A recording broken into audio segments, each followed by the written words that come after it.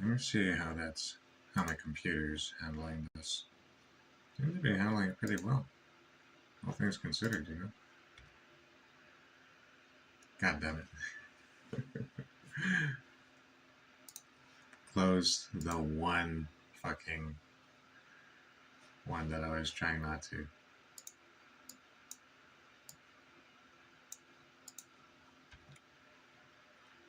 Alright.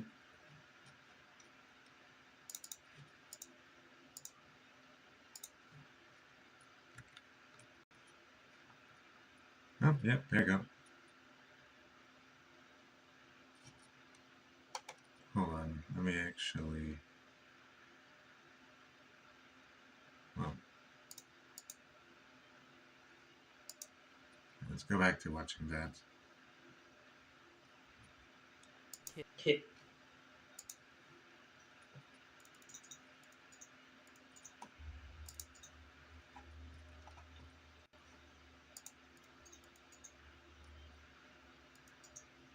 Let's go back to watching that.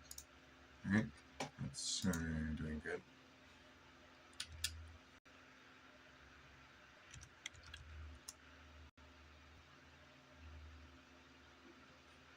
Okay.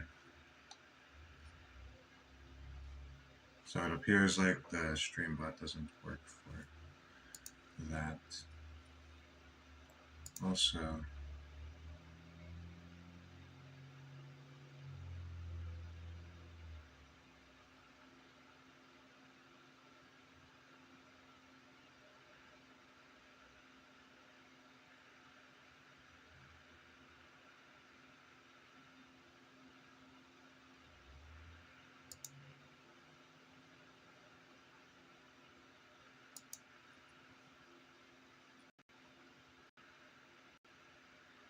yeah, so...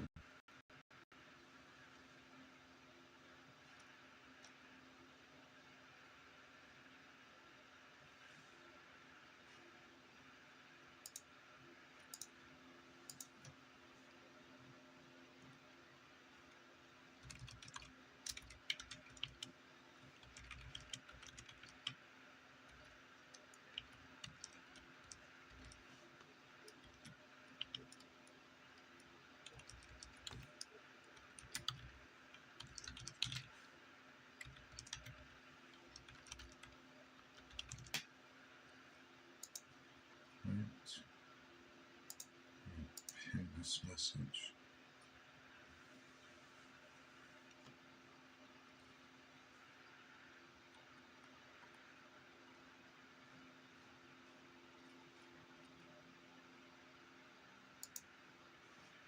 Alright, hold on. Let me see if I could actually do something about the, let me see. Yeah, because how do I get my, how do I get, like, you know, all chats on, like, going at the same time, you know? Because so far, I can only really read chat from... Yeah, I can only read chat from my current thing, you know? Maybe, possibly, I could pop out chat.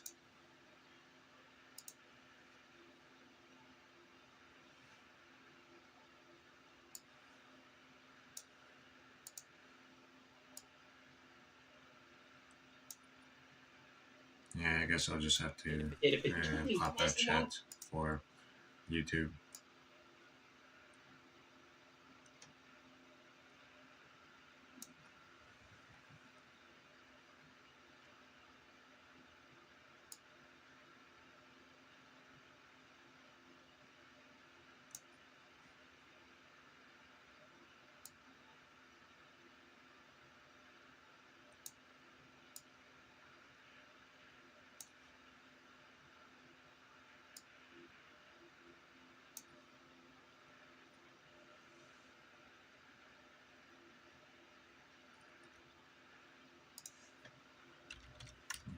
Okay, yeah, so I could at least read that chat as it is.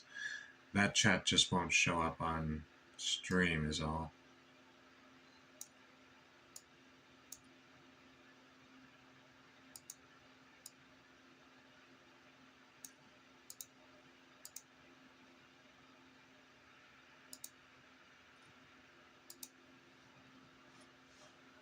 Alright, and I'm still going to need my chat from Kick.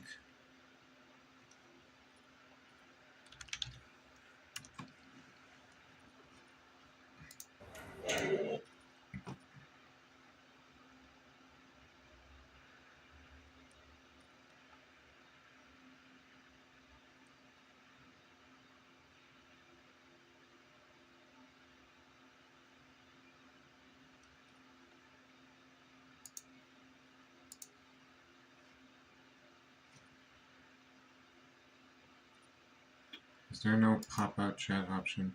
There is.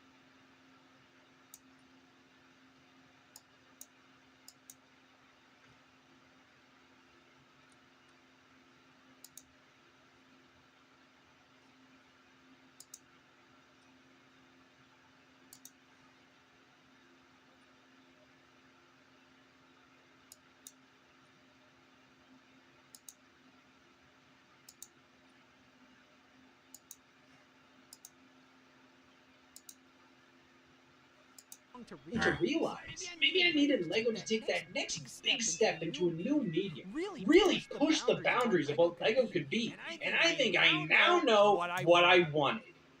Lego the Hobbit for 3DS! Lego video games! The only way I can live out my wildest fantasy. Feels like everybody's had a run-in with Lego games at one point or another because they were everywhere. Multiple games a year in collaboration with dozens of franchises. What, you're just gonna let them do this without dipping your toes in at least once? You should be studying. Now, where did this iconic video game lineage begin? Exactly where you think it would start. If your answer was I don't know where it would start, you're correct. From 1995, exclusively released in Japan, this is Lego Fun to Build for the Sega Pico.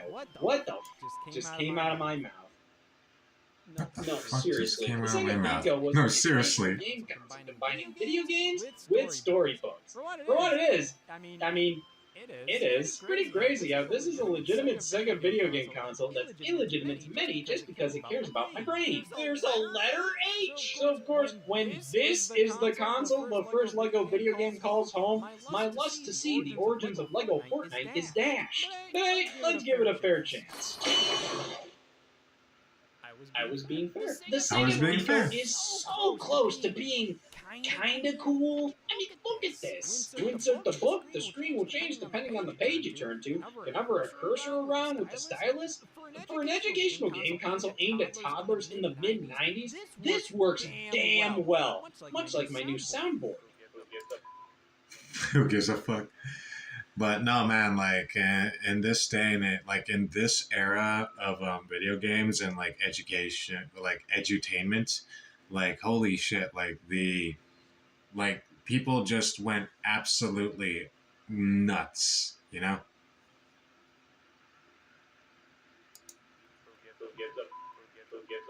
Yeah, who would have thought the toy for 3-year-olds isn't holding my interest? Which, it's a shame such a massive video game lineage started here. But hey, Lego Fun to Build is undeniably faithful to the source material. You build a Lego vehicle, you play a game with it, much like playing with Legos in real life. Why not just do that? Especially when Fun to Build blocks you off from doing anything remotely creative with your vehicle. Oh, this is bullshit. At the very end, we do have a free build mode, but it doesn't stop this from feeling like a complete waste of time. Yes, this follows the ethos of LEGO, but the way it plays out, you just end up asking, what's the point here? Turning playing LEGOs into a video game is a sound concept, but you need to take things further than just... What even is this? A bad video game? Well, that's where LEGO Island for PC comes into the picture. This wasn't the first LEGO game. It was the first LEGO game. This wasn't the first LEGO game. Perfect representation of It was the first LEGO game. This is like the perfect representation of LEGO in the video game space. I mean, a 3D open world where you explore an island, build vehicles. Be a witness. It all comes together to create a legendary game for kids of the era. Now, for a 27-year-old at this very moment, What the hell am I doing? this is definitely one of those you had to be there type. What the hell am I doing? You know what? Yeah, like edutainment in this era, like I said, it was fucking nuts. Everyone was just kind of like doing their own thing, but like everyone was just fucking like knocking it out of the park.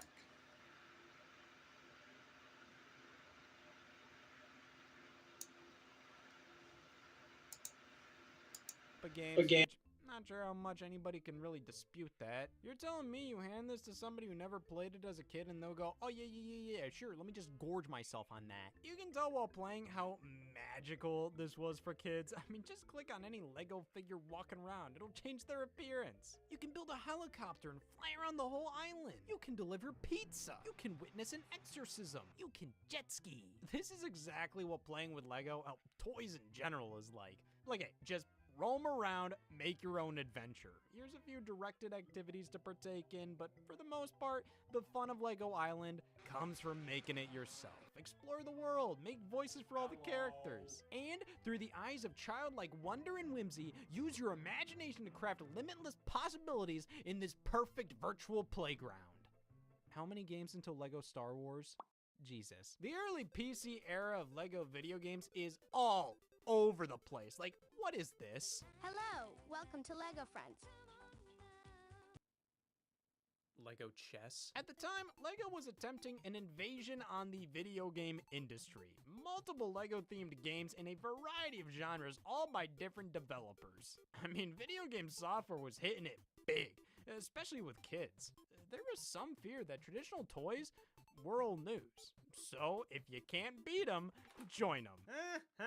While Lego Island was the first of these ventures, it also has the most heart, as they genuinely ask themselves, what would a Lego video game be like? Oh, well, it would be a sandbox game, because that's what Lego's all about, but also have an adventure element with some missions to complete, because you have the more instructional and direct Lego sets out there. Oh, and the mission should be vehicle-based, because, yeah, Lego, and it should be customizable and goofy and weird, and through the power of video games, adhere to the demands and give us the first-person perspective of a Lego minifigure. This game was eye-opening and laid the foundation for what a Lego video game could and should be. Lego chess is Lego chess. Most of what followed was a bit more cut and dry. Like Lego Creator, for example. That's definitely a pretty solid adaptation of the Lego building experience, but that's all it is. It's got some of the personality from Lego Island, like the Wizard Man himself. Hi, welcome to Lego Creator. To learn how to build Lego worlds, click on the button below with me on it. Voiced by my plumber. But it's basically just a virtual Lego construction kit. It has its place for sure, but what else is there to say about this alongside all these other early titles? They're pretty much insert game here, the Lego version. Lego Loco is like Sim City. Lego Land is like Roller Coaster Tycoon. Lego Racers is like Mario Kart. Lego Rock Raiders is like Dungeon Keeper. Lego Friends is like... Hello, welcome to Lego Friends. This weird dream I had last night? This has nothing to do with Lego. What the hell is this? See, nowadays, there's the LEGO Friends line, which first time I saw this was the Nintendo 3DS game in 2014, and I thought, that isn't LEGO, these aren't my friends. But even though they didn't look the LEGO part, I later discovered the toys this was based on and grew to accept it. Life sucks, this makes sense. And it was a huge success. So many children were shouting, I want LEGO Friends, which just makes me think some kids are gonna have one fucked up Christmas. But this line didn't launch until 2012. This game released in 1999. It's not based on anything. Why did this have the LEGO name? There was nothing LEGO about this. No toys this was based on. Hell, no toys for 13 years. What Well, it's Lego Friends, you know? What more do you want? It's Lego Friends. You know? even is a LEGO video game at this point? Because this early on, we've already discovered it being based around LEGO isn't a requirement. Anything can be a LEGO game, which is why I'm having the damnedest time figuring out what to talk about next. There's not a ton of cohesion between most of these titles outside of the family-friendly LEGO aesthetic and goofy humor, but to be fair, LEGO is such a broad thing that, well, these games don't feel like they're from the same series. They do feel like they all understand the same LEGO vibe. But if we do want to stay true to the brand, LEGO is so much more than just original concepts like ripping off other games. So, we have the very first LEGO game based on a licensed property. Oh boy, time to give up. LEGO creator Harry Potter. Oh my god. Jaundice. Yeah, this is just another version of LEGO Creator, but now it's themed around I'm stumped. Kinda jarring to see the traditional LEGO yellow skin used on licensed characters, as that ain't the case anymore. But regardless, this was an important step for LEGO video games to take, because what was to follow 4 years later really mattered. Until then, the Brickster's back! LEGO Island 2, The Brickster's Revenge. Developed by a completely different team, as the original LEGO Island developers were all fired so their boss didn't have to pay them their bonuses. Yeah, I didn't want to work out today, and to make sure I didn't, I just drank a bunch of rat poison. So there's lots of changes now. We're no longer POV, life is hell. We're in the third person, and on PlayStation. Well, hot damn, I'm sold. What are the cons? Well, at least it's in third person and on PlayStation. I mean, the original LEGO Island. You know, for some people back in the day, that really was all that it really, like, that really is all that it needed to be. Third person and on the PlayStation. Wasn't a great game, but it was a great kids game. And this, it's just a kid's game. This takes everything that made the original feel special and just rips it all away, and it's kind of hard to explain how. Has a far greater emphasis on the plot, which is just awful. Who cares about any of this? Do you pick this up and go,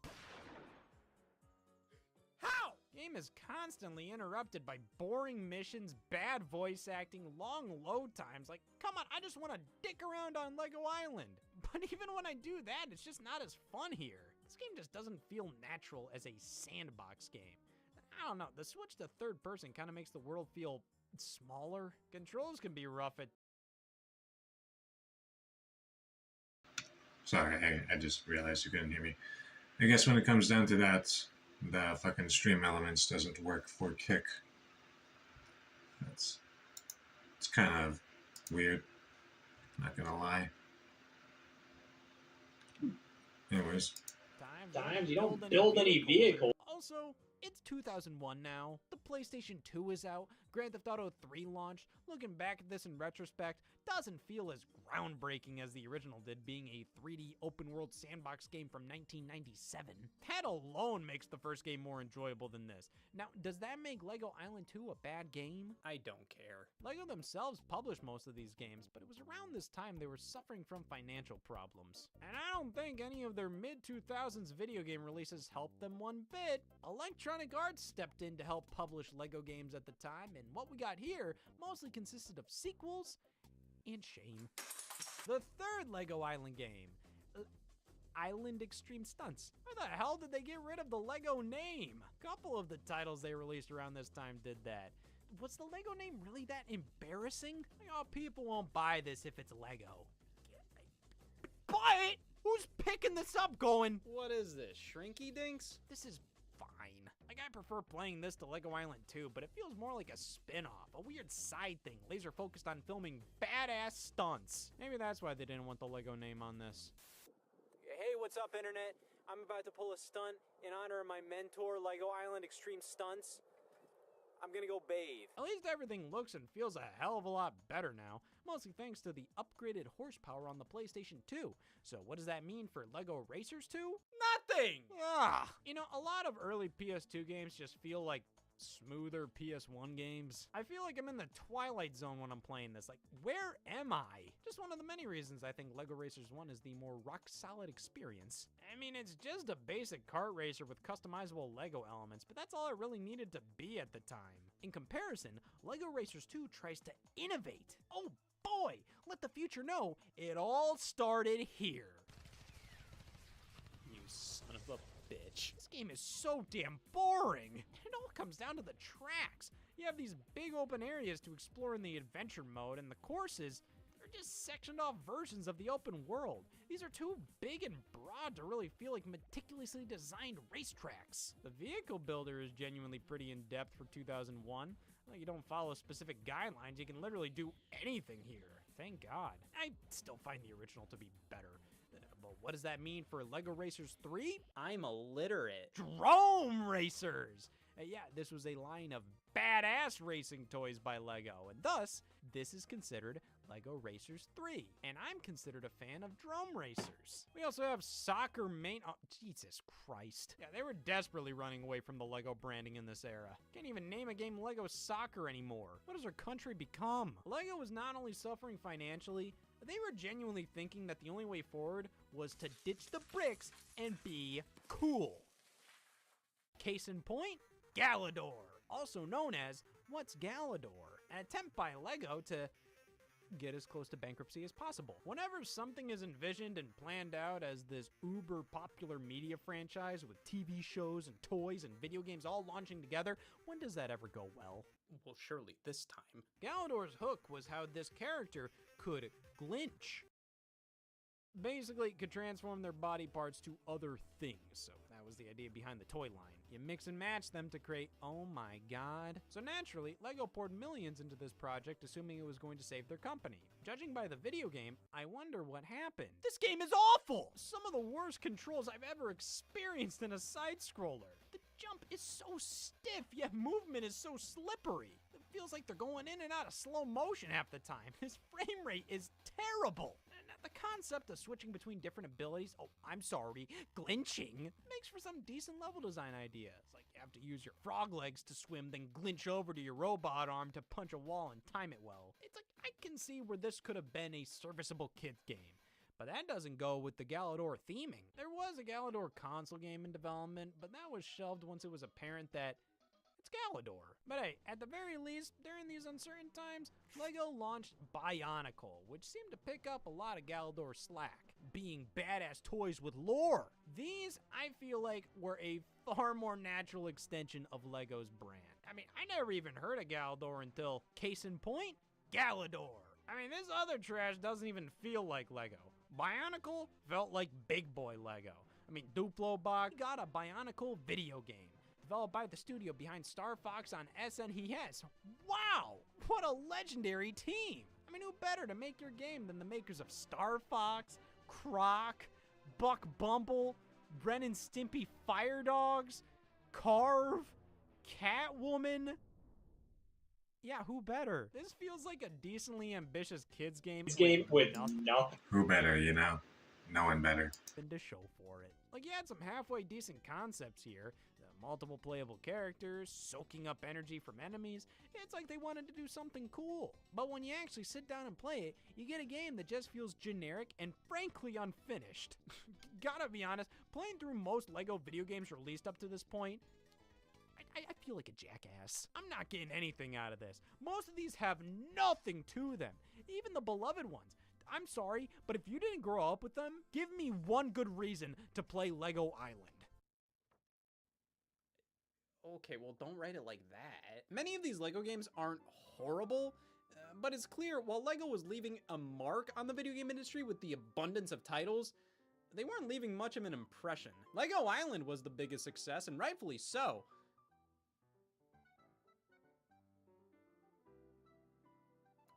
But let's be real here. Is this a game you'd genuinely want to play today?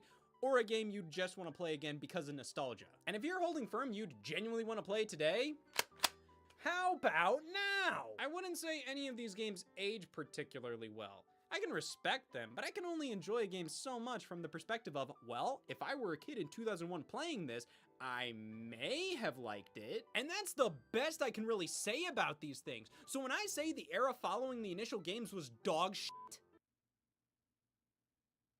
I'm not trying to be mean, I'm just scared for your standards. But I'm not trying to be mean. I'm just scared for your standards. Thankfully, everything changed in 2005. And who knows why? Lego Star Wars, the video game, because Lego Dougal don't exist. So why not make a video game based on one of the most popular Lego licensed releases? I mean, it went so well the first time. Developed by the sick freaks behind Sonic 3D Blast, Traveler's Tales had a vision for Lego Star Wars, being a retelling of the prequel trilogy in a family-friendly Lego style. Of course, to get the most out of this experience, it helps to be a fan of the source material, and as cool as it was to introduce myself for the past 27 years as a guy who's never watched a Star Wars movie, I can tell it's time to change that. Hi, I've never watched a Star Wars movie, and now I'm wearing socks! Unfortunately, there's only so much I can understand from Google searches, so I'll concede and watch the Star Wars prequel trilogy. I lost my only quirk for that. I don't think the Phantom Menace I lost my only quirk for that. is that bad. It's just boring and unnecessary. I feel like you could have summarized important plot points here in 10 minutes and include that in the next one, which is already pretty forgettable to me. Attack of the Clones is just decent with some heavy-hitting scenes, but Revenge of the Sith, oh boy, this was a good one. So thankfully, now I can finally understand what I'm looking at here. Oh, graphics. This had every Oh, graphics. God damn it, I'm a sarcastic voice. excuse to be a cynical cash grab. I mean, Lego Star Wars, the video game. It's like Shrek Twinkies. And you're telling me this was meant to tie into the theatrical release of Revenge of the Sith? 2 months later? You could have known for months ahead of time exactly what was going to happen in the biggest movie of 2005. Well, damn, rip my tickets up, I'm good now. But see, even though this could have easily been a rushed solo, I never actually really watched the movies growing up. It was always just kind of like they existed, and my family fully appreciated the movies. It's just I myself never really got into them, you know? It is what it is. this product, booting this up, you can instantly notice a tremendous leap in quality from previous LEGO games. How impressive. Looking back at those experiences, LEGO Star Wars is a much more traditional video game by comparison. You go through a level, defeating enemies, solving some puzzles. It's very simple, but not brain dead, and that's a big deal, because this game isn't just meant for whoever thinks this is gourmet. Morons. It's meant for everybody. Anybody of any age can pick this up and enjoy themselves, right alongside another player whenever they want. Because LEGO Star Wars has co-op. Drop in and drop out co-op, to be exact. Another player can just pop in on a whim and leave without screwing anything up. It's really handy and feels so natural. There's not much to learn here. This is a game where you mash all the buttons for 5 seconds and immediately understand all the controls, which makes this perfect for families, siblings, friends. If you aren't lonely, you finally have it all in an experience that feels just as Star Wars as it does LEGO, which is impressive considering on the surface, it almost feels like the LEGO branding is kind of superfluous here. Yeah, there's LEGO pieces all over the place, but the game isn't super focused around using your imagination or custom building things. Sometimes I've thought, if you're gonna make it a LEGO game, why not make it to the point where the game mechanics need the LEGO branding at their core? Now, even visually, like, most of the environments here barely have any LEGO incorporated. It really makes me wonder what he's gonna think about LEGO Worlds, like, with that level of freedom, you know? Like, you could literally take brick by brick and build shit if you know how to, you know, like it, like if you know exactly what you're building and you know the like how to build it, yeah, it's like it is very good in that regard. Incorporated into them. But does any of this really matter? Do we really need this to be more LEGO than it is? Because honestly, the game does more than enough with the LEGO aesthetic. And you can break so many things in the environment with bricks flying all over the place. You collect LEGO studs as a currency. You quickly put together LEGO pieces to create useful items. And on top of all of this, this game utilizes the LEGO branding's greatest strength. They won't say f**k. That's what I think LEGO best brings to the table here. The tone. It's a completely family-friendly Star Wars experience. Sure, most of the movies are already PG, but what if I'm giving up sci-fi action and violence for Lent? Well, LEGO Star Wars is rated E for ever see a LEGO intentionally kill prisoners of war? Nope! With how much this franchise appeals to everybody of all ages with its constant depictions of dismemberment, I think having more of a G-rated option out there is important, and theming it around LEGO makes it entirely natural. If this was just a Star Wars game where they gotta keep it clean, it would kind of feel like censorship. But LEGO Star Wars revels in the fact they have to recontextualize scenes for kids without cool parents. They don't try to explain around any changes. Like, they know you know they can't show certain things because it's LEGO. So they make the most of it, which fits perfectly with the humor throughout the rest of the experience. I mean, that tongue is right in there. And the decision to have none of the characters speak helps the humor thrive that much more. I mean, everybody respects comedy like this because it's completely universal. It's timeless. Yeah, you may not be busting a gut at it, but it's so charming and pleasant and enjoyable, especially if you're a fan of the source material. The way the cutscenes play out, it honestly feels like how you'd retell these movies if you were playing with the actual LEGO Star Wars sets. And oh my god, there's so much to collect and chip away at. Over 50. You know, I think that was the whole goal when it came to the Lego Star Wars games and like the Lego franchises, well, like the Lego franchise games. Like you could, like it's basically like retelling the entirety of like Harry Potter or Star Wars or Indiana Jones or Batman, or like telling a Batman story. If you were to be basically doing it with like if a kid were basically to be doing it with their own Lego figures, you know, like they're just basically like just telling their own little Lego story or retelling a story utilizing the sets, and that I really like it, and like I don't doubt that was 100% intentional. Characters to play as, unlockables, cheat codes. Damn it, they did it! I may have said Lego Island was the perfect representation of Lego in video game form, but Lego Star Wars was the perfect Lego video game. It utilizes both franchises superbly with a gameplay formula that, while quite simple, it's actually good. It works. Prior Lego games appeal to kids. This appeals to everybody. And I think this is the blueprint that should be used for 30 more games. You know what that means? Lego The Hobbit for 3DS! After the success of Lego Star Wars, TT Games became the main developer of Lego games moving forward, utilizing the same core formula for most releases. Now, just because most of these are cut from the same cloth doesn't mean they don't try to up the ante with each subsequent title. For example, the next game, Lego Star Wars 2, features the... oh god. Well, that was way... For example, the next game, Lego Star Wars 2, features the... oh god. Well, that was way better. I like how he just then forced himself to watch the Star Wars trilogy because he couldn't understand that.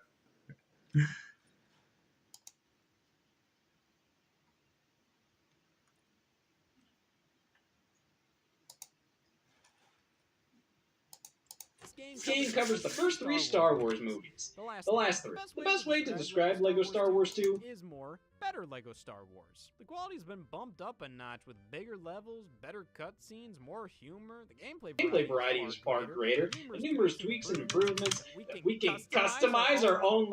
I'm gonna just be right at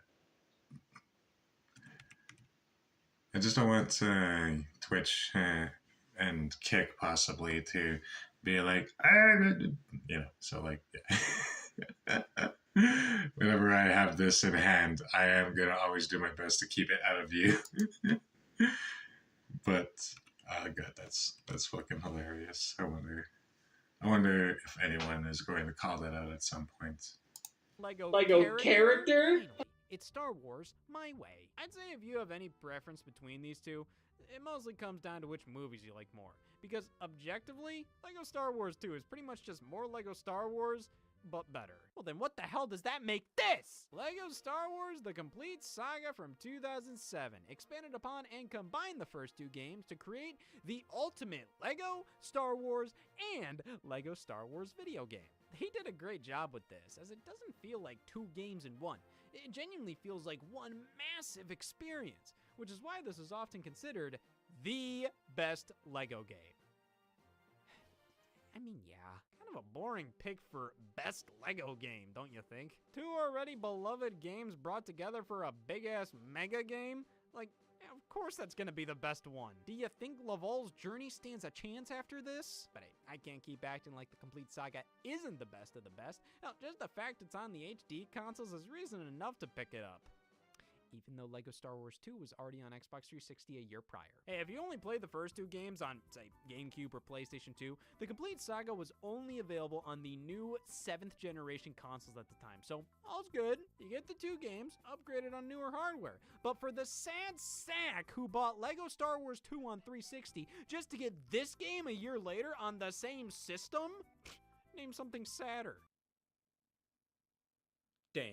But I do think, if you just played the first two games and not the Complete Saga, you're missing out. Like, they added my favorite setting in the Star Wars universe as a bonus level. Hinsdale, Illinois. They updated the hell out of the Lego Star Wars 1 levels. There's this new multiplayer battle mode, and over 120 playable characters, including, oh my god!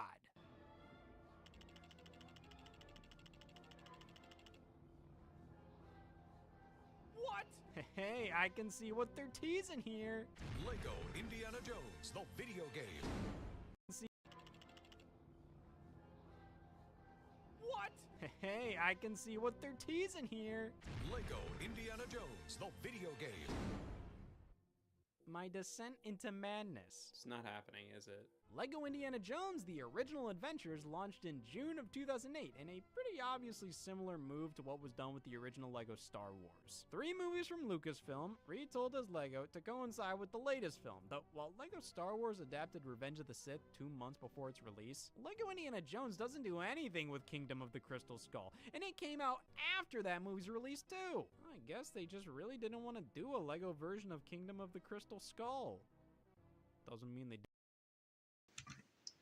I don't know. I actually really enjoyed the Indiana Jones films. They were a favorite of mine growing up, but yeah. Didn't do it. This is very much just taking the established Lego Star Wars formula and creating an Indiana Jones game out of it. Of course, you have a handful of new mechanics more in line with this franchise here, but by and large, it's exactly what you think it is. Still a great family-friendly adaptation of some classic movies, though gameplay-wise, it's obviously put a stronger emphasis on puzzles here, as it is Indiana Jones. But man, some of these puzzles are such a damn pace breaker. Like, I have no idea what they want from me, and I'm stumped for like 20 minutes straight. Never really had a problem with the previous games. They were pretty straightforward. But here, I just have a hard time deciphering what I'm supposed to do, what parts of the environment to focus on, which items are important, and half the time the solution is just like, why would I ever think to do that? Well, I did the math, and I've concluded I wouldn't think to do that because I'm an idiot. You gotta admit, it takes gumption to stand up and admit Lego games are too hard for me. Might as well go through the rest of my fears while I'm at it. Well, Lego Indiana Jones was a solid next step for Lego games. Wouldn't say it hit as hard as Lego Star Wars. I mean, oh boy, there's over 80 playable characters, but how many do you really give a damn about? At least my favorite Indiana Jones character is included. But this game helped pave the way for future franchises to get the Lego treatment. The next one being that very same year. In September 2008, we got Lego Batman the video game. I actually owned this one on the Wii back in the day. What did I think about it? When you're an impatient only child playing your very first Traveler's Tales Lego game in single player, something happens to you that changes the trajectory of your life forever. Based on my calculations, if I liked Lego Batman as a kid, I would be governor by now. This game, and well, all other Lego games like it, just didn't click with me. I don't know, it's like what I was saying with Lego Indiana Jones. I just felt directionless a good chunk of the time, with no clue on how the game wanted me to proceed with the solution to many puzzles being honestly really poorly telegraphed. Now, I'm not saying these games are hard. Rather, the puzzles you need to solve in order to proceed feel designed in a clunky way. The solutions often have poor visual indicators, the game's camera system, and the way the environment is laid out get in the way all the time. Hell, even the controls just don't feel responsive enough. It's not that they're bad, it's just I may try to make it jump multiple times, and I don't make it, so I go, well, that must mean there's something else I need to do. So 20 minutes go by scouring every aspect of the room I'm in before I try the jump again. You gotta be fucking kidding me. Couple that with how many of these games are riddled with bugs and glitches that don't ruin the experience. They're not a mess or anything, but they 100% hurt the game's flow. So because of all this, I just didn't care for these games for the longest time. But after experiencing the first few Lego Star Wars, jumping into Indiana Jones, and revisiting Batman, I think I get them now. Oh, they have problems. I will still stand by my issues with them, but they aren't as off-putting as they once were. Took me a while to really get these games design-wise, and I think playing them in co-op helped out tremendously with that. So, you know what? Lego Batman the video game, it ain't bad. Finally, I've atoned for 11-year-old Scott's worst opinion. Hey, don't worry, there's more I gotta make up for. This is actually the first of this line of licensed Lego games to feature an original story rather than an adaptation of pre-existing movies. Now, that sounds like a big deal, until you read the script. Yeah, keeping with the Lego tradition of, they not only can't say f***, they can't say. Lego Batman has to tell an original story with no dialogue, so it just boils down to, the Batman villains are up to no good. It's up to Batman and Robin to save the day, which I can't really complain. I mean, if they gave me a more complex plot, would I accept it? Lego Batman is exactly what it needs to be, though maybe not in terms of the playable character roster, like only 40 or so. Way less than Lego Indiana Jones, which, I mean, this is Batman we're talking here. How do you have practically half the character roster of Indiana Jones? Probably because most of the Lego Indiana Jones roster is, what kind of a merry fucker kill is this? It's a whole lot of filler. So Lego Batman actually has a far better selection with one of the most varied and unique character lineups we've seen from a Lego game yet, but they could have gone farther. I really enjoy the different suits you unlock for Batman and Robin, giving you some cool abilities to help you progress, like gliding, placing bombs, magnet shoes, vacuuming up objects, and having a hero side of the story mode as well as a villain side. It all puts this right next to the complete saga for me as one of the best Lego video games. Lego Indiana Jones is pretty good, but I just clicked with this one a whole hell of a lot more. Though, don't take my word for it, because all these games are the same. I mean, they are and they aren't. It's like the new Super Mario Brothers games. These are all unique games. These are all pretty interchangeable, but they're all solid family-friendly experiences. They were included with Xbox 360 consoles during the 2008 and 2009 holiday seasons. That should tell you something. It shared a case with Kung Fu Panda. The something it tells me is troubling. You know what? F it. Kung Fu Panda for Xbox 360, also known as the ass of Lego Indiana Jones. Thank God something new, because Lord only knows if I hate anything as much as a goose telling me what to do, it's talking about only Lego games for nearly an hour. This is the worst fucking day of my life. I have a soft spot for this era of movie licensed games. Not because I consumed a ton of them, but because, hey, I mean, I was 11 at the time of this movie's release. So yeah, I saw it in the theater. What else was playing that day? Now, I didn't have an Xbox 360 or PlayStation 3 at the time, but damn did they seem premium. So seeing some movies from my childhood as HD video games in an era where movie licensed games were becoming seemingly less frequent than they were in the previous generation, it just makes this feel special. Now, does this pair well with Lego Indiana Jones? Well, does wine pair well with cheese, peanut butter and jelly, bleach and rubbing alcohol? Well, after Star Wars, Indiana Jones, now Batman, the sky's the limit for what LEGO will do next. LEGO Sky. But thankfully, they listen to feedback. All these LEGO games are the same? No problem! Oh, also, it really bugged me that none of the previous LEGO games had Rascal Flats in them. This solves everything! LEGO Rock Band. Yeah, that's just what the doctor ordered. I have kidney failure. A family-friendly rock band experience. I had no idea that they even made this game.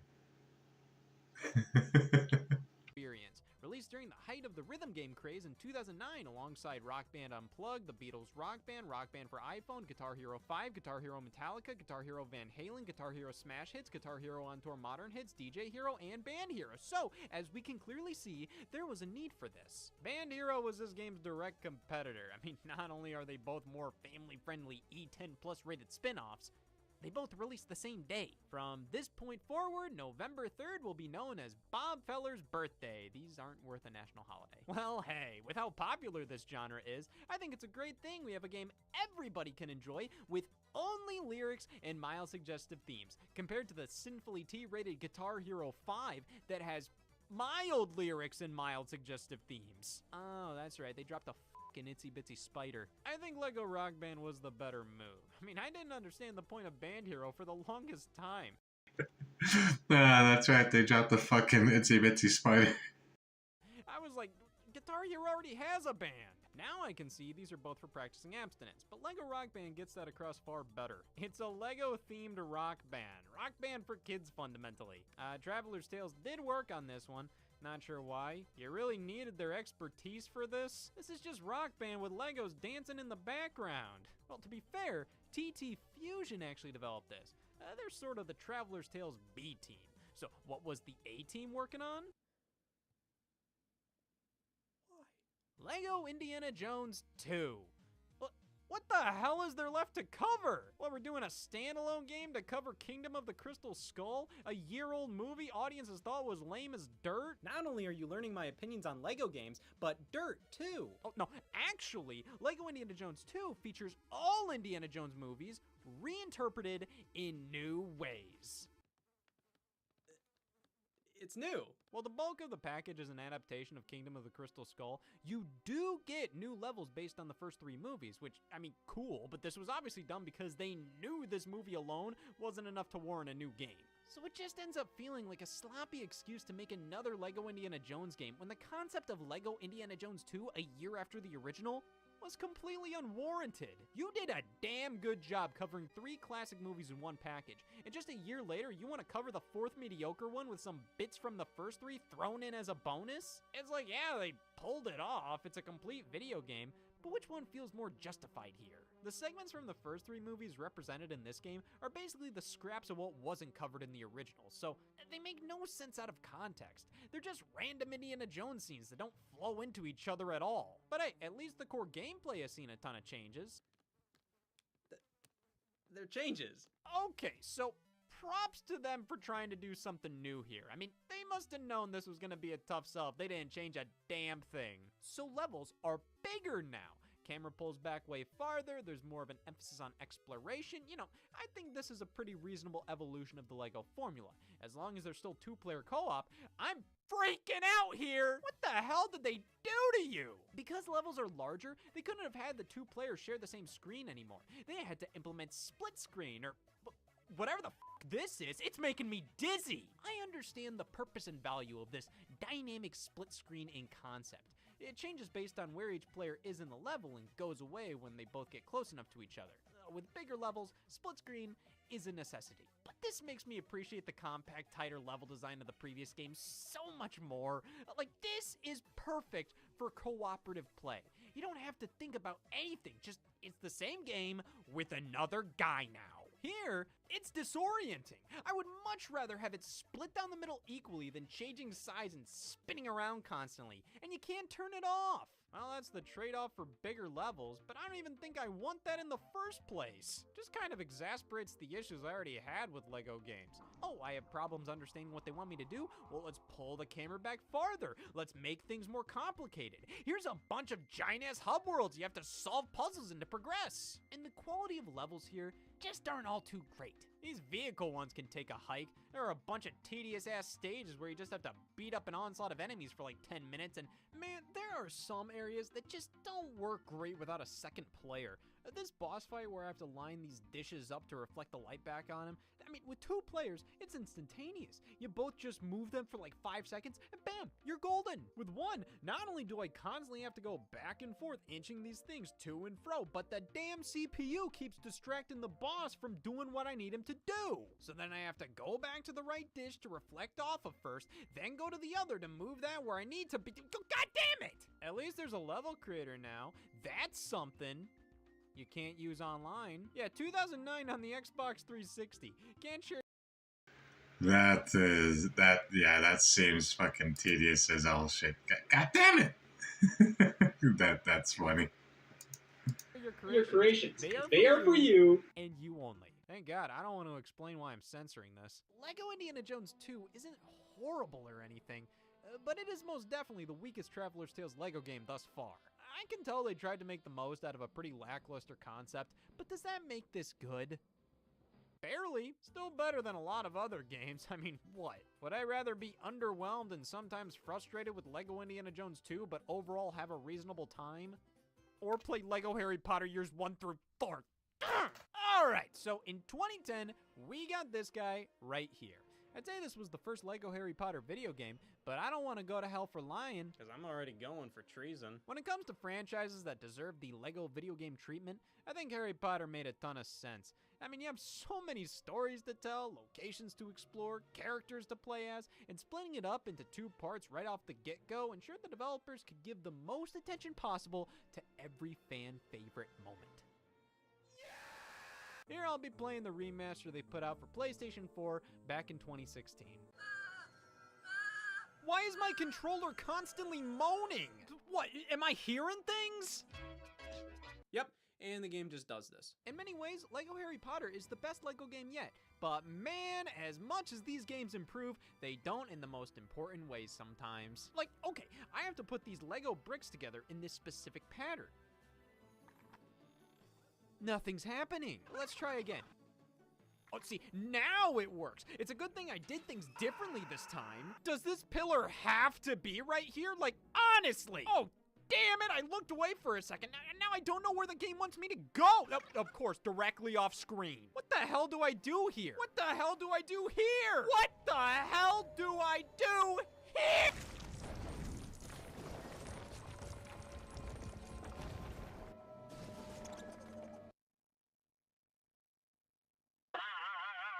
Playing these LEGO games, I'm constantly shifting between. What way does this? Why is my tell, locations to explore, characters to play as, and splitting it up into 2 parts right off the get-go ensured the developers could give the most attention possible to every fan favorite moment. Here I'll be playing the remaster they put out for PlayStation 4 back in 2016. Why is my controller constantly moaning? What, am I hearing things?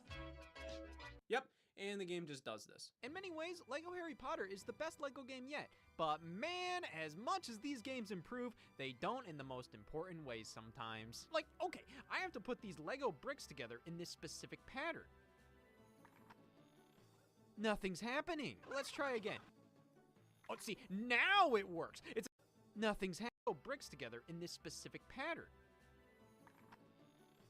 Nothing's happening. Let's try again. Specific pattern. Nothing's happening. Let's try again. Oh, see, now it works. It's a good thing I did. Now, you see, your issue was that you got this one little gap right here. Hold on, I don't think you can see my cursor. Let's make it so that way my cursor can be seen on capture cursor. Well, let me try to see. Can you see? Okay, you can see my cursor. Yeah, you got this little gap right here. That's your issue, you know? Just saying. Things happening. Let's try again. Oh, see, now it works. It's a good thing I did things differently this time. Does this pillar have to be right here? Like, honestly. Oh, damn it! I looked away for a second. Now I don't know where the game wants me to go. Of course, directly off screen. What the hell do I do here? What the hell do I do here? What the hell do I do here?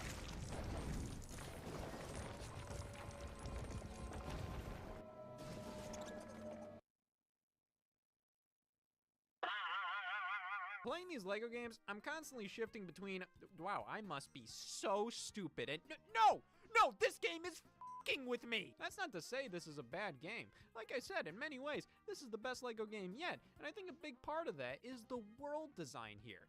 The attention to detail is off the charts. Feels like I'm genuinely exploring the School of Hogwarts, which is pretty cool.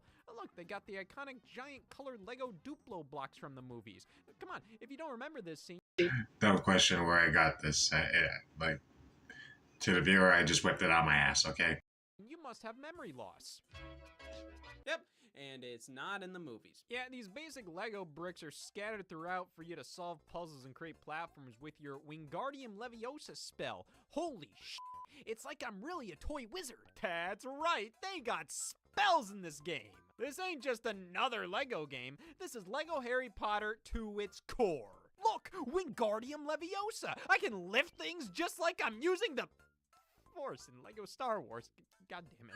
Oh, and this is still going on! This sound represents a student in peril nearby you can save. Keyword, can. I think I'm just getting worn down, which is a shame. This is a pretty good game. I mean, there must be a reason this is the Lego game that gets the most re-releases. Hell, they even did a PlayStation 5 and Xbox Series X. I really would like if they, like, while re-releasing this game, to just do what they did for the Skywalker saga, and just, like, you know, redo it, fully voice acted, and just have fun with it, you know? X version. Thank God. The level creator is back, so it's like we've come full circle. Now all we need is John to— Damn it! Lego Star Wars 3 followed a year later in March of 2011. Yeah, Lego Star is back, so it's like we've come full circle. Now all we need is John to— Damn it! Lego Star Wars 3 followed a year later in March of 2011. Yeah, Lego Star Wars 3. You do all the movies in 1 and 2, so what's left? Lots. This is based on the Clone Wars TV series from 2008. Listen, no disrespect to the show or anything, I've never seen it. I've seen Manimal. So keep that in mind when I say, there's just a certain aura about this that makes me not give a single damn about it. It's like if they made a Lego Indiana Jones 3 and it was based on the Young Indiana Jones Chronicles, or if they did a Lego Harry Potter 3 and it was based on that Cursed Child stage play. Like, yeah, you can do that. These are legitimate parts of their respective franchises and stories, but doing a Lego retelling just feels like we're milking it at this point. Like, oh, we need to do a new Lego Star Wars because those sell.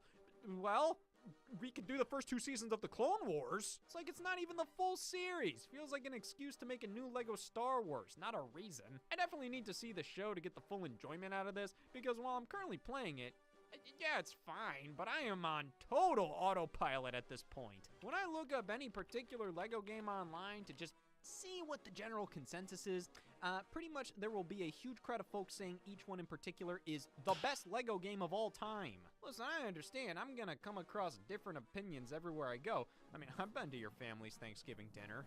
Damn. But every Lego game, I see people say, oh, this one, it's a masterpiece. The other ones just don't have the same magic.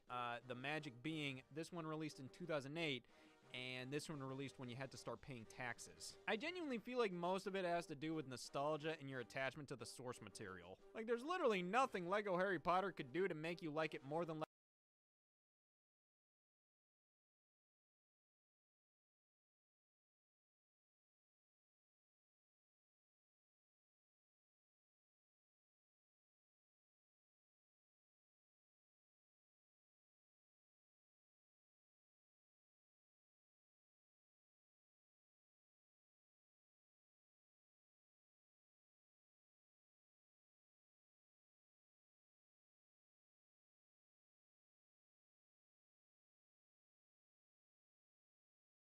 Lego Star Wars, other than be Star Wars. This game is fine.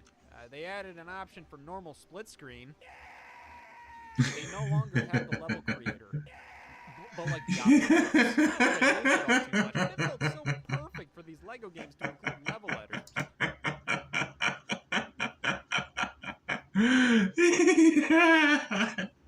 Okay, that's a good fucking bit too. Fucking dude. What did he say? I didn't hear that. Star Wars. This game is fine. They added an option for normal split screen. They no longer have the level creator. But like the opposite of this. It's not like I used it all too much, but it felt so perfect for these LEGO games to include level editors. But hey, you gotta get your priorities straight if you're looking to pump these games out quickly. With the next one releasing 2 months later. They can squirt these out in 2 months? They're putting pregnancies to shame. In May of 2011, we got LEGO Pirates of the Caribbean. Wait, hold on, I need to. They no longer. I'm gonna. They added an option for normal split screen. They no longer have the level creator. But like the opposite of this. It's not like I used it all too much, but it felt so perfect for these LEGO games to include level editors. But hey, you gotta get your priorities straight if you're looking to pump these games out quickly. With the next one releasing 2 months later. They can squirt these out in 2 months? They're putting pregnancies to shame. In May of 2011, we got LEGO Pirates of the Caribbean, the video game. I think I've seen the first Pirates movie twice, and I don't remember anything from it. But seeing Dudley Dursley on the playground instantly brought back a rush of nostalgia. We're going through 4 films here, all adapted in goofy-ass ways, dozens of playable characters, tons of collectibles, and not a single damn pirate in sight. Maybe LEGO Harry Potter years 5 through 7, released later that year, picks up the slack. I think I've seen the 5th movie twice, and I barely remember anything from it.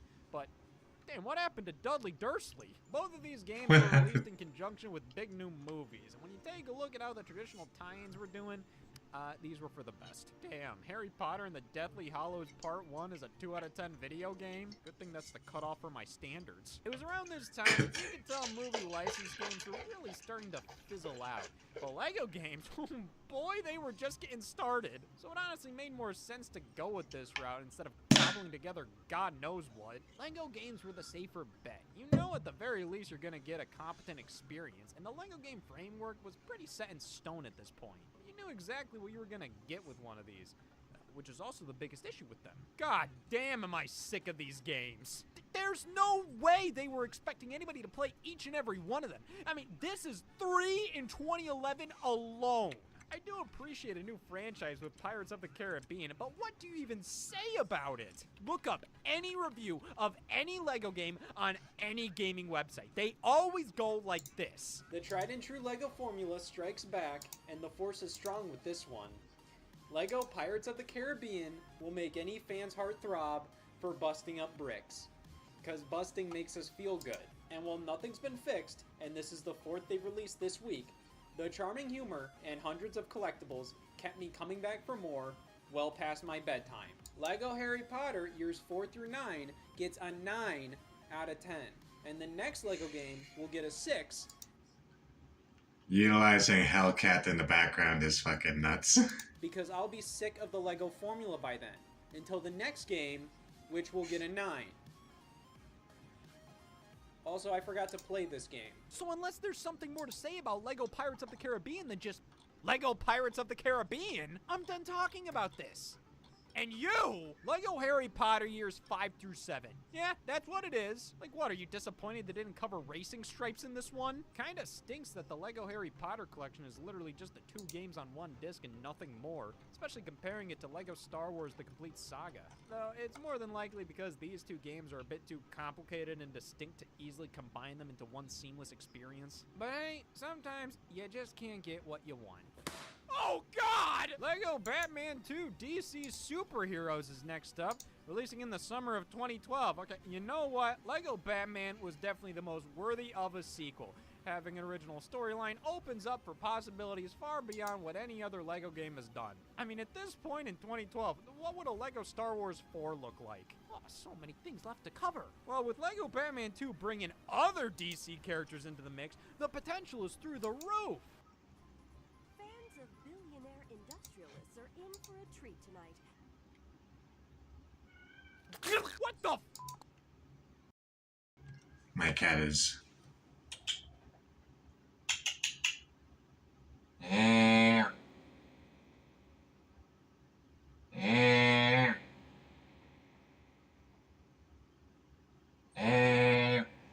He usually responds to that.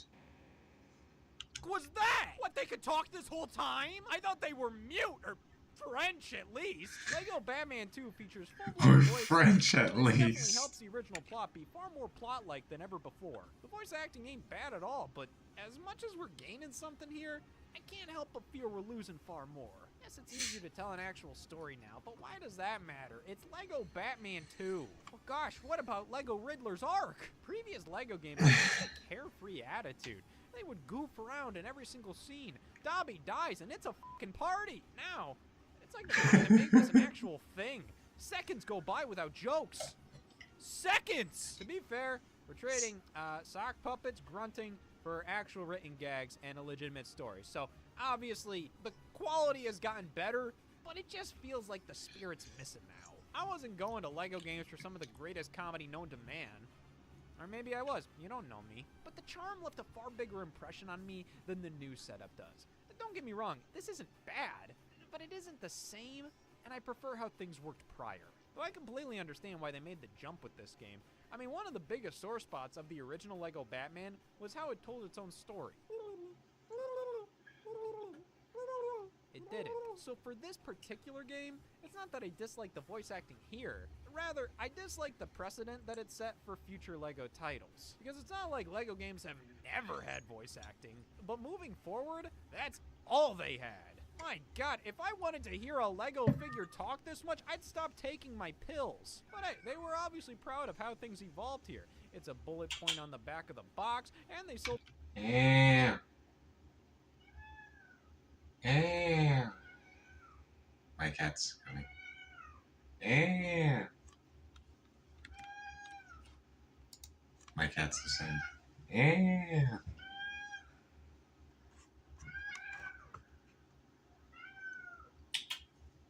Yeah. Yeah. Yeah. Kitty.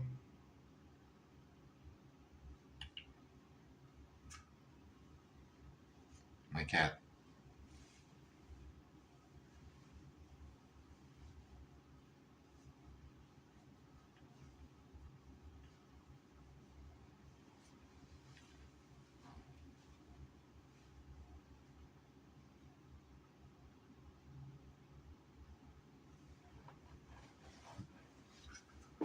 Alright, let me actually show him off on stream for a second.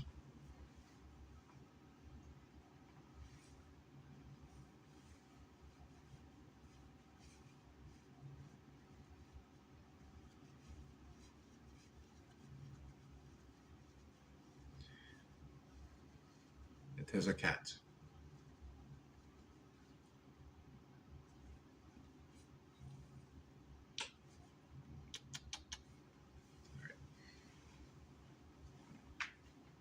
Ah, pop my elbow.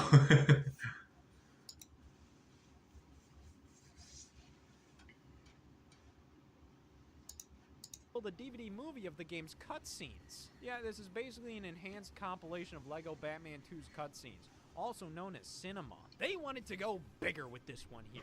I mean, between levels, we have this giant open-world hub area to explore, which really makes this feel like a legitimate AAA video game rather than just another Lego game. It obviously wasn't an afterthought either. I mean, this is a massive area with tons to do. Looks really good as well. Like, this is a damn quality game. The actual levels themselves are more of the same, but they're extremely long now. Though they do mix things up with the different suits and eventually Superman joining in, which, damn, you can fly literally anywhere. Damn. You're invincible, you have heat vision, ice breath, then here's Batman. Hey, in actuality, I think they do a really good job.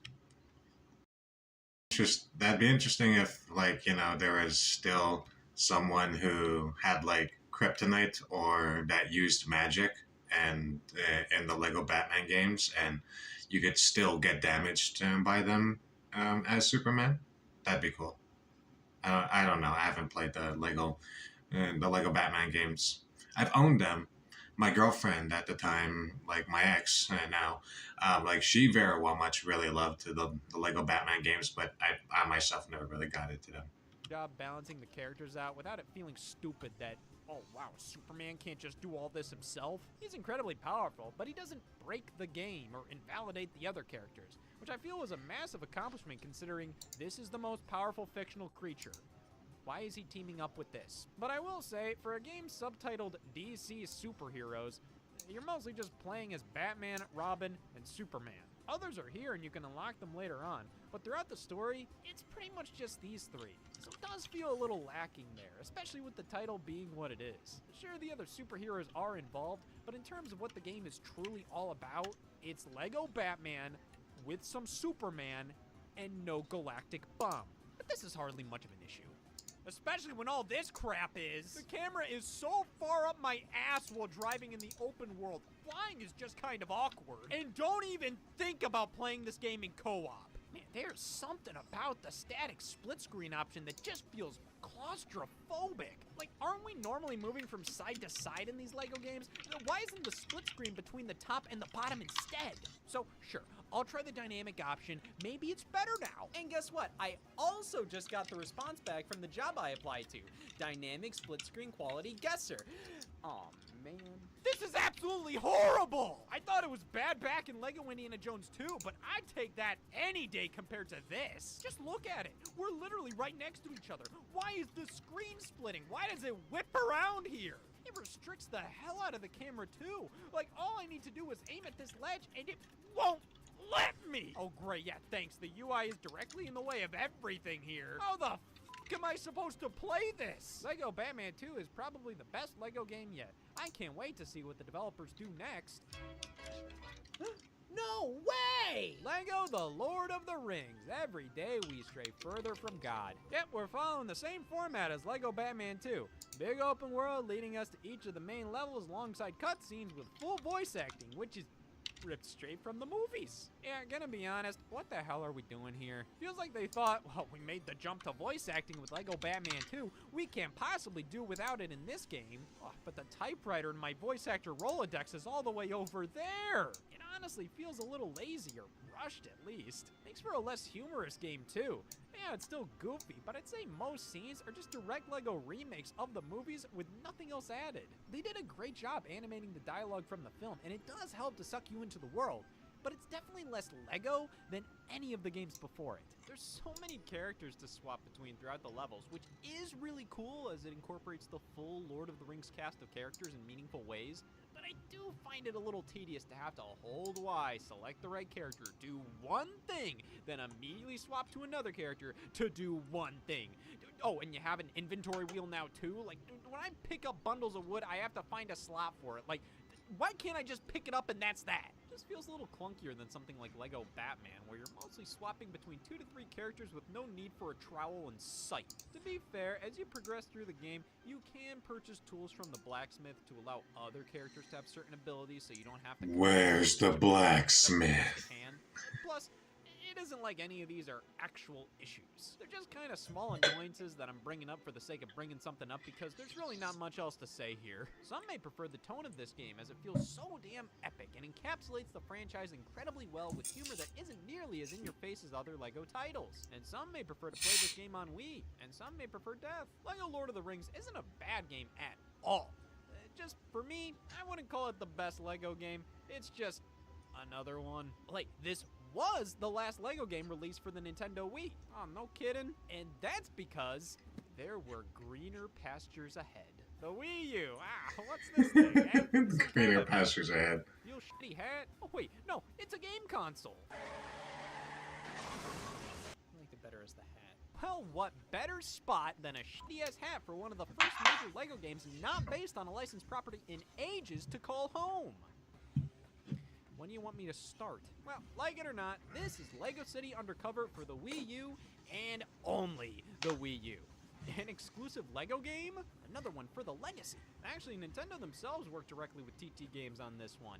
They wanted a LEGO game on their new platform, all while the developers were in the early stages of working on a title based on the LEGO City toy line. I guess being a Wii U exclusive funded and published by Nintendo gave them the flexibility to make something original rather than more of the movie adaptations we'd been getting for nearly a decade at this point. Which were a safe bet, no doubt, but when this is all you've been making and you're pumping out 1 to 3 a year, I assume there had been many times throughout development they would say, What the fuck am I doing? so this What right the here fuck am I doing? honestly feels like a huge moment for LEGO video games. I mean, an original concept in an open world pissing in the mouth of crime? We're right back where we started with LEGO Island, but now it's an actual video game. Pretty comforting to see this formula can work without being carried by a movie license. And honestly, I think that helps this game feel far more fresh. While the gameplay is, the exact same goddamn thing as the last 12 games, it expands upon the open world concept from the past two and makes it more than just a way to get from level to level. It's now the main focus. And like, What is this stream doing? Is it no one's watching? I'm assuming. Yeah, no one's watching.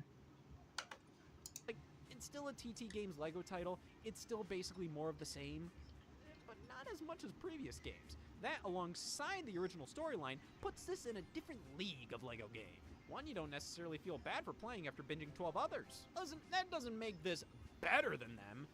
It just makes it more respectable. It's like, ah, they're really trying this time. No longer will our game rely on movie reference material. Ah, fuck, that's exactly what we just did. Practically every other line uttered in this game is a pop culture reference of some kind, supplementing the goofy-ass humor fairly well. That makes for the perfect family-friendly alternative to a Grand Theft Auto game. Here, son, play this instead of Grand Theft Auto. If I had a son, he'd hate me right now. GTA is the easiest comparison to make here, but I wouldn't say LEGO City Undercover is a sound replacement for the series. The Simpsons Hit and Run is. The general structure is similar to Grand Theft Auto, but the core That game is a solid point. nothing Yes, like it is. Yes, it is. Starters, I don't find LEGO City to be the greatest sandbox open world experience. Like, what is there to screw around with here? Playing as the police officer Chase McCain really limits your ability to nuke a hospital. But hey, they more than make up for it by including all the fixins you've come to expect in your LEGO games, like multiplayer. LEGO City Undercover on Wii U is a single-player only game. You know, for a game hell-bent on being an homage to buddy cop movies, where the fuck is the buddy? It's so strange, especially with the Wii U's game. Where the fuck is the buddy? The perfect opportunity to have one That is a player good on the point. the other on the gamepad. Where the No, fuck is my instead, buddy? there's some shoehorned-in features where the controller is your police communicator and scanner. And I'm sorry, but these things just ruin the game's pace. They're intrusive, they're clunky. I would much rather have the worst loading screens of all time. Oh, thank God! I'd say a good 30 to 40% of this game's runtime are load screens. But hey, you know, it could be worse. 30 to 40% of this game's runtime could be load screens while I'm eating Burger King. Oh, thankfully, this game went multi-platform in 2017, receiving PC, PS4, Xbox One, and Nintendo Switch ports published by Warner Brothers. And this release aimed to fix most issues. Co-op is now included, where a second player joins Chase McCain as Chase McCain. Since the game wasn't designed with multiplayer in mind, the second player doesn't really have a ton to do other than just follow player one. I mean, I don't really know what they could have done without straight up reworking a ton of the game. So co-op in this version isn't horrible, just not all too engaging. Load times are better now, and so is this Burger King. Okay, well, as apparent as its flaws may be, LEGO City Undercover is a solid game that iterates on the existing LEGO formula while keeping things fresh by focusing on an original story and open world gameplay. And what's wild is, this was done by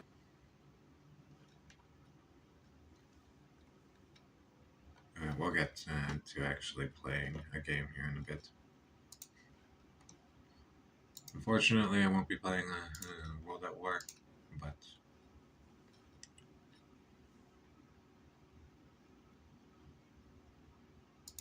I can play Elden Ring. That is an option that I do have. You know what? I'll probably, you know what? Yeah, I'll play Elden Ring in a bit. Finish getting my ass handed to me by the same boss over and over again. Why not? That's always fun.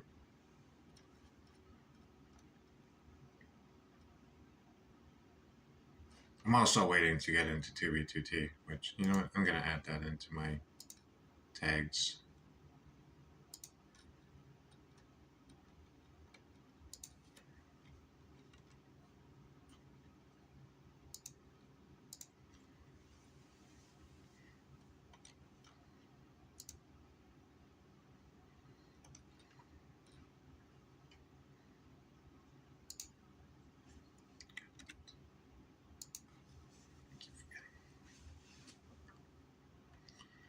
It took me 3 years to get these leaked. What? For over 3 years now, I've tried my hardest to gain access to some restricted internal Minecraft documents and guidelines, and have only been met with failure after failure. The closest I got was back in 2022, where I was able to get some very limited NDA restricted information leaked to me about the Minecraft marketplace, which almost resulted in my video getting DMCA'd by Microsoft themselves. They really didn't want the inner workings and special rules behind the monolithic Bedrock marketplace and Bedrock partnered servers to be revealed to the public, and since then I've had no more luck. Until today. Recently, I've managed to get my hands on what seems to be the full secret rules behind the Minecraft marketplace, Minecraft official servers, and much more, all leaked, and what it exposes is Microsoft's absurd hypocrisy, especially in relation to gambling, as well as some other really unusual and specific restrictions I never could have guessed. I'm really excited for this one, guys, so let's just get straight into it. What you are looking at right here are Minecraft has a serious, just like as of lately, Microsoft, just in general, has a huge track record of just being massive fucking hypocrites. And honestly, there's nothing that you could really do about that, you know? Like, there's nothing that you could really do.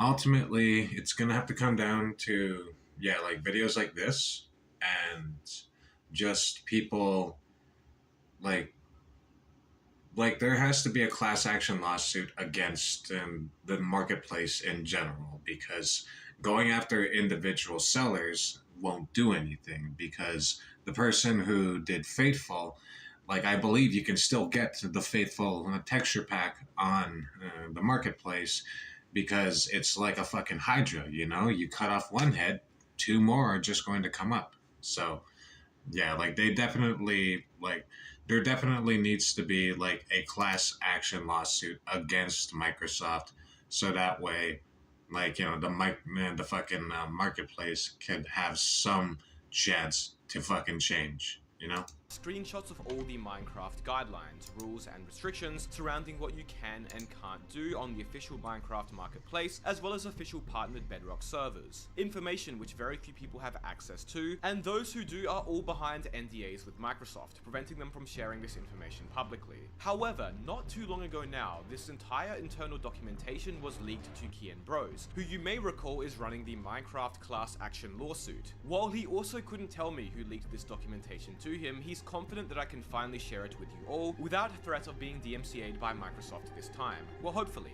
anyways.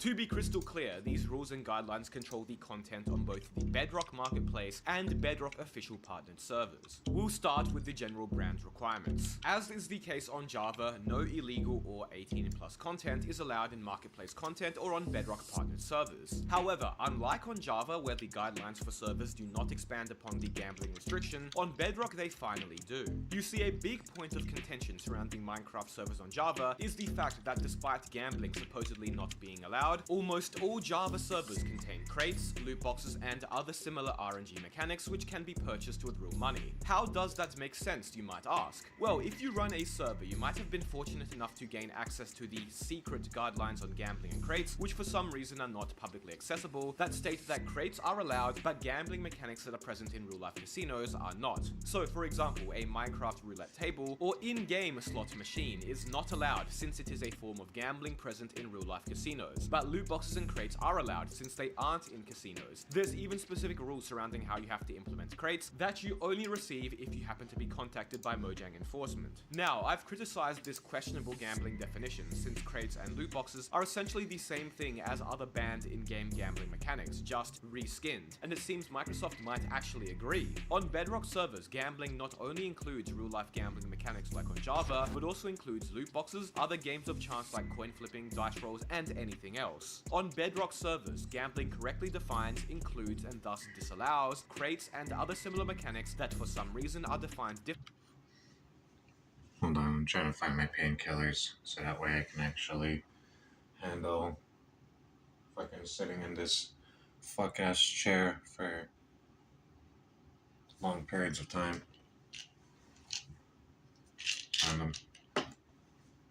Differently and not considered gambling. I'm gonna have to go get some water. One moment.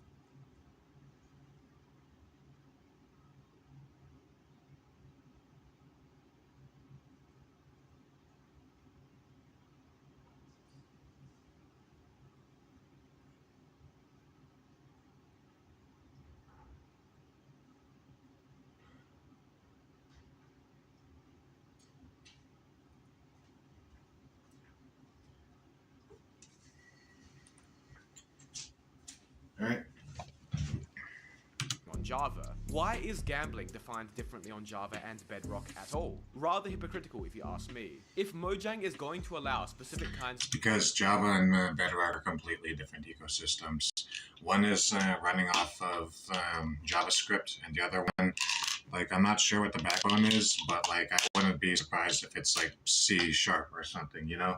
Like, it's not running off of JavaScript.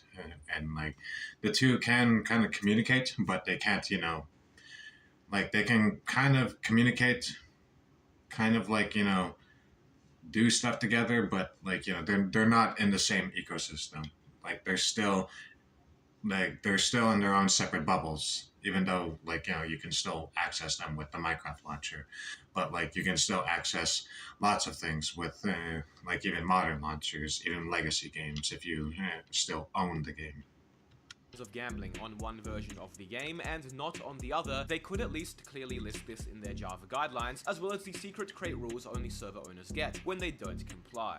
So we now know that Microsoft do understand and even acknowledge that crates are gambling, but they just choose to turn a blind eye and do not define them as gambling on Java. The main reason the gambling guidelines are likely stricter on Bedrock is because these servers are technically tied to Microsoft, as they are featured on the server list by default and promoted by them. I guess, like, this is an actual Microsoft service, so they don't want to be affiliated with the whole, like, you know, CSGO shit that happened a while back.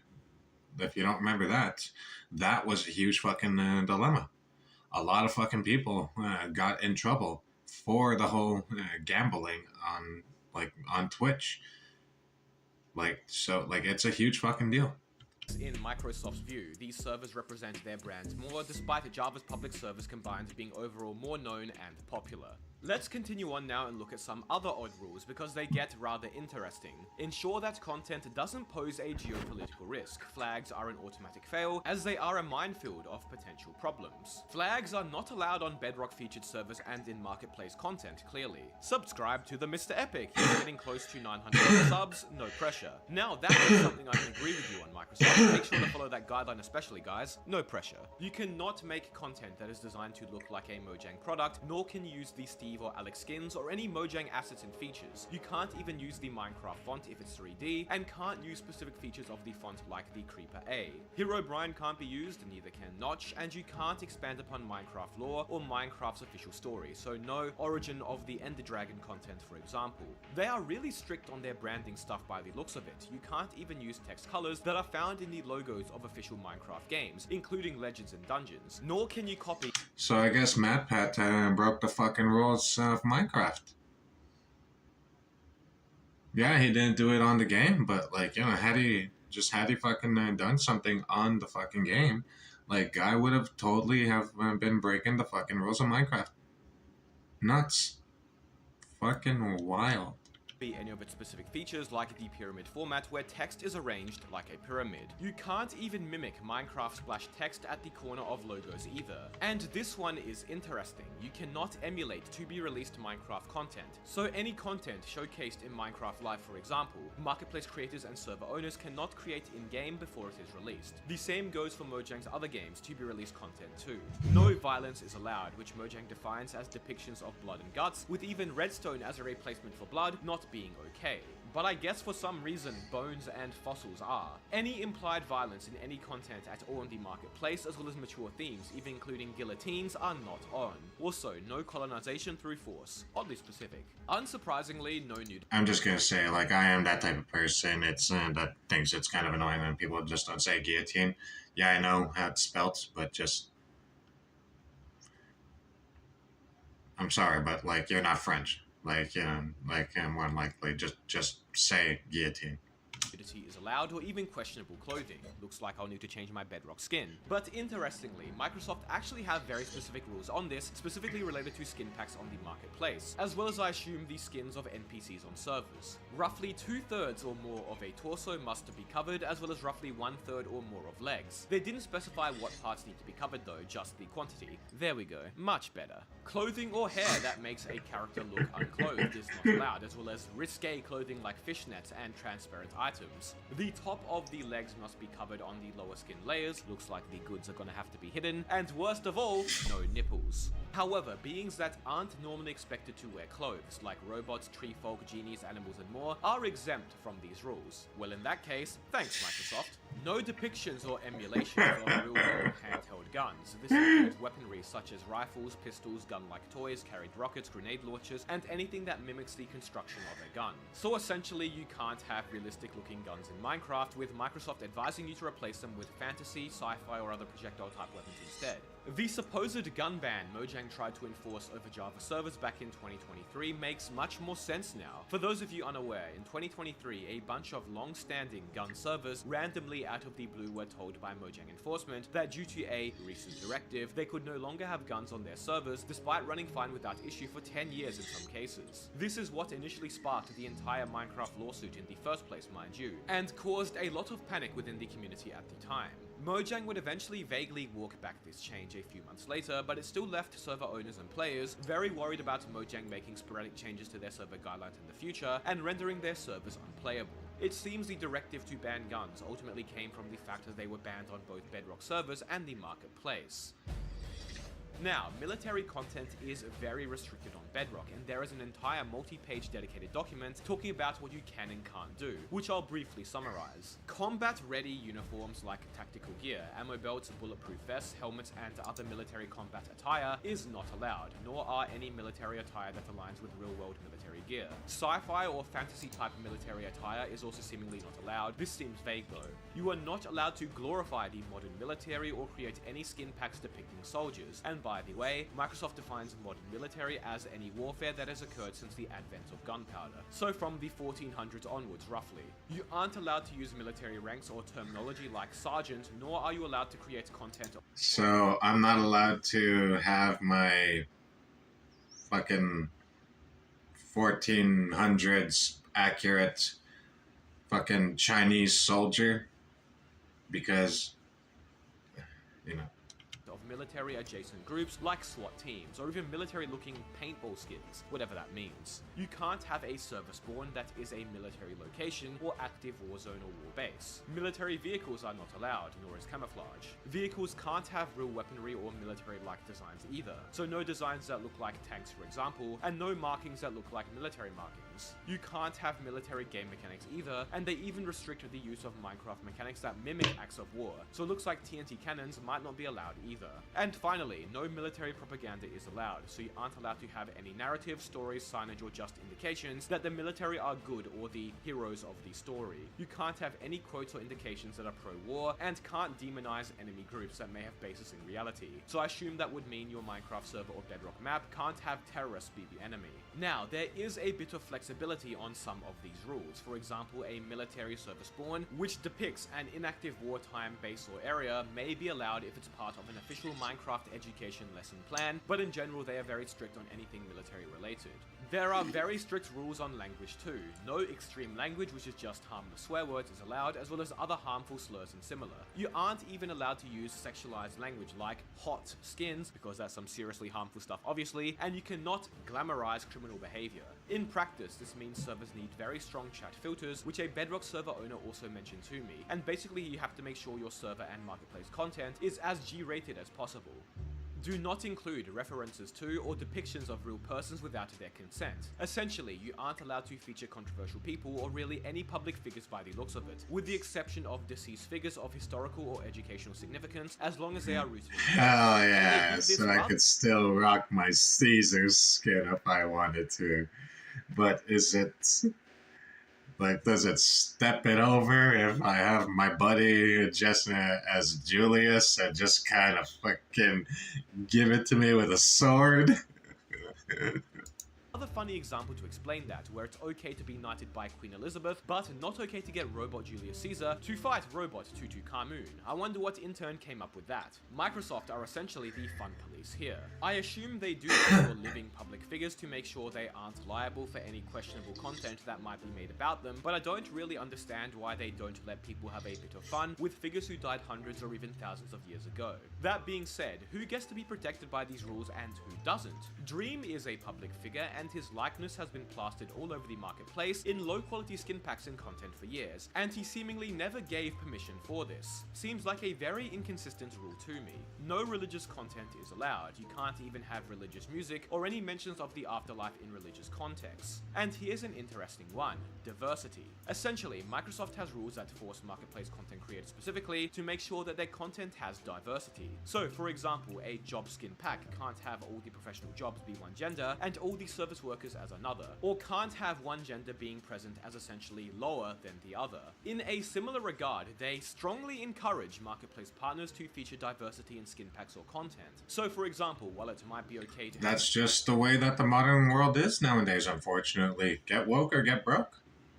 That's just kind of how it is. limited ethnic variance in a samurai castle world, in a generic city world, you need to have people from different cultures. Since Microsoft has decided to go down this path, I would also like to point out that the concept of race is often criticized for being a false social construct and even considered racist as a concept by some. So the fact that Microsoft, in an attempt to force diversity and inclusivity, use this word which can be interpreted to represent the opposite is quite ironic to me. But on a serious note, I feel like rather than have rules pushing or even forcing Bedrock servers and marketplace content to be a specific way, they should just have rules that prevent racism, sexism, and other similar issues. Under the same category, they also list that physical deformities such as drooling, eyes being misplaced, and specific hairstyles used to convey intelligence are not allowed to be used, which is very specific. Furthermore, no content should display gender or orientation as a selling point. Now, this point in particular does not seem to be followed or enforced whatsoever. After all, there are literal skin packs called e-girls. Imagine paying $3 for this. And finally, you can't feature any real locations, events, or brands on your server or marketplace content unless you have the right to them. This doesn't seem to be enforced or followed properly either though, and you can find skin packs and custom weapons from multiple popular anime on the marketplace, which I'm pretty confident the marketplace partners who created them do not have the rights to. And those are Minecraft's internal guidelines and rules, some surprising, some unsurprising, some hypocritical, and some seemingly not properly enforced. Be sure to check out Kian's recent update video to the Minecraft lawsuit. Be sure to subscribe. Thank you all. Man, that's nuts. Like, hopefully, like, things change when it comes to the Minecraft marketplace on Bedrock, because, yeah, like, that shit is just fucking nutty. And it doesn't appear like I'm going to be getting into 2v2t anytime soon. So.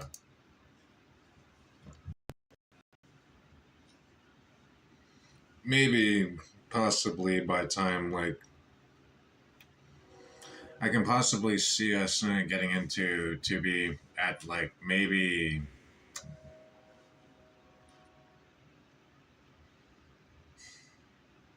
maybe 11 or maybe 12. Man, coffee really does do the trick.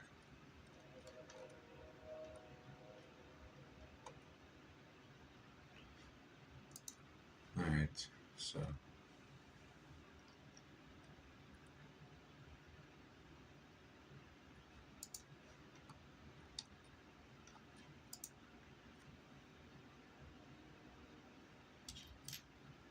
Where there's this clip that has been on my main channel for like 2 years where I jokingly try to refund GTA 5 after having played it for 5,000 hours at that point.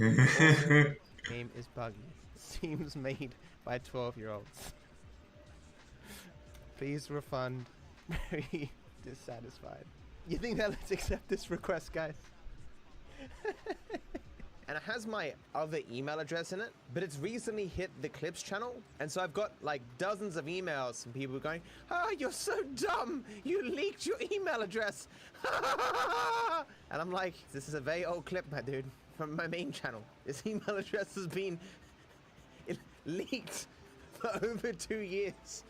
Some people email me out of care and consideration. Other people just trying to clown on me. I just mass select all the emails, press spam, and move on with my day. This is Clips. You know it, based. Fucking based. I hate these kinds of people who just get offended to everything. Stop watching, go away if you don't like it. I mean, clearly in life, there is a right time to be outraged on someone else's behalf. I feel like that can kind of be true. No, yeah, that is entirely true. Like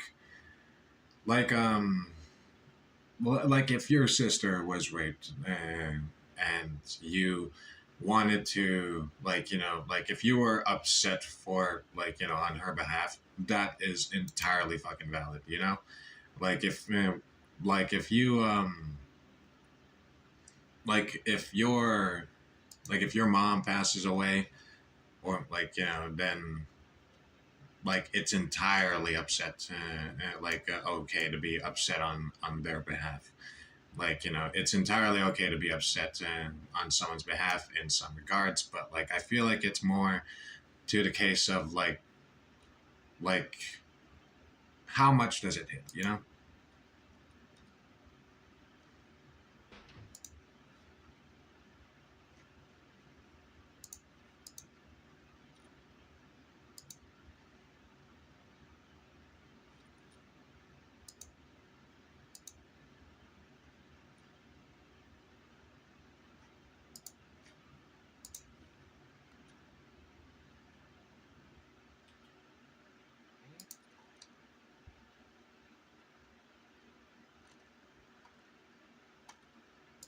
How many views did that get? Already 26, and already got. Of course, when it comes to fucking anything with cats, whenever I post on my TikTok, just that immediately gets views and likes. Like cats, that is what brings in viewers. Also, it's wild to me that I can't, I seemingly can't, you know, I seemingly can't fucking, like, nah, yeah, like, everything I do here. Ads. Screen time.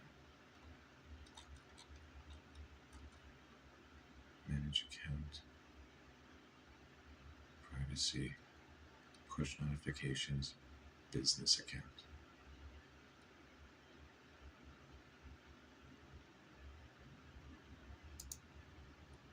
Does that mean I'm going to be able to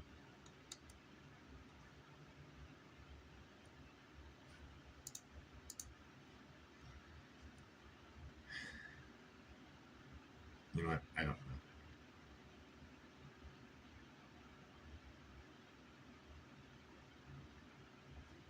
know. Anyways. Gonna fucking make my CPU start yelling at me if I continue that.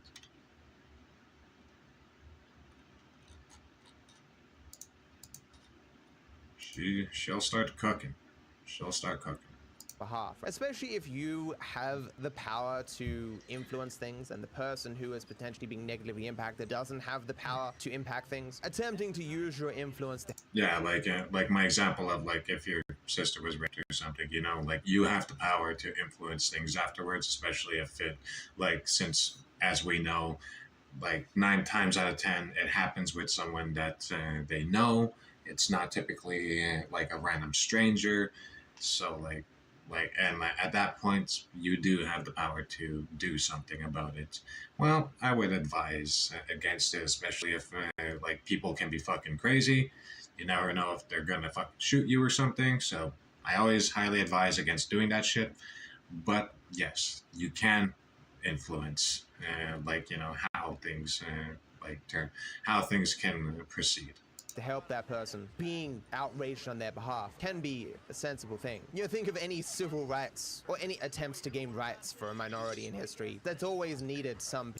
That's a pretty good example. I wouldn't have thought of that off the top of my very head. People in power to actually go, yeah, okay, this is fucked up for these people. But the perpetually outraged people, the people who live to be outraged, who don't know how to partition their care, so they only focus on the issues that matter, and instead just focus on this yelling and screaming constantly.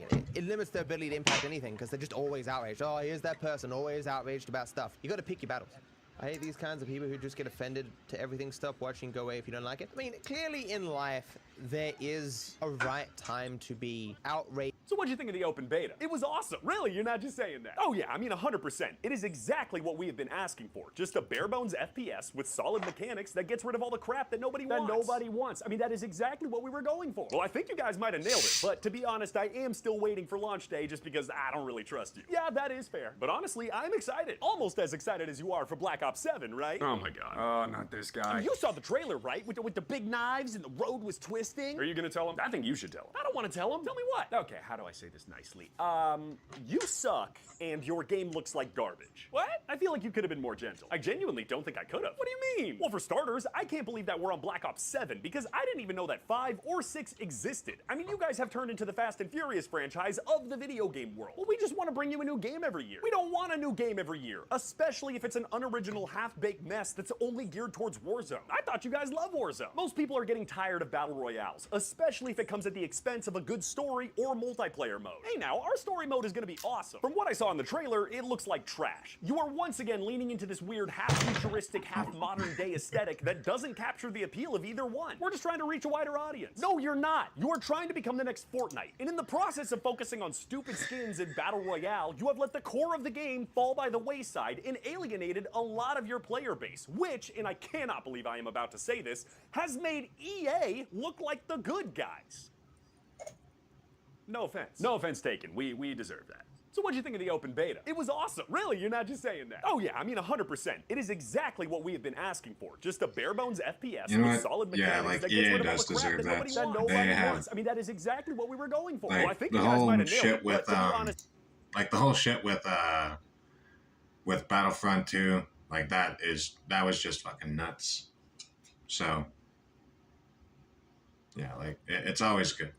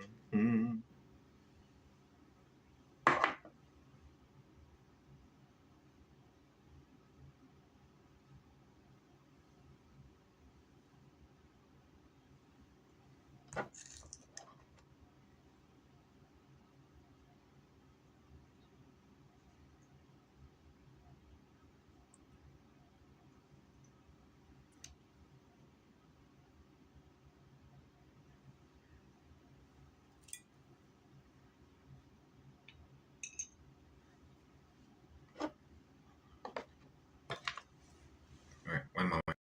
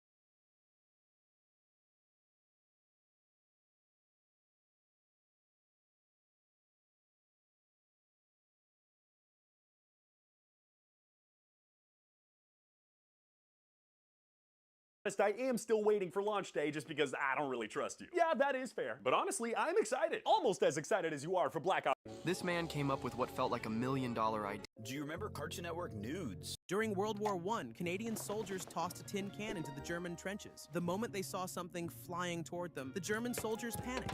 Well, somebody's fired up. You know me. Too bad it'll be you and Vegeta in the first round. That leaves the rest of us with a crazy tough act to follow. You kidding? It's a great way to start. Huh? Piccolo? Yeah, check him out. He's all fired up too. Hey, do me a favor, Piccolo. Go easy on me. You know, since I'll be paired up with you in the second round and all. Am I right or am I right? Hello?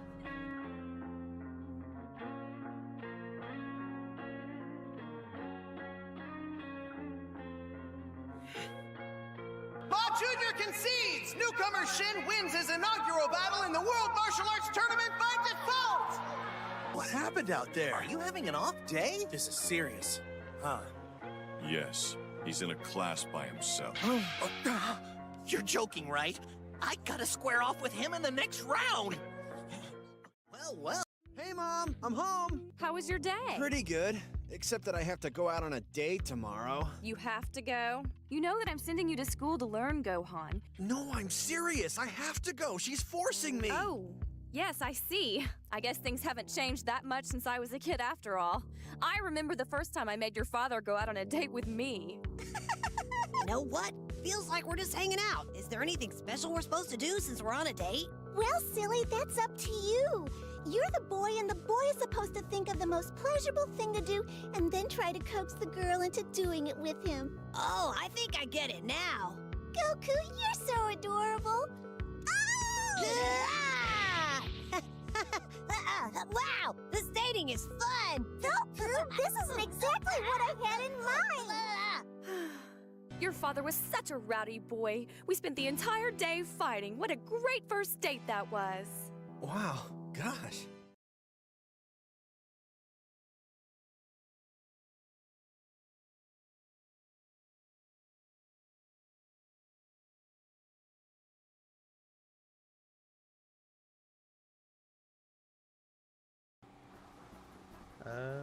Just gonna sneak through here. Why did I do that? Like, I had all the time in the world.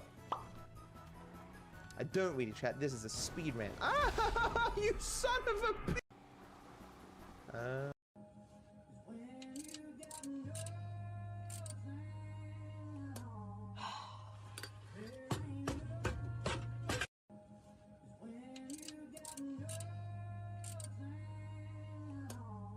This is why Spider-Man 2 didn't win Game of the Year Part 2.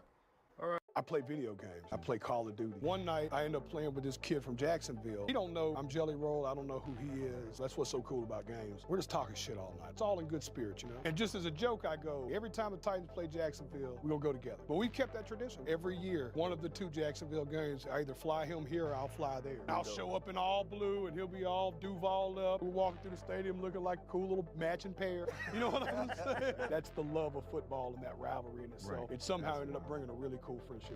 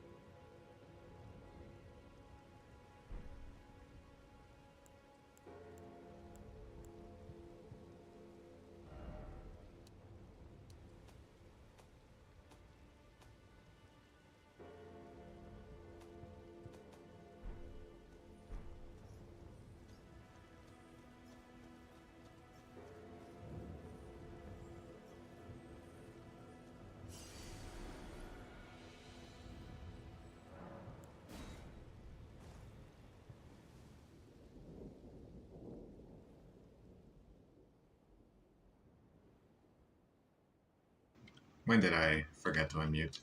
Hold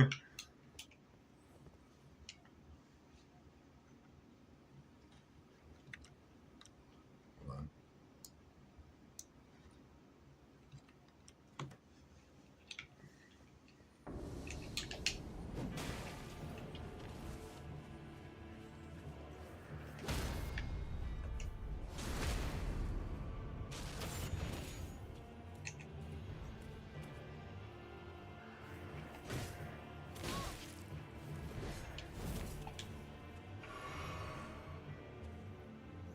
Fucked up on that. Come on.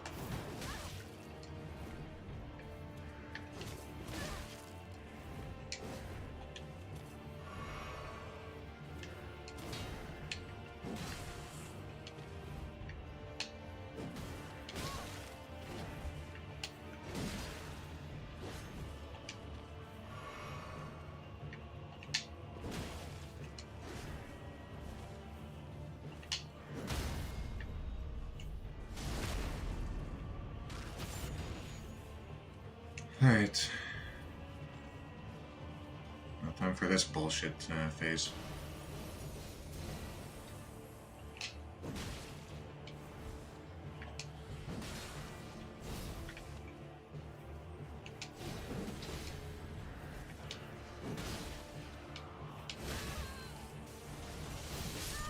Fuck.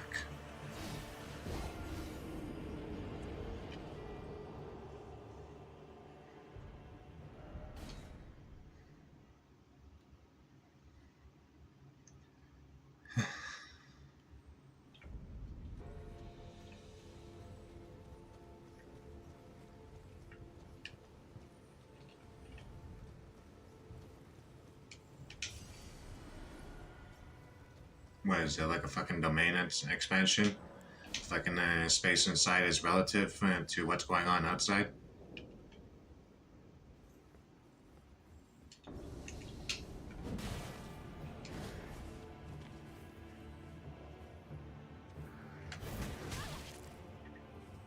Alright, try it again. Alright, went for it and failed. Not really much I can do there.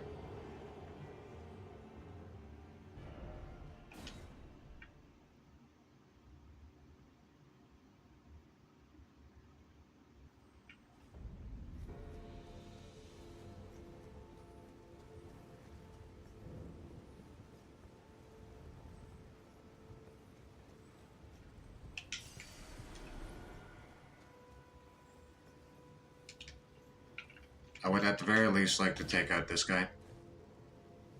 Yeah.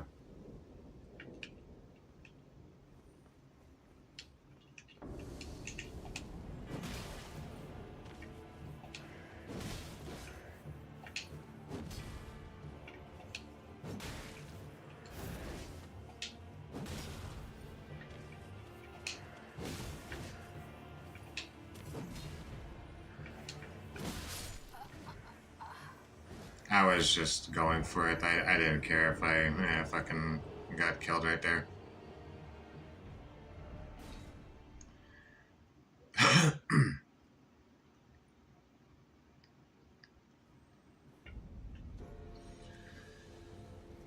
It's so annoying.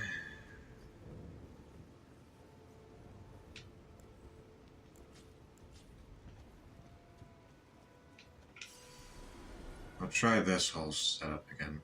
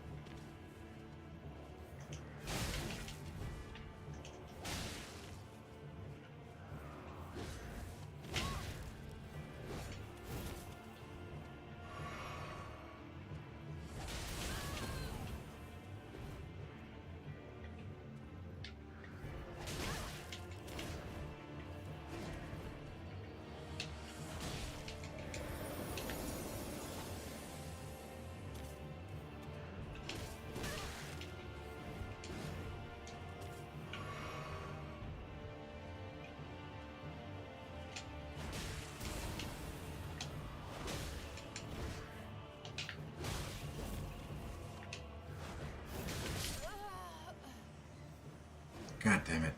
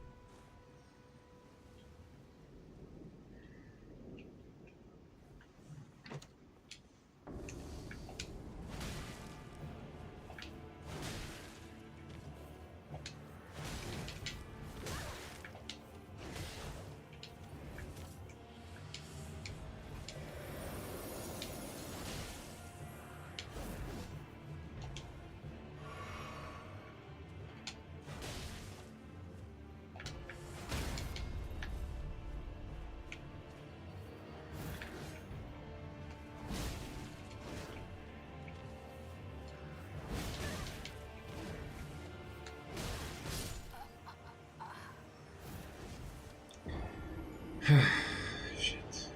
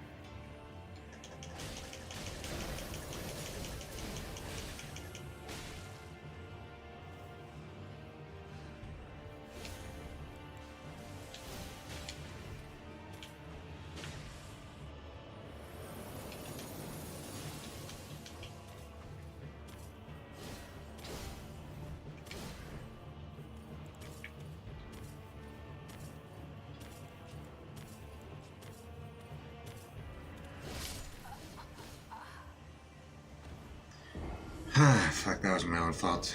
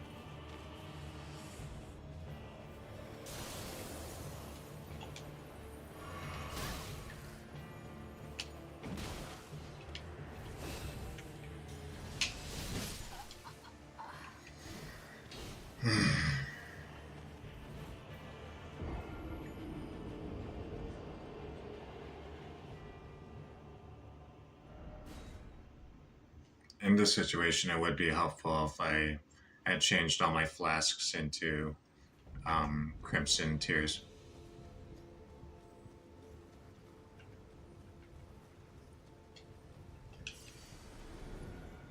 But I didn't. So I'm gonna have to make do. I mean, evidently I can get him down to half health pretty easily.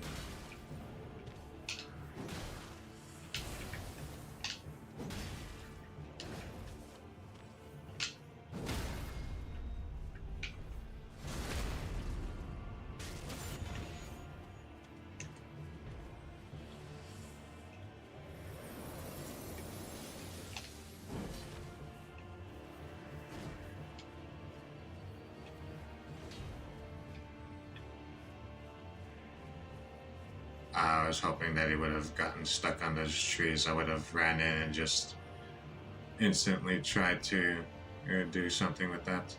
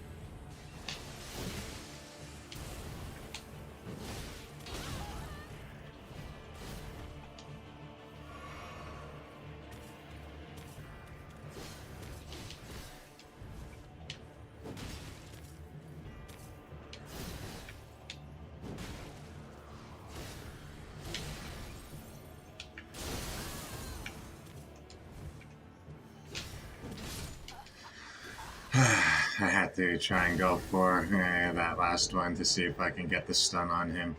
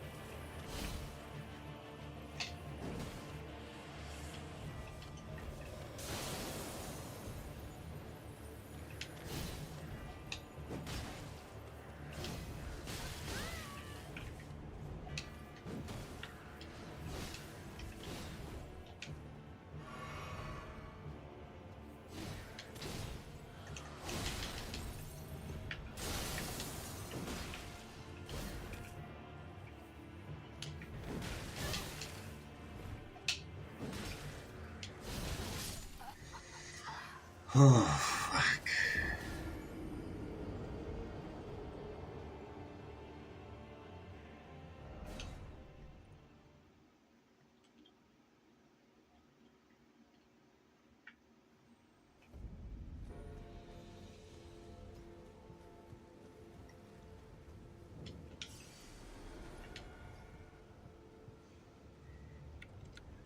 Man. Yeah, and for anyone wondering, I am actually utilizing this to play this game and pretty much every game that I play on this channel. So, yeah, that is very well much an unfortunate endeavor.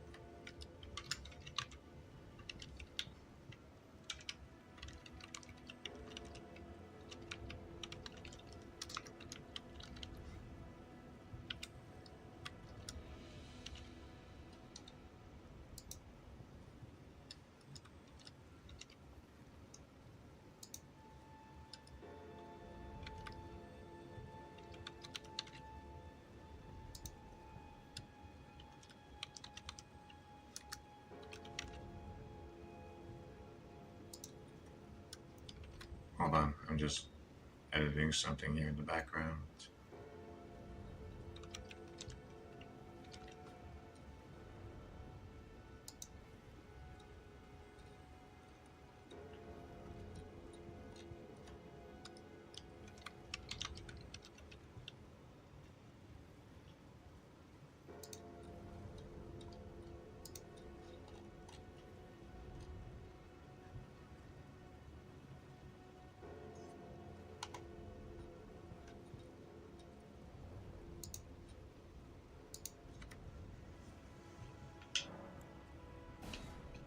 Right. Get my ass handed to me a little bit more.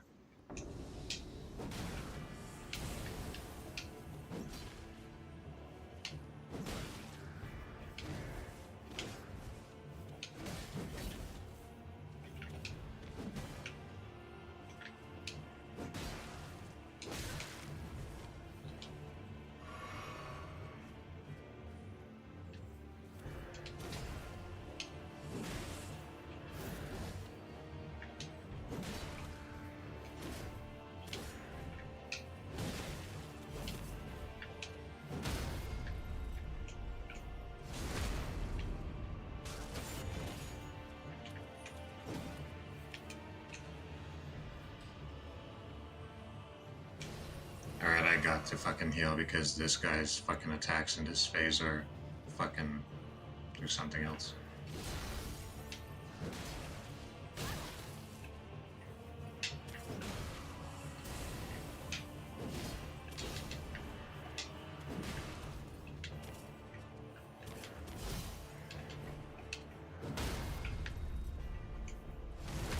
Holy shit.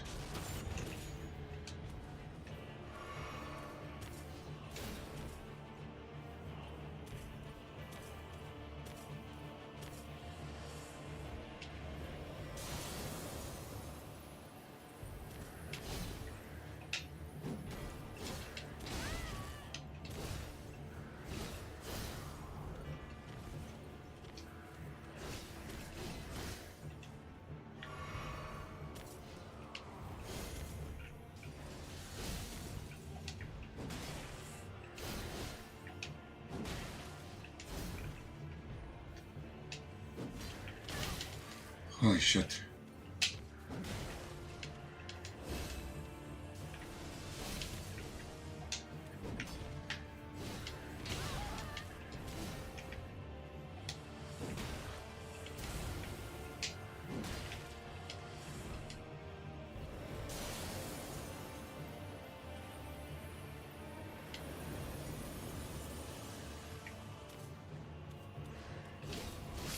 Fuck.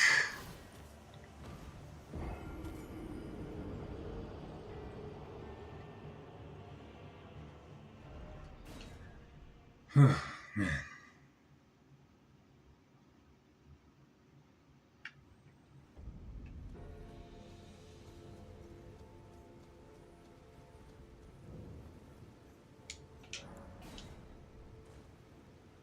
Holy shit.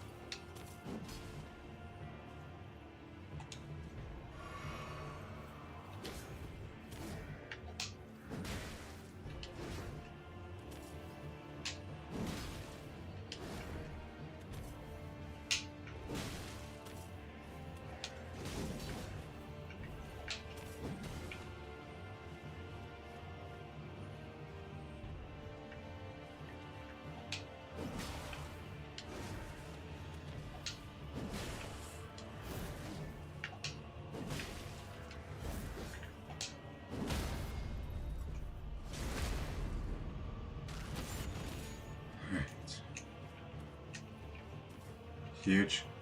Got him down to this point. I have to heal because so many of his attacks will fucking take you down to basically nothing when you're at my level of health right now.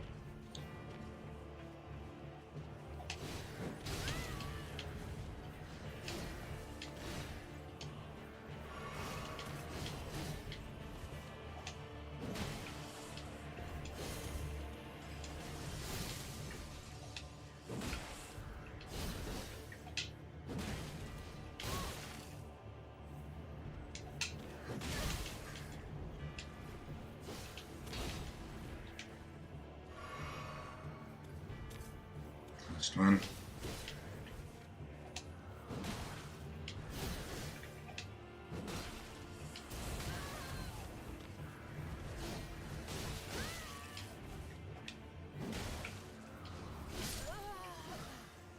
Fuck.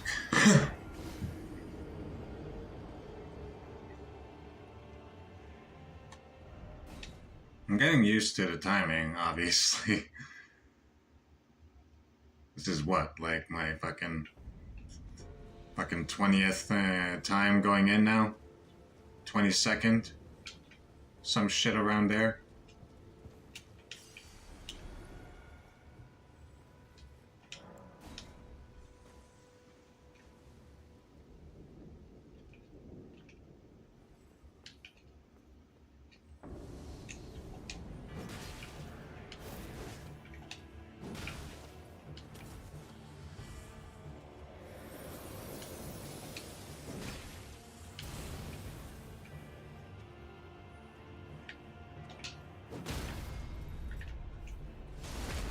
I didn't expect that to still carry over. A lot of times it doesn't. You know what I mean?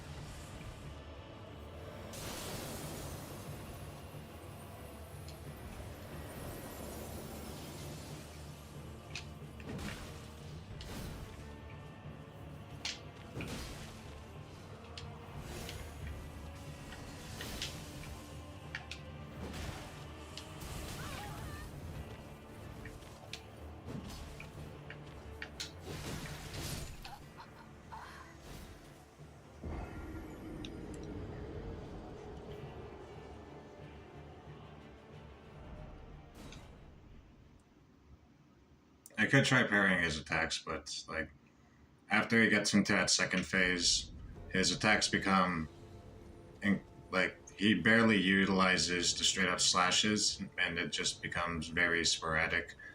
And honestly, I'm just like I'm not good at timing that shit out in general, which is ironic because I actually am pretty decent at, well, pretty good at a lot of rhythm games.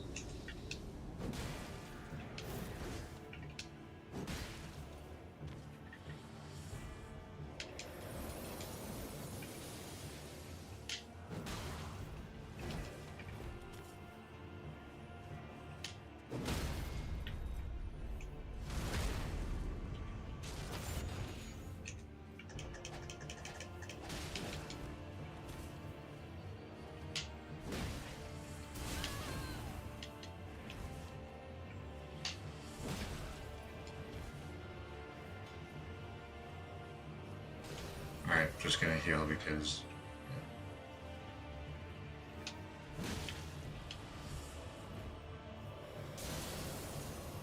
I'm out here.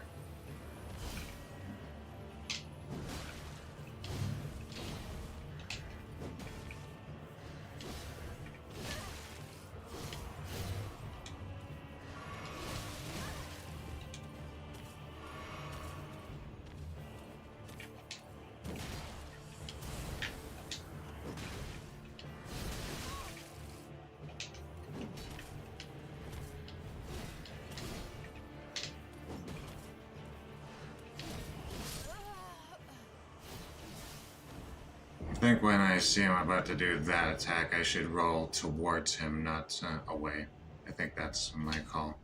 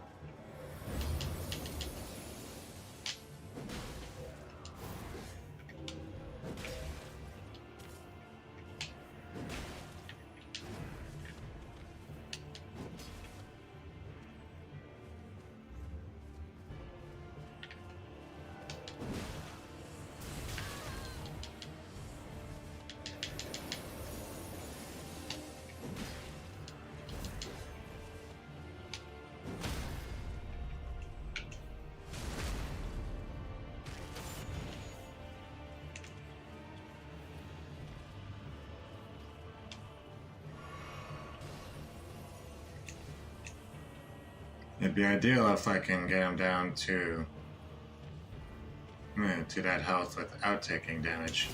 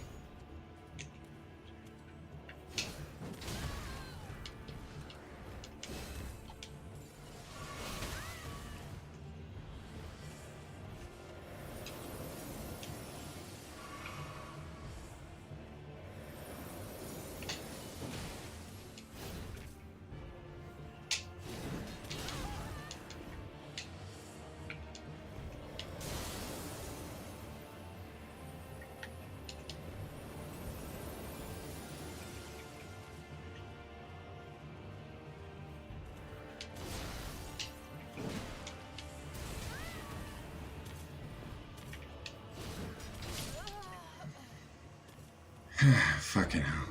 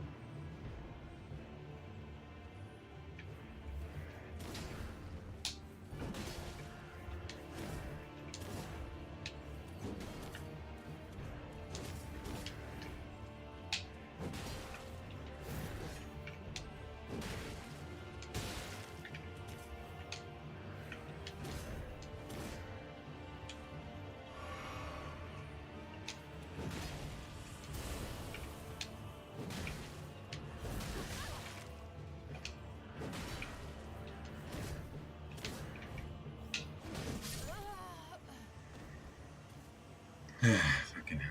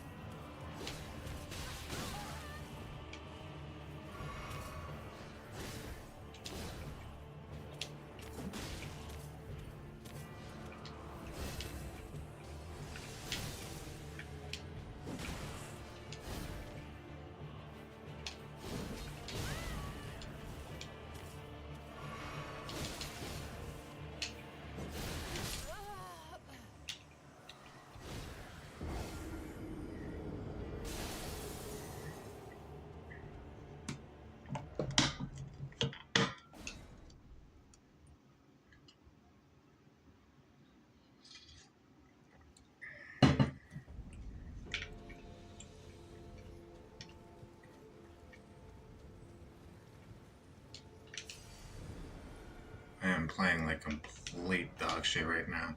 I need to fucking step up my game.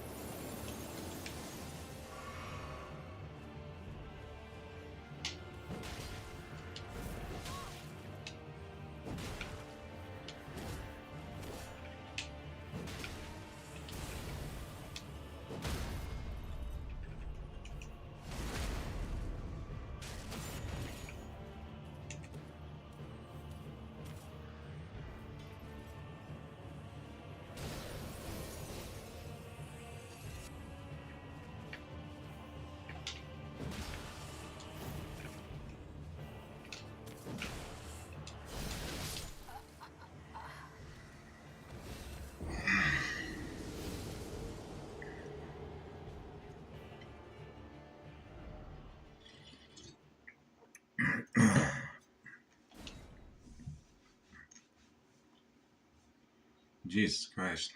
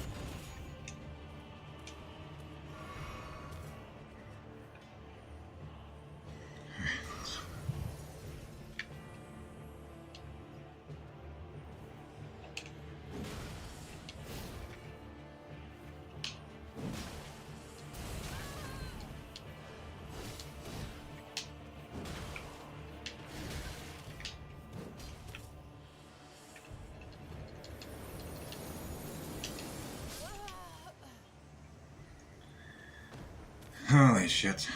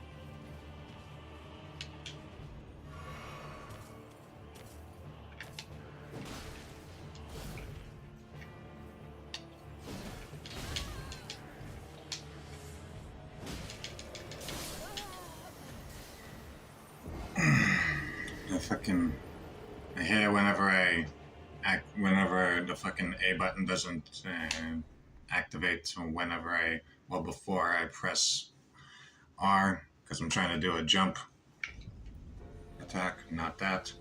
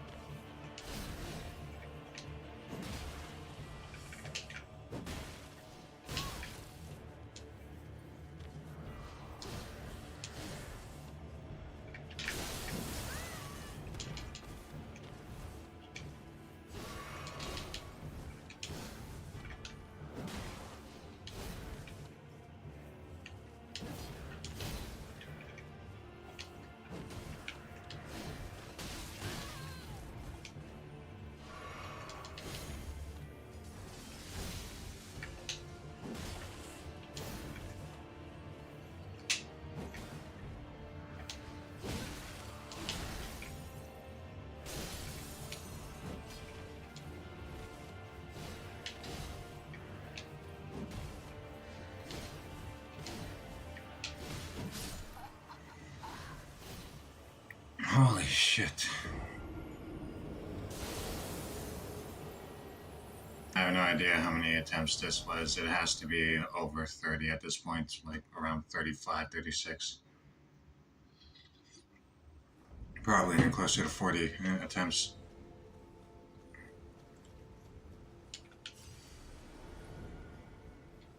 I just keep getting too greedy in that last stage because it's just right there.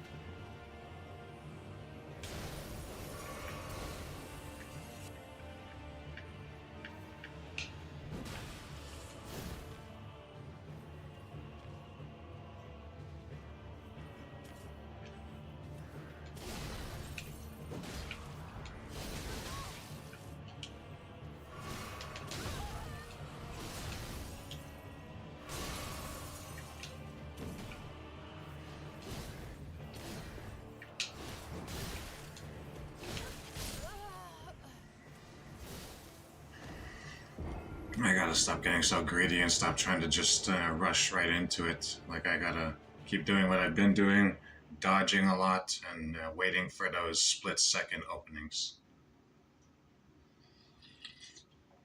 And if I can manage to find those openings in a very split second while I'm, while he's doing an attack, then great. But like, I gotta stop doing that when he's doing those slam attacks because he's just going to kill me.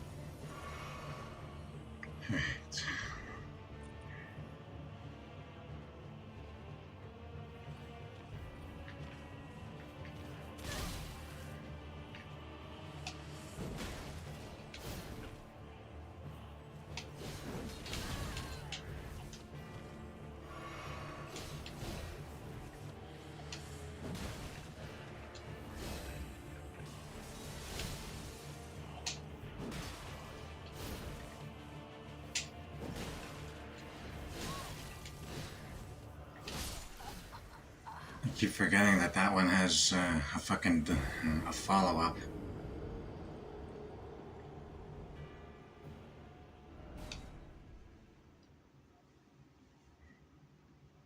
I guess mainly I'm just hoping that I could, like, get him before he's actually dedicated to the attack, because then I stun him. But very clearly I have to just stick to what I'm doing. Stunning him with with the flail, and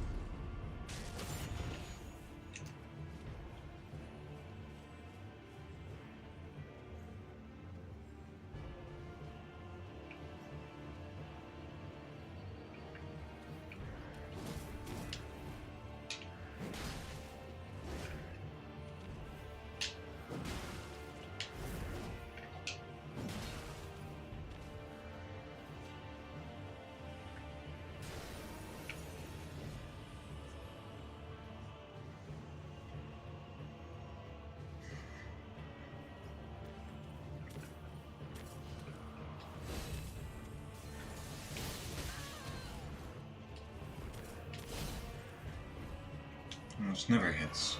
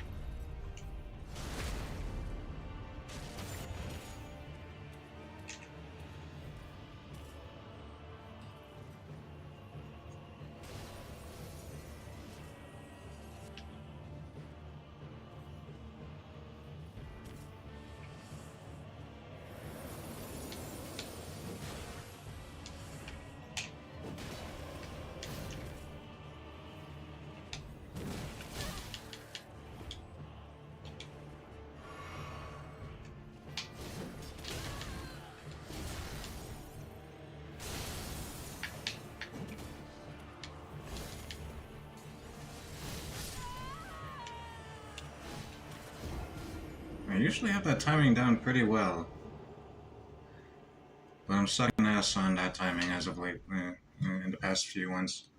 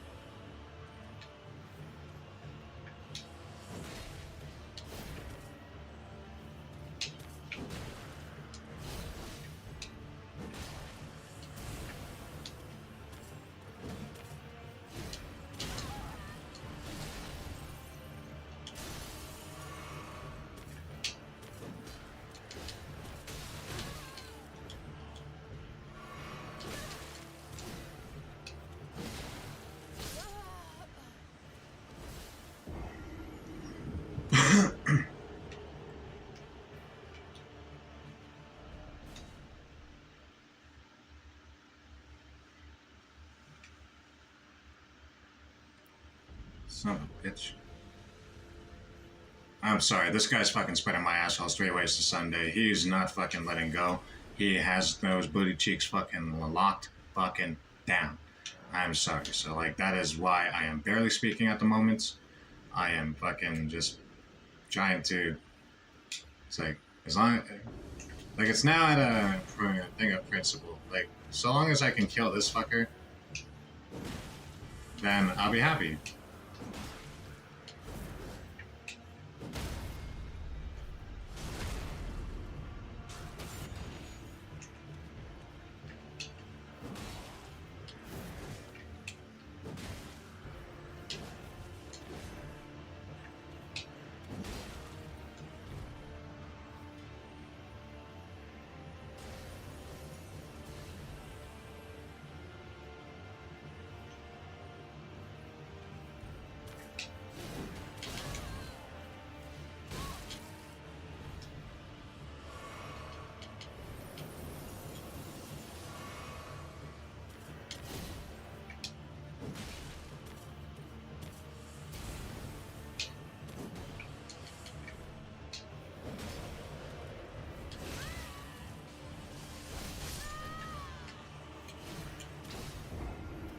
Holy fucking shit.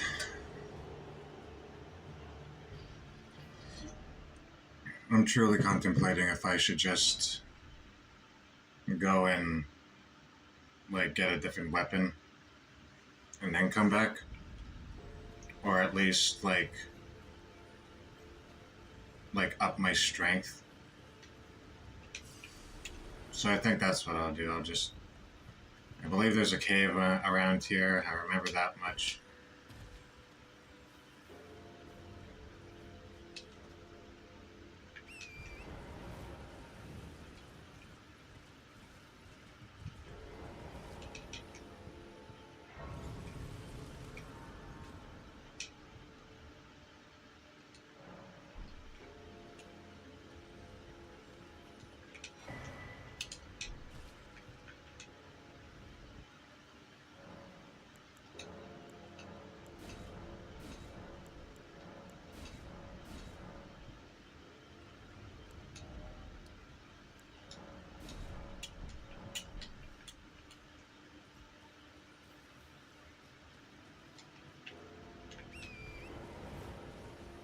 Yeah, fuck it.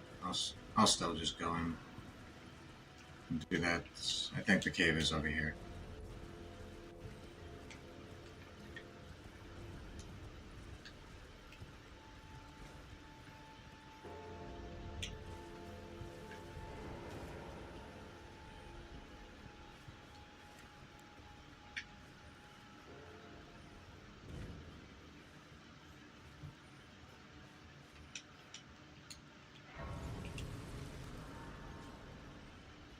All right.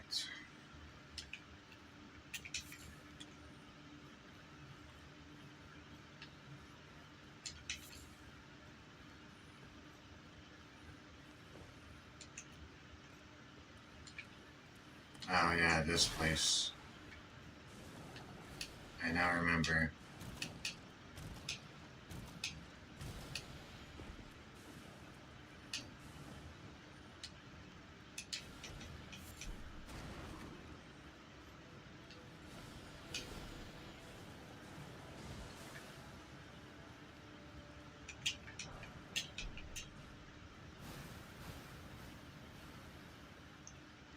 Shit.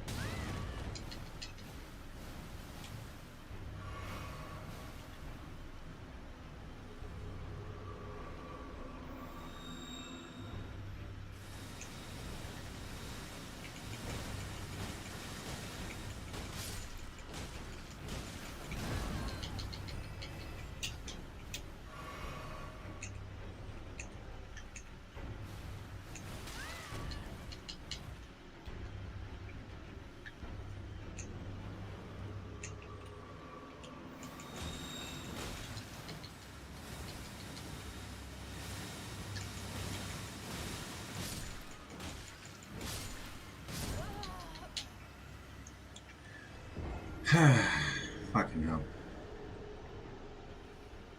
Yeah, I'm sorry, that shit's annoying.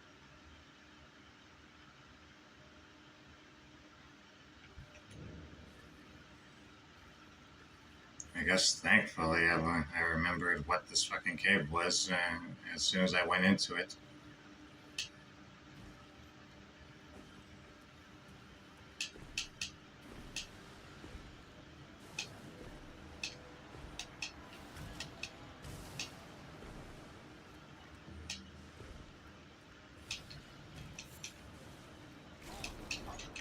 Fucking hell.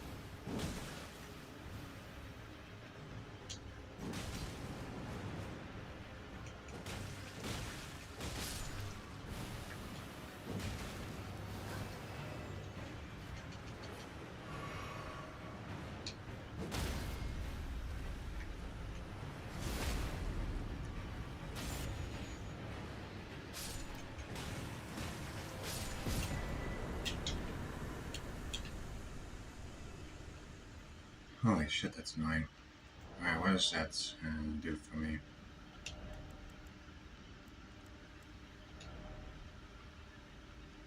Increases maximum stamina.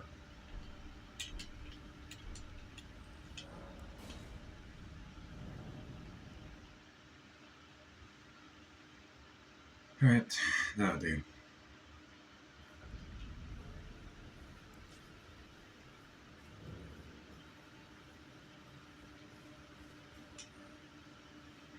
Go and replenish my fucking flasks.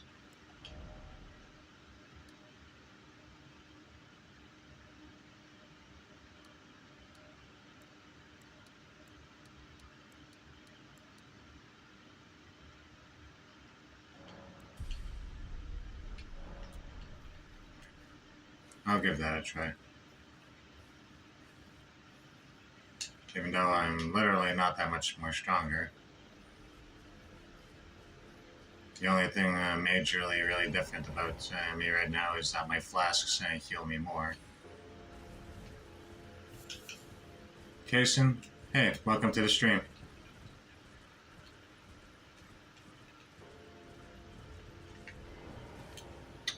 I'm doing pretty okay. Fueled on caffeine and a fucking passion to kick this guy's ass after kicking mine for the past 50 attempts. I'm really gonna just give it my all.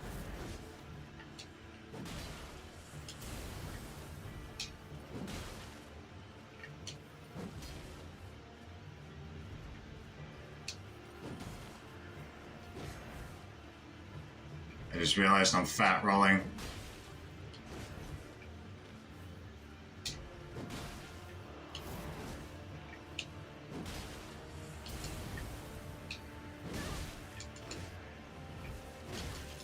Oh god.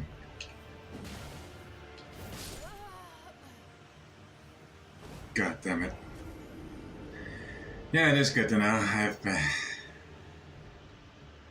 How's the game going? Well, considering that this is, I guess, my first time giving a Souls-like a real go, this isn't my first time really playing a Souls-like overall, as I have played, I have gotten to play Elden Ring in the past, but I just, like, that was when I was living in a different city at the time.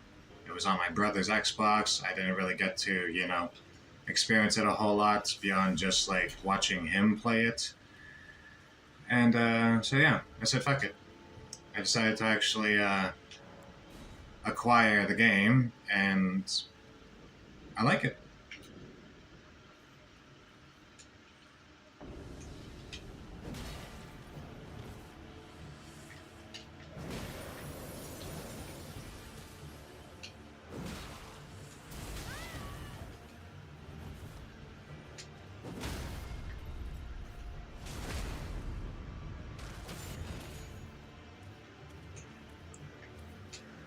Yeah, don't mind the chatbot. That's just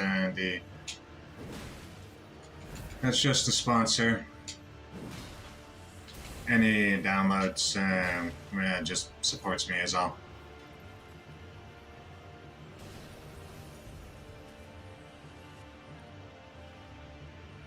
Anyways, how are you doing tonight? Well, today.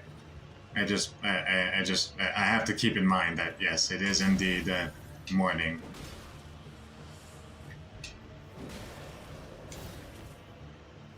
What other games do I play? Really a variety of things. Like if I just, like I play Minecraft, I play a lot of Call of Duty on my own time, but that's more Black Ops 3. I don't really like the modern stuff. But yeah, just a variety of stuff, really.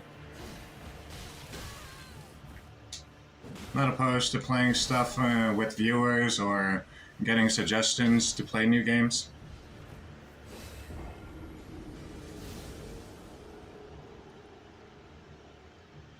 Also to the fact that I can't really leave the house due to my severe mobility.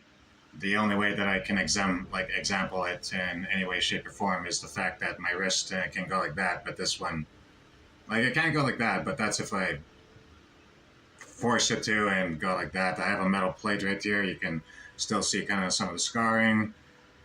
Yeah.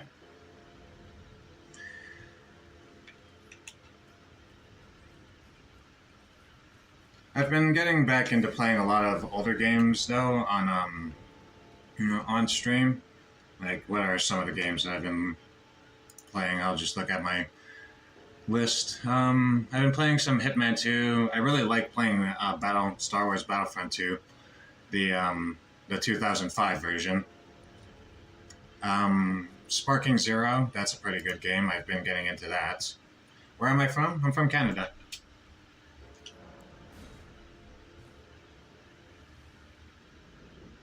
Which, yeah, the whole crime rate shit is like, I can attest that it's relatively bad.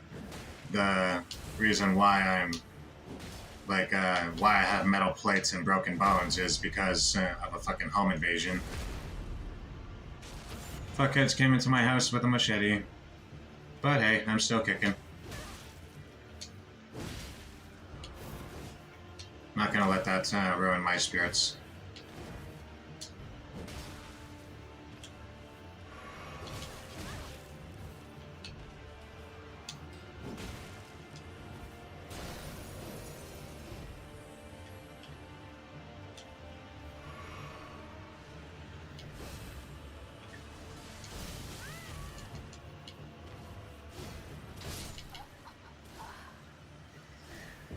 Son of a bitch. This guy's been fucking really handing it to me. He's really giving me a good spanking. And I'm not enjoying it.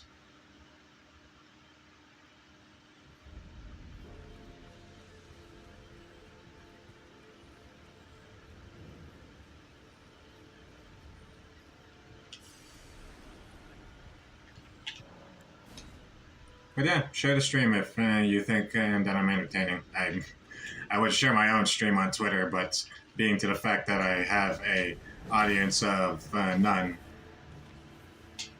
it's yeah.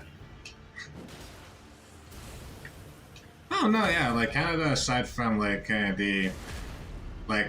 aside from the lower income areas, which is where I live, like, yeah, like beautiful place, lots of beautiful beautiful places in the countryside.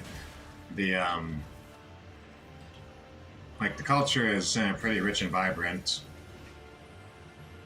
Edmonton is one of the more diverse hubs of the world, and the fact that like they're like, it doesn't matter what your religion is, you can find you'll find someone who agrees with you and has the same beliefs, all that stuff.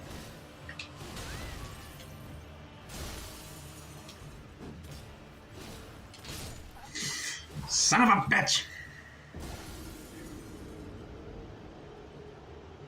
Do you upload your stream on YouTube as well? Sometimes I do. I upload clips and highlights here and there. Actually, if you just do that, it actually gives you my YouTube channel, but yeah, I upload some stuff there. If you look at the date of some of my older videos, you'll notice that I've been here for a while, which would then start begging the question, why haven't I managed to kick off? Especially when some people can find me pretty entertaining. They like the stories I can tell. They like how well spoken I can be and all that other stuff. Yada yada yada. The main and biggest reason that I can attest to is in early YouTube, it actually mattered when you had a bunch of dislikes and shit, and with a fucking fiasco of involving a bigger bigger YouTuber at the time. He had I think 10,000 subscribers on YouTube, which was nothing to fucking sneeze at in 2012. Yeah, I guess he was just an asshole in reality, because he sicked his entire audience on me. After a mass disliking storm, the whole shadow banning thing happened, which nowadays, if a huge streamer were to just cover my channel and then just tell their audience, yo, go to this guy's channel and just dislike his shit, I would just I would get a lot of followers and whatnot because of that, Thank you. But now back in 2012 and 2013 and all that, no, it mattered if you were getting dislikes and all that, because YouTube could then differentiate who was a problematic individual on the platform and who was someone that's the platform should advertise.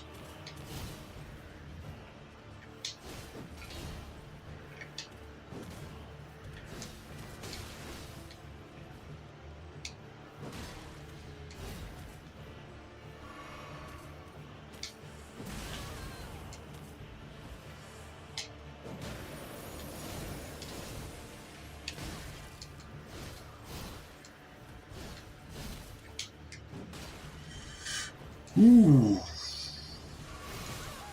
I knew I was going to take that straight to the face, which is why I just decided to heal.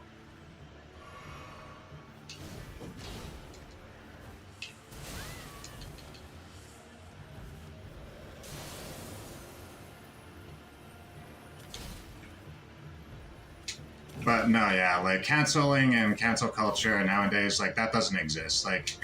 If someone were to make a whole ass video on me, that would just boost my my viewership, if anything. It would cause people to flock over to my channel because they want to see what the hell is going on. They want to see what's up with me. a lot of people would probably not even really know what the hell the drama is. So like, finally, fucking shit. And like time, like things would just move on, and like eventually, like they would just, like people would forget, you know.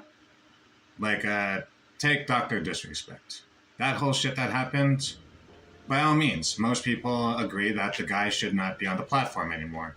But because canceling doesn't really exist, like, you know, the guy could just be like, all right, I fucked up. I'm going to take a little bit of a break. We're going to come right back to this, and then we'll be all good to go.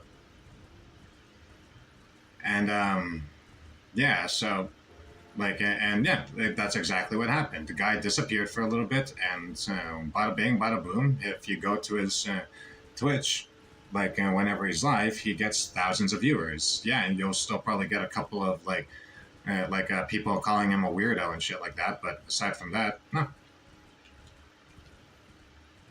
I show speed. The whole thing with accidentally showing meat on stream, like, you know, by all means, like a lot of people think that he shouldn't be on platform because of that, because like, you know, he has a predominantly young subscriber base, and that was inappropriate. But because it was a genuine wardrobe malfunction, he was able to just, like, you know, own up to his mistake, and people don't really talk about that anymore because it's not relevant. It is funny to think about, but no, yeah, like, and then like, take Mr. Boss for the win. Like, the guy is one of the most disliked individuals in the Grand Theft Auto community. He is a complete piece of shit that just like, you know, like, he clickbaits everything. He did not let go with that whole fucking GTA 6 early shit, and like, you know, it just, like, it really rubbed the community the wrong way, and it really just like painted a message to the public that this is what the fandom really looks like, which really didn't sit well in a lot of people's minds. So yeah, that's why over time, like, you know, they just, like, you know, man, like people just started calling him out a lot more. I I do have a community server on Discord. I'll check it out, but let's bear in mind, I also, like, I'm sitting on a whopping 10 cents to my name. Literally, I have it right here with me. Like, and I make $7,000 a year. That's on unemployment check and checks, like, you know, so like, if, like, I'll check it out, but like, if there's fees involved, then yeah, I won't be able to, unfortunately. But I will check it out. I do like at least giving these things the benefit of the doubt.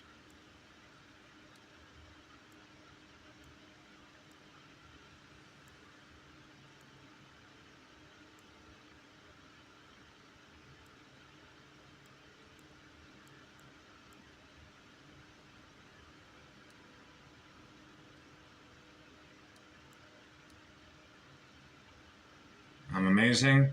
Now you're amazing for actually following me and giving a shit about, giving a shit enough to actually follow.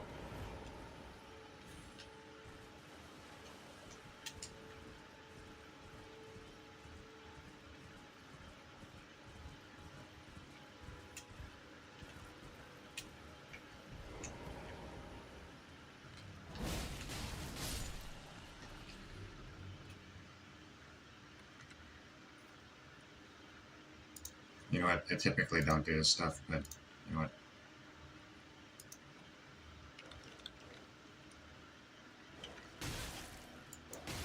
Oh, son of a bitch.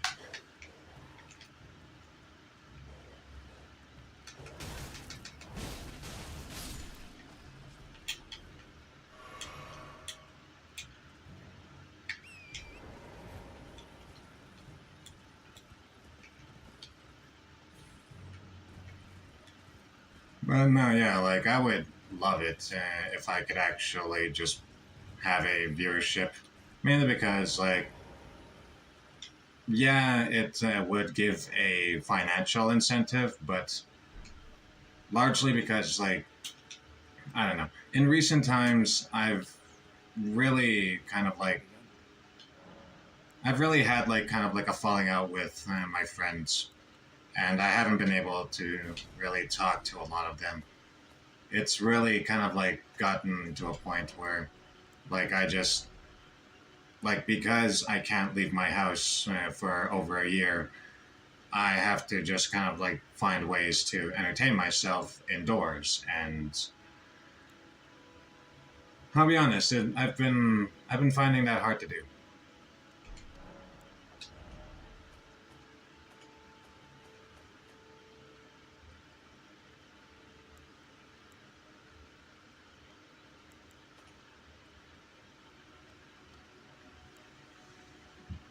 Alright.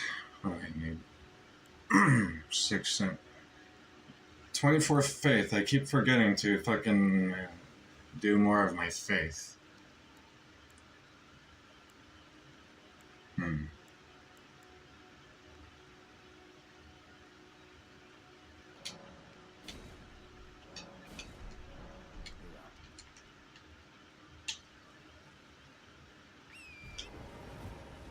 I'll have a look at it in a little bit here.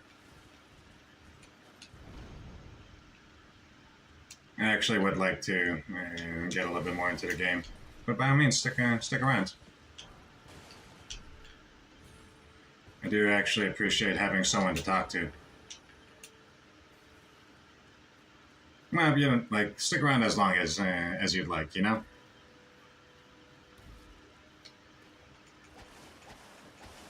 There is a turtle around here. I know that because my brother made a whole joke about it. Do I have to go? Do I have to go actually?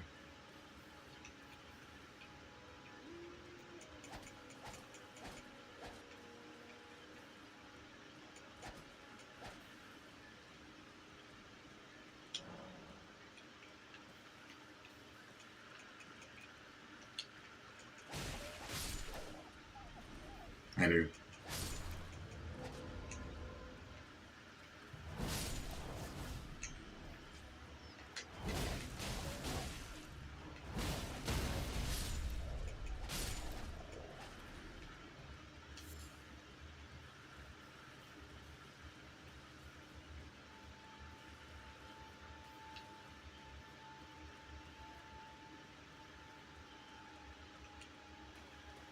Sure.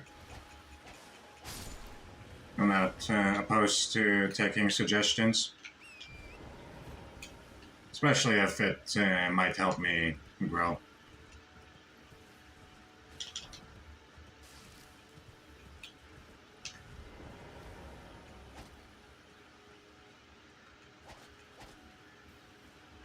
There he is.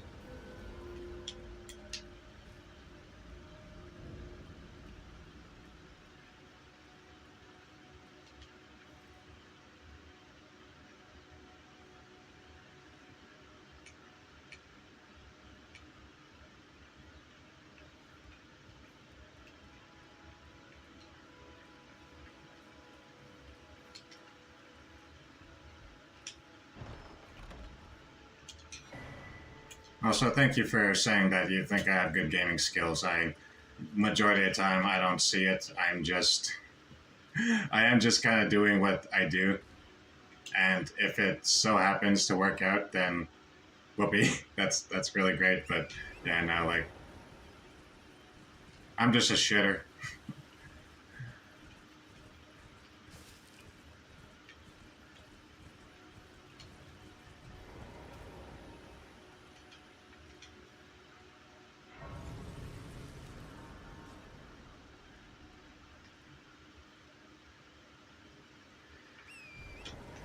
I would, but I don't know what that would be, you know? Like, what constitutes as attractive, and like, given that I'm not a viewer, I don't know what someone watching my channel thinks would be like, you know, fun and like, you know, just like attention seeking to, well, like, not attention seeking, but you know what I mean. Like, what is something that'll gain the attention of the public? And personally, I don't know. Son of a bitch.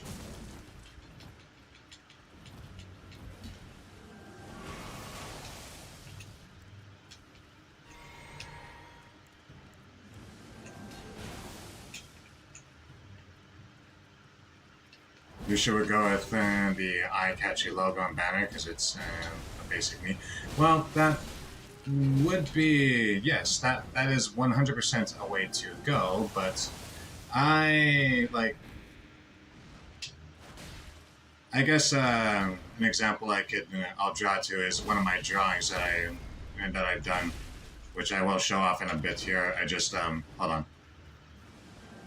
Like, I can draw, I can do relative graphic design, especially for myself, but like the biggest hurdle that I face when it comes to that is I find it really hard to draw with a mouse and keyboard. I'm not gonna lie.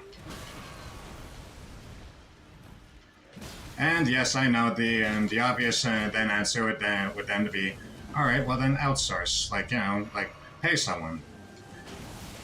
Well, evidently you probably missed the part where I explained that I live on $7,000 a year.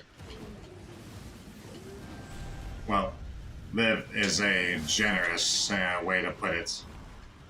I survive on $7,000 a year. I would like to be able to live on streaming. Anyways, yeah, so like, hold on, let me show some examples of stuff that I've done in the past. Hold on, the biggest example I can think about would have to come from, wait, hold on. Yeah. I have to go onto my YouTube for this particular one because, like, I'm not gonna actually show the whole video, mainly because that's redundant. I don't need to. But, yeah. I don't know, like, you know what, fuck it. It's only 2 minutes long. I'll just put this on stream here. Just to kind of, like, give an idea of, like, where my skills lie in terms of drawing and like what I can do for my own graphic design.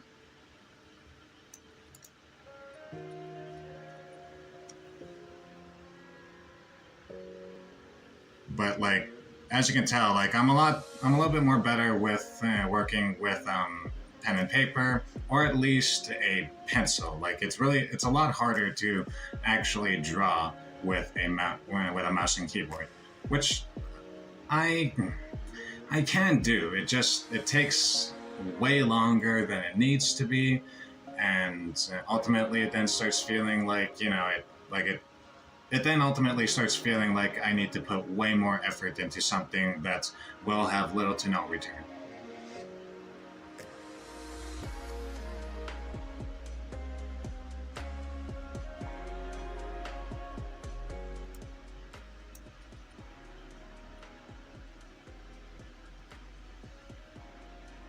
This is funny because like this is when I was actually going with a little with a little rinky-dink fucking design for my little character shtick, which like I used to be called Buffalo Child on YouTube, and I actually used to be relatively known in the Minecraft space especially for that whole shit that happened back in I think it was 2013 actually.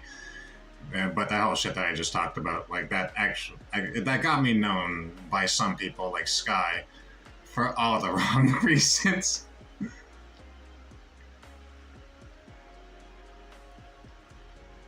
So like I hope that like I'm not sure if this like is like the best example, but like this kind of does show of like what I can do for drawing. Also,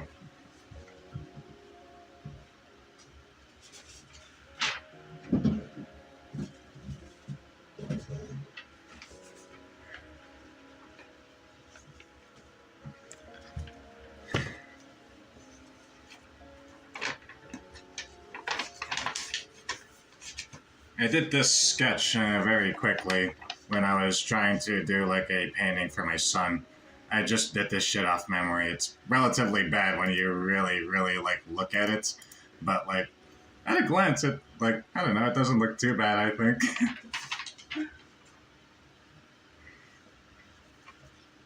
Another draw. Hold on, let me actually fucking make my face a little bit bigger so that way.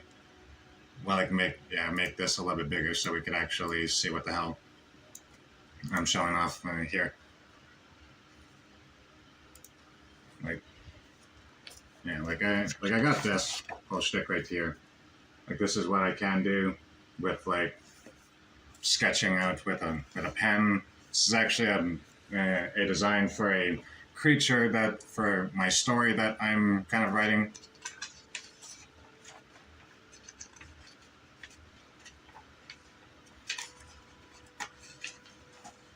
The logo that I was working on for a game studio that I wanted to start with my buddies back in the day. A part of the story that I'm working on, a weapon concept that I'm kind of still trying to refine a lot better. This page right here is just me doodling. There's nothing coherent about it. This whole character is a fucking weird-ass little sketch of a character that I've been working on for many, many years. I just, like, with it. I don't really care to. It's literally just a fucking bean that has what looks to be a fucking cigarette put out on his head, you know? Like, this is a part of the story that I'm telling as well, but it's just like a hand from one of the mutations. This was just me fucking around, and you can't even see it. Like, it's supposed to just be a stupid face. You can tell when I'm just fucking around and I'm not actually taking my drawing seriously. Like,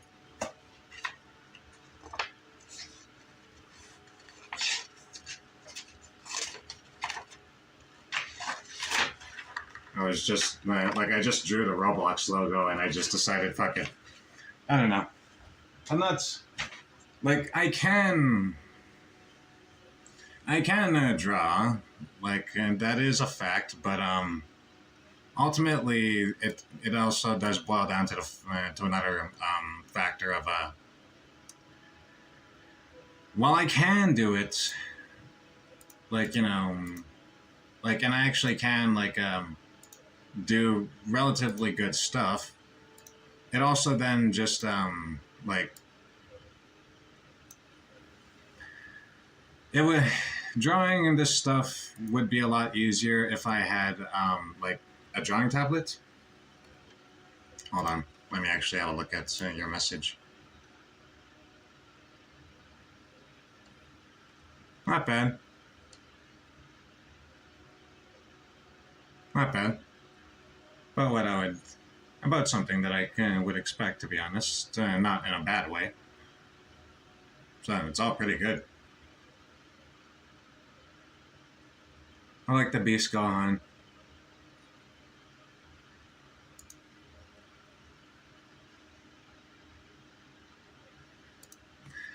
But yeah, like, and like that's another thing. Like, I would totally pay him and like a graphic designer to like do stuff for me. Like, you know, literally the fucking background that's in the back, like currently behind my face and the game. That is just something that I made myself. and it's just a pattern that I've been drawing for fucking years for some reason. It's literally just a nonsensical pattern. It's just kind of like, I don't know, I guess one can, as my friend one time said back in the day, she was just like, when you don't know exactly what you're drawing, it's what your heart or your brain or something, it's what you truly feel or some shit.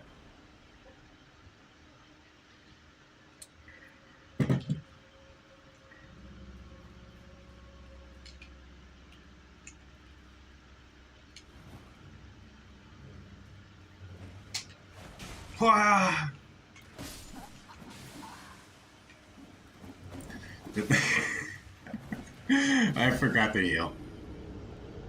Yeah, but yeah, you have pretty good skills. I like your shit. Ish good. Ish good. Also, I forgot to look at the invites that you said you sent me.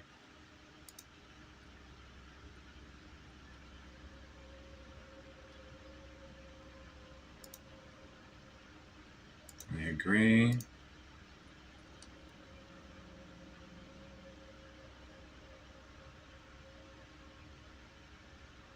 All right.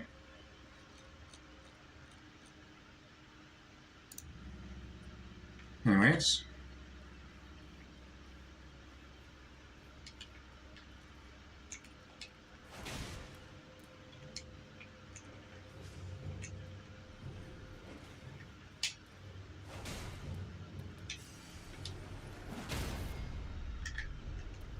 Honestly, I don't know. Honestly, I don't know if you're still here in the chat to hear this, but like my biggest regret still to this day about anything regarding my YouTube and like my time being online was quite a few things. One, I got like more than one opportunity at points to collab with my buddies who, like, I had a buddy with over 300,000 subscribers, and I just kind of felt like maybe if I collabed with him, his viewers would then see this guy with no with no subscribers at all. Well, just only like barely over 100 subscribers on his YouTube channel, and here he is just collabing with someone with 300,000 subscribers, and like I just like.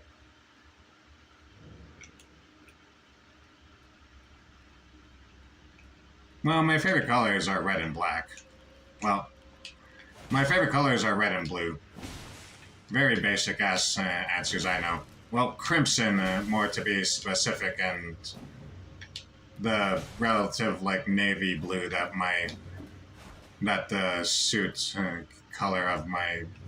I just really realized I'm not talking through the my PNG tuber model. I keep forgetting that my face is on stream right now. Because also for a little while here on the beginning of streaming on this account, I was actually doing it under the whole veil of a PNG tuber. Not because like I wanted to hide my identity. By all means, like if you just like look at like my Steam profile, which a lot of people could look at. Or if you look at my my YouTube channel, I say my name quite often. So like no, like I'm not trying to hide my identity. It was just more of a like I was just relatively like insecure about myself, not my looks or anything. But like I don't know, I just like I didn't really feel good about myself, you know. So I just stopped showing my face on stream. I just decided that if I was gonna do the whole streaming thing again, fuck it, I'm gonna be a PNG tuber. I already had a little thing going on for like my animated stories that I tried doing at once upon a time, but I don't know. I wasn't feeling it, but that's fine.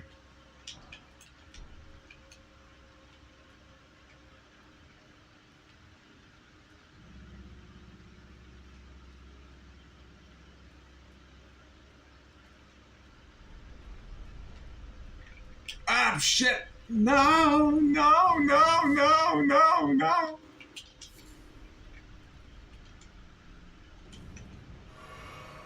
Completely forgot about that.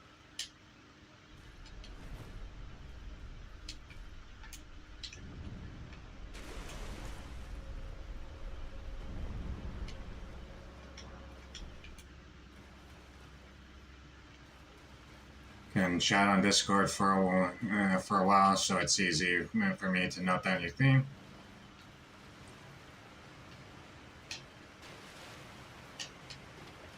Honestly, if I were to go back with doing actually doing a VTuber thing, I would, for one, like to pay the artist that does it for me.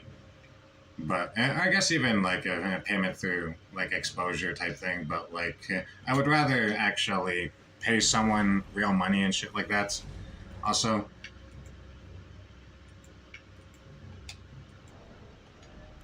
let me put on some pants.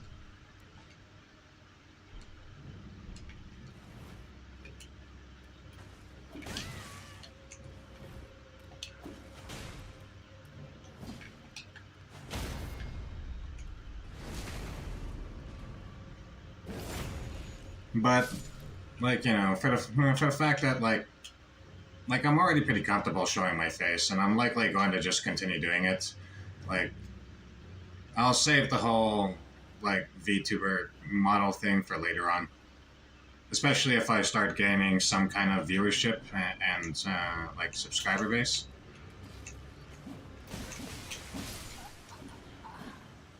Fuck you. I was trying to go after the fucking cat. Or fucking dog thing. Cat. That's a fucking cat. That's a fucking cat. I'm not, like, that's not some kind of what. That's a fucking cat, okay?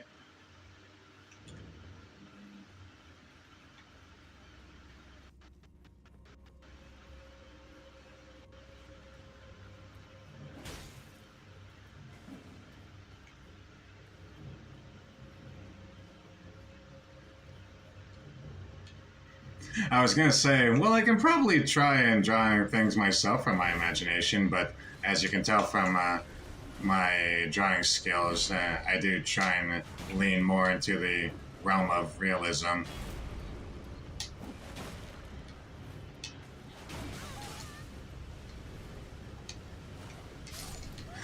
Son of a bitch! That's booty cheeks!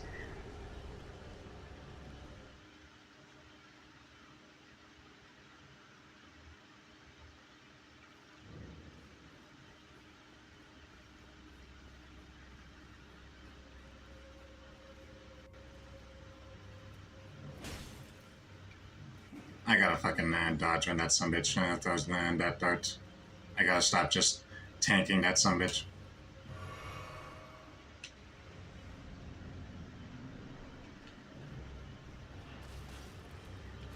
Oh no, yeah, like even if if it's not like an identity thing, there is still reasons to have a VTuber model.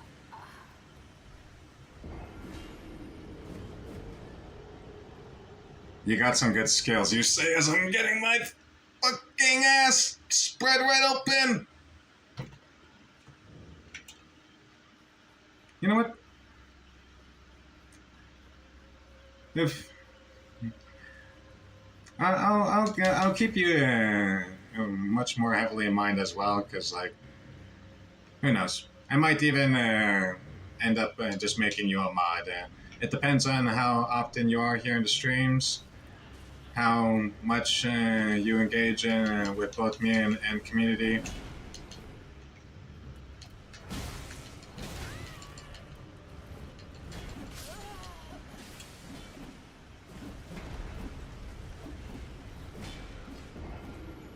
I like to just kind of like reward those that enjoy being in my presence. Not a narcissistic thing. Like if I can bring joy to people and like, you know, have them like, you know, laugh, feel like if I can make you feel positive emotions while watching my my stuff, then great. That is not my full intention. I am just a brain rotty streamer who just kind of does their own shtick, but like you get what I mean. Like I very well much am.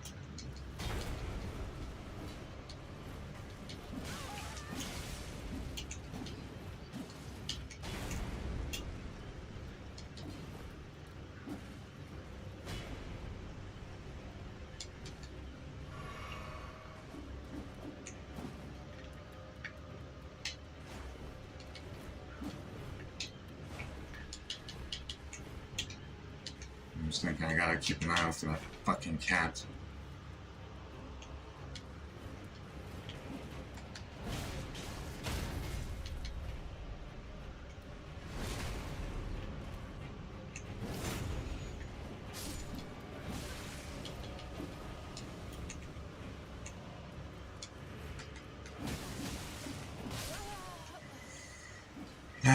Fucking hell.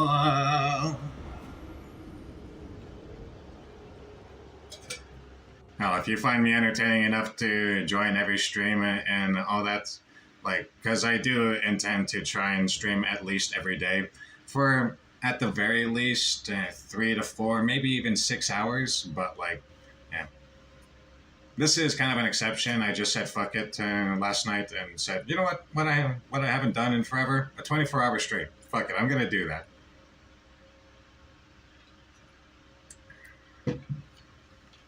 I used to do these all the fucking time when I was younger as well. Well, like when I first started streaming back in, this had to have been like 2019 it was.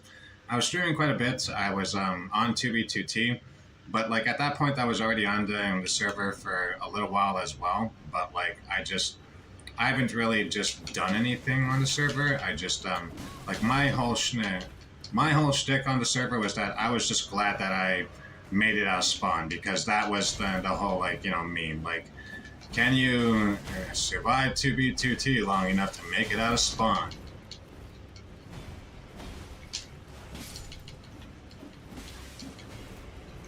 And then after, like, you know, some time on the server, realizing that, yeah, like a lot of things from a lot of the YouTubers were quite exaggerated, and joining quite a few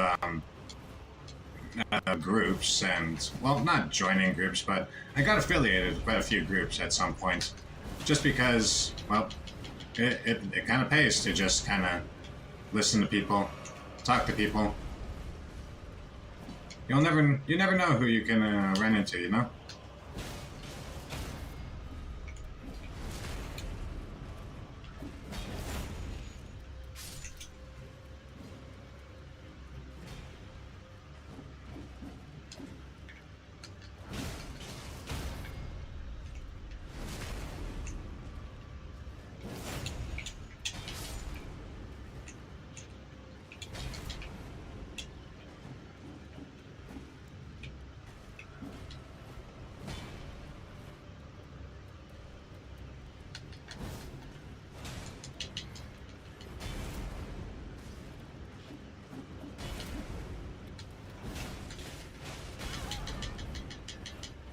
Oh shit, shit, shit, shit.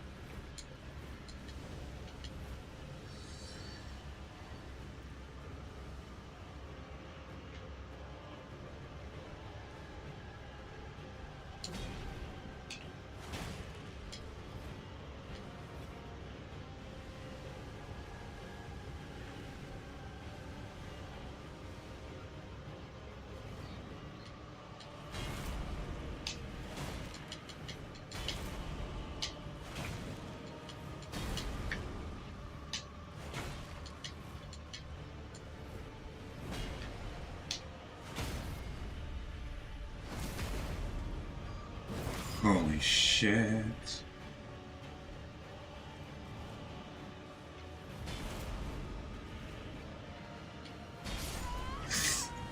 Ah, son of a bitch.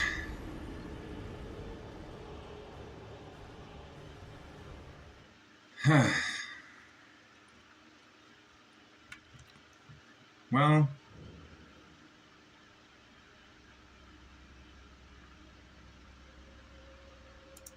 here, I'll give you a... That's a pretty good example of my PNG tuber model. So like maybe if you could make a logo based off of that little guy, and I don't know, I guess incorporate a color scheme similar to this for a banner.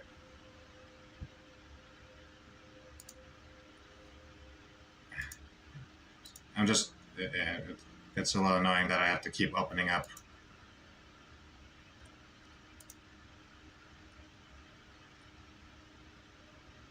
Discord.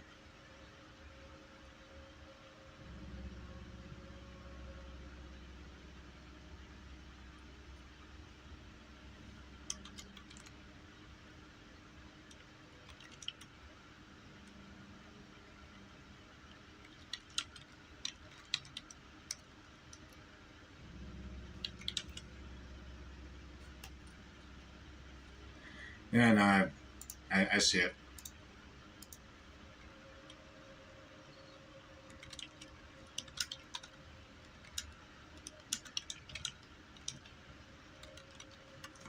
There we go. Anyways. Holy shit.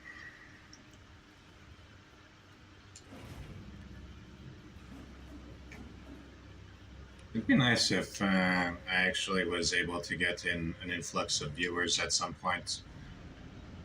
Mainly because it would make then all these streams of me just talking to nobody, well, like, not like you're not nobody, you know, you're very well much important to me, especially in this fucking whole time. No! No!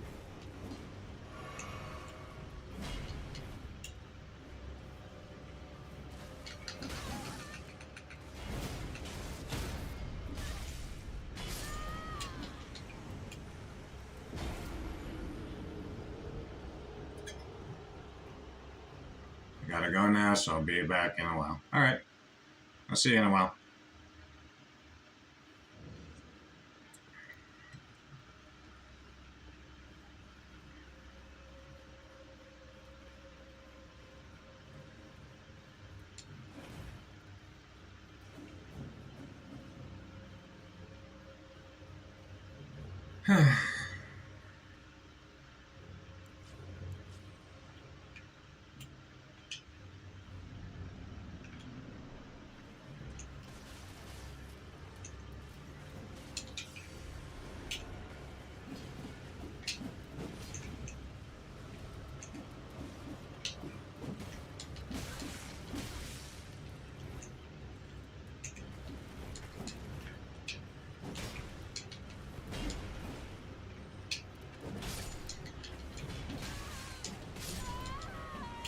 Son of a bitch!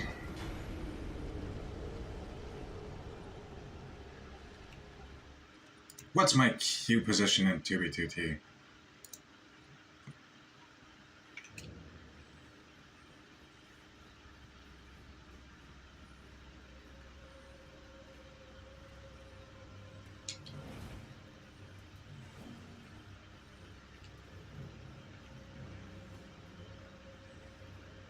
I've known this road before, already know the story.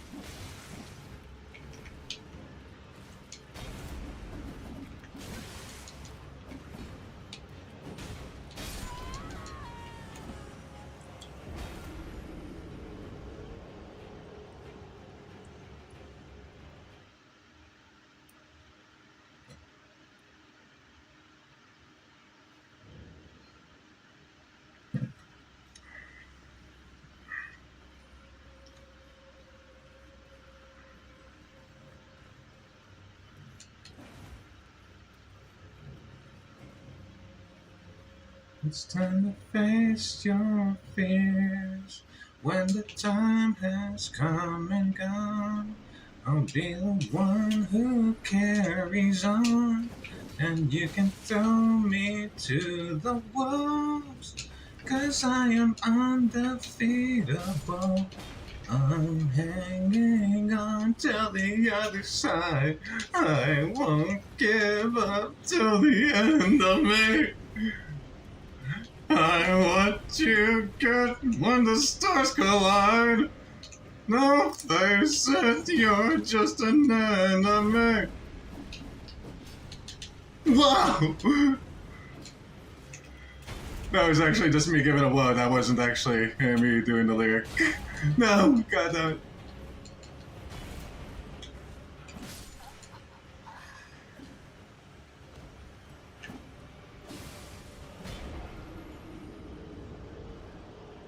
Whoa, whoa.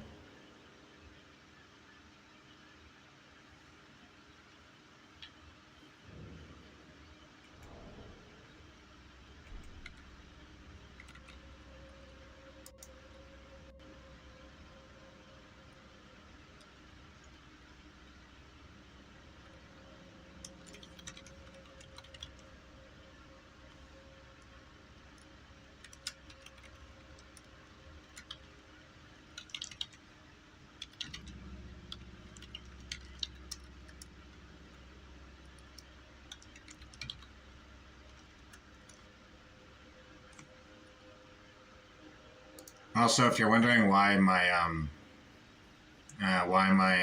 YouTube like link is Buffalo Child 100 when my like Twitch alias here is Mashoro, because like once upon a time that was actually my my username on YouTube.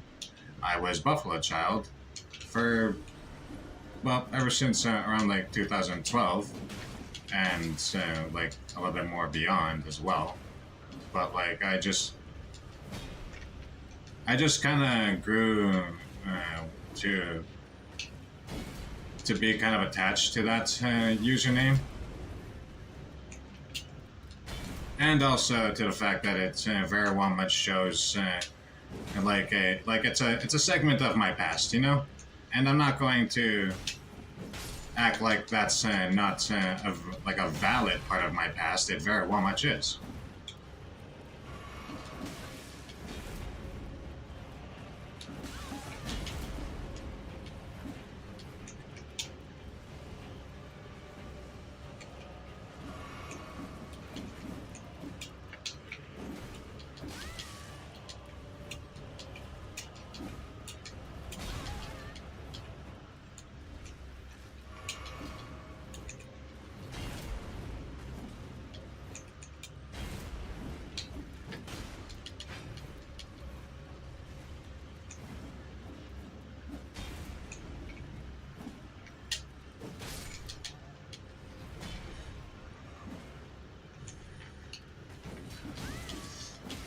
I swear I fucking hit that.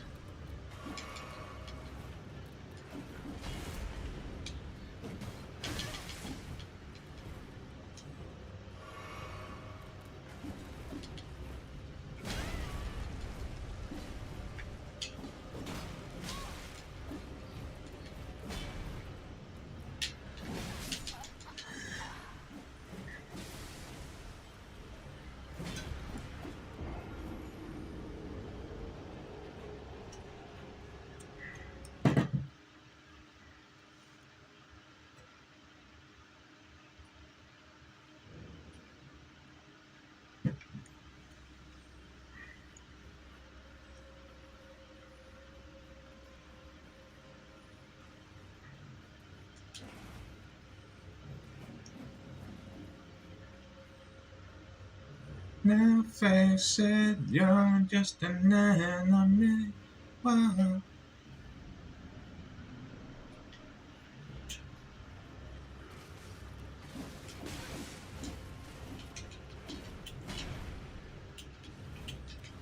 Well, in due time, you know, like stick around for a couple of streams, and yeah, like I will. you don't just hand someone the keys to a car that you're selling at the dealership just because they know how to drive, you know? Like it's good that they know how to drive. Good. You would expect them to know how to drive, especially if they're buying a car from you. But, like, utilizing one's services and having complete trust in them are two different things.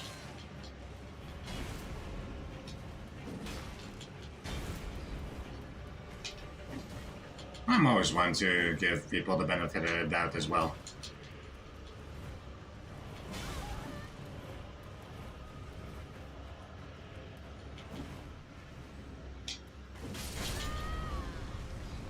Like I said, in due time.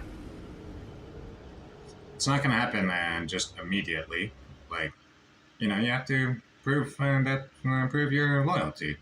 Like, I've modded people right away, and like,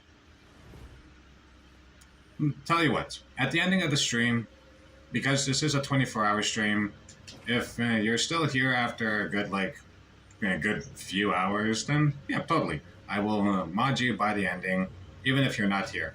So that way, by the time I stream again, you'll be ready. You'll already be in the role.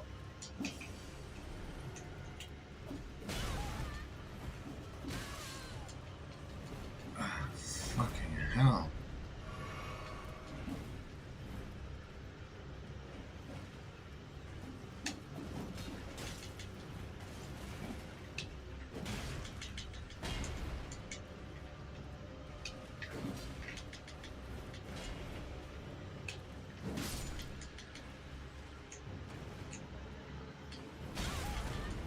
I'll look at it in a moment. As you can tell, I am very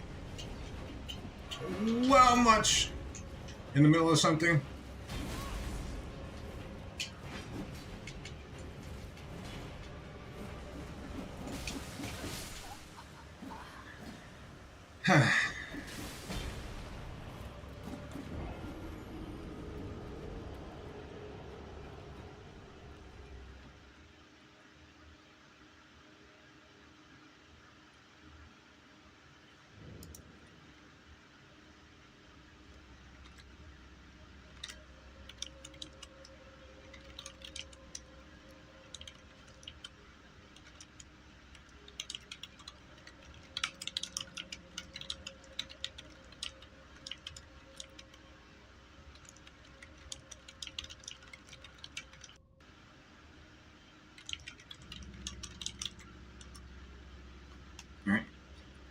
Yeah, I've already told you, I can't pay for your services. I cannot. It probably sound with my accent. It probably sounds like I said can, but no, I cannot pay for it. Maybe once I start getting more viewers and the tips start coming into the PayPal, then I'll be able to start doing that. But for now, I have to still keep I still have to keep my own financial stability right now in mind.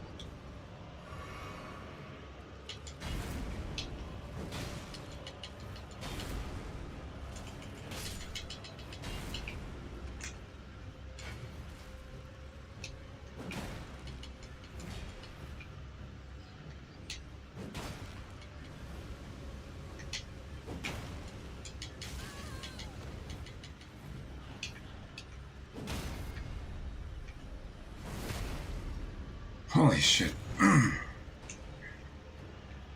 But no, yeah, like I will make you a mod, and I will keep you in mind for being my graphic designer, especially since you seem like you're pretty into that idea.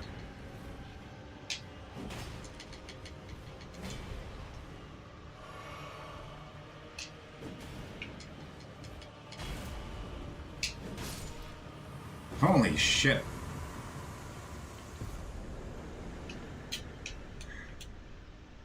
That really starts to get annoying, just fucking taking out bosses like that, especially when it's just...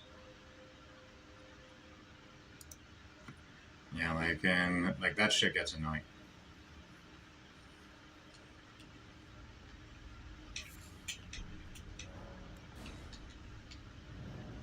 Whew.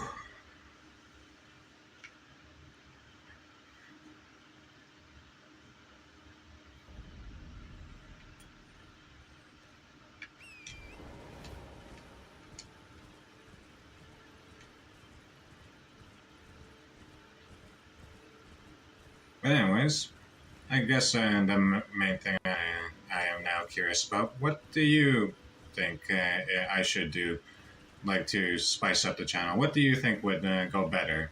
Like, you know, what type of content would you like to see? Because, like, I'm just playing whatever really comes to mind. Like, I don't know what would do good with viewers. I don't know what people want to see. Like, what have you been enjoying about, like, you know, watching me so far, and what are some things that you feel like I could do to improve?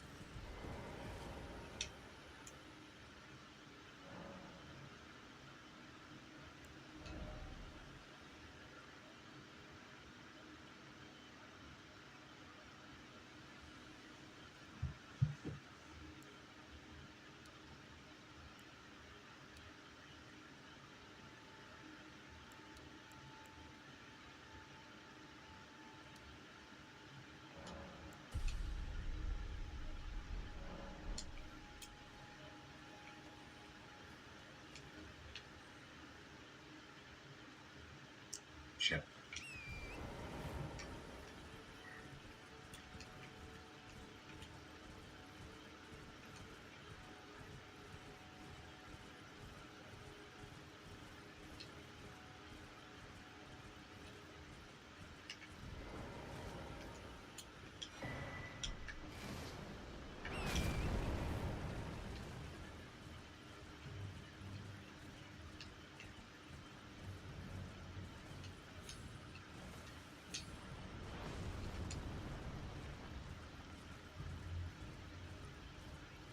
That was unfortunate whenever the viewers go. Well, unless you actually are still here and it's just like you're doing something or whatever, you know.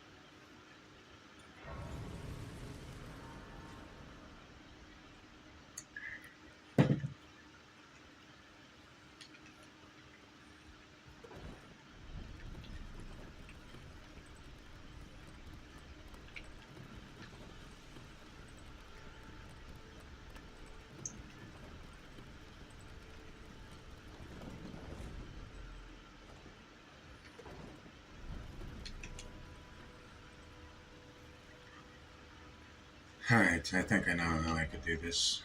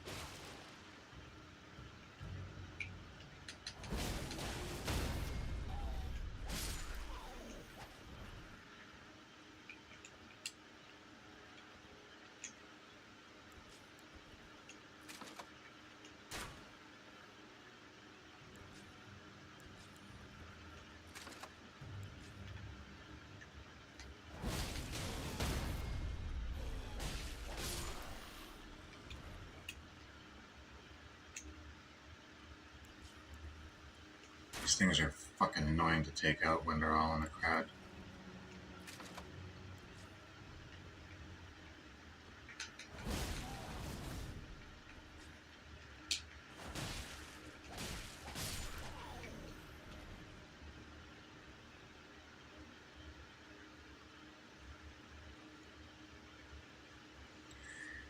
Making the channel attractive. Well, beyond, yeah, like, you know, trying to eventually figure out how to, like, do that beyond, like, outside of, like, you know, just paying for a graphic designer, I really don't know how to do that. Like, I am really just kind of doing what I feel like is the best thing given my current circumstances, you know?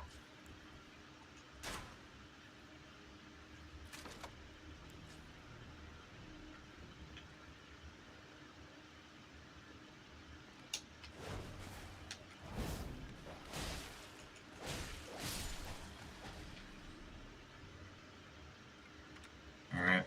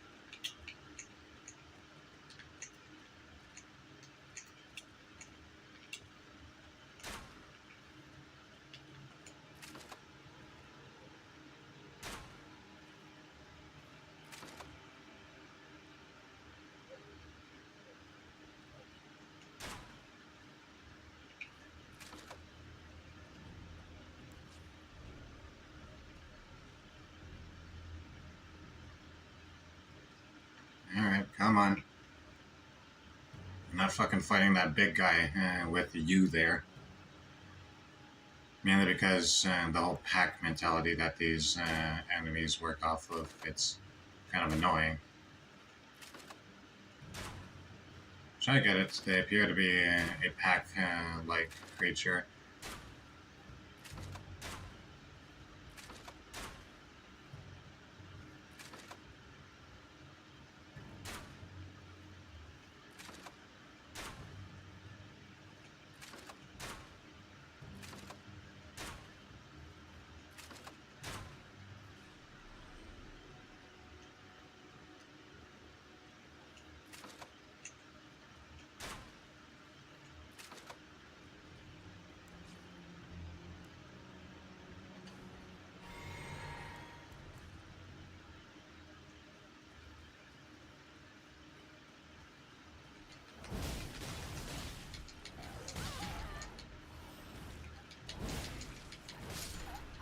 Son of a bitch.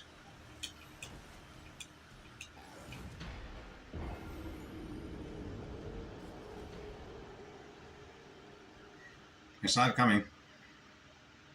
I did call it out.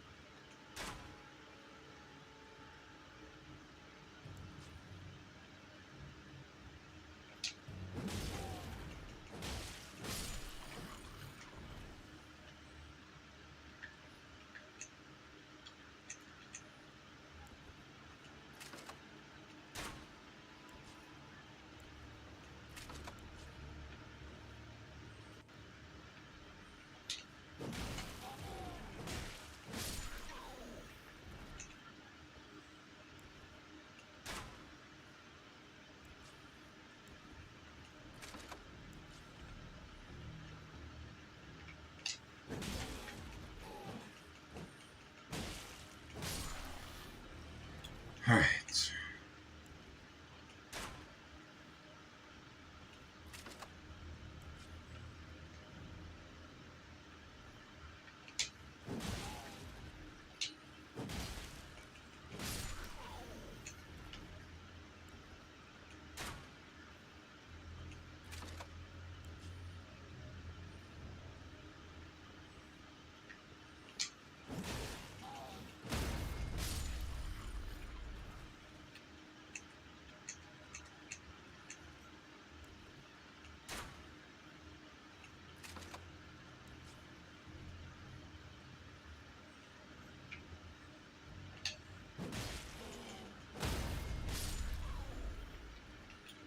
I just realized I should send this down.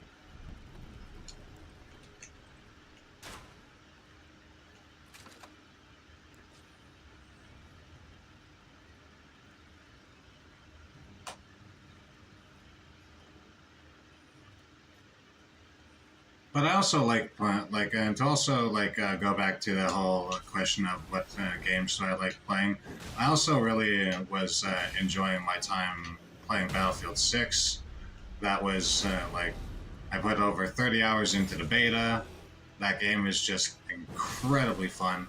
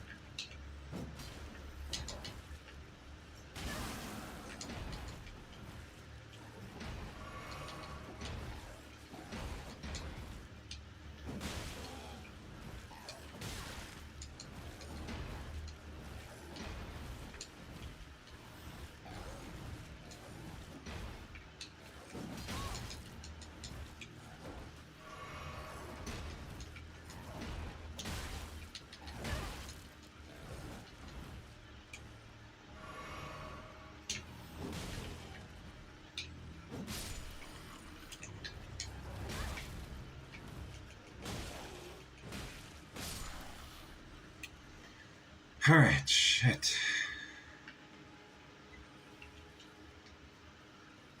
Honestly, taking that much damage is just ass.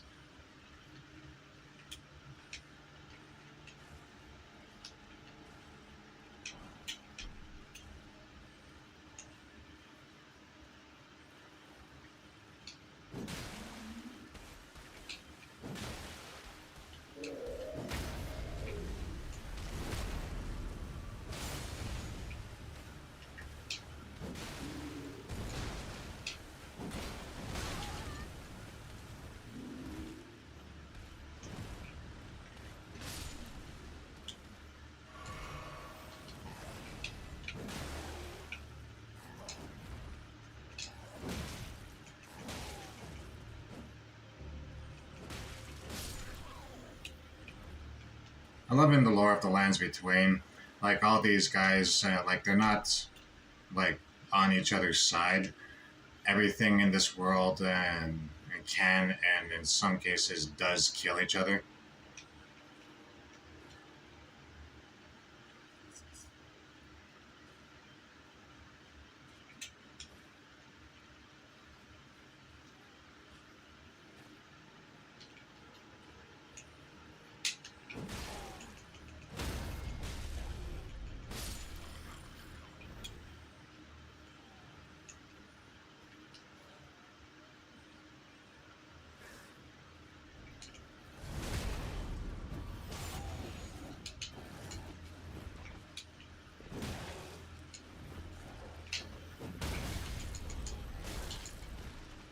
No!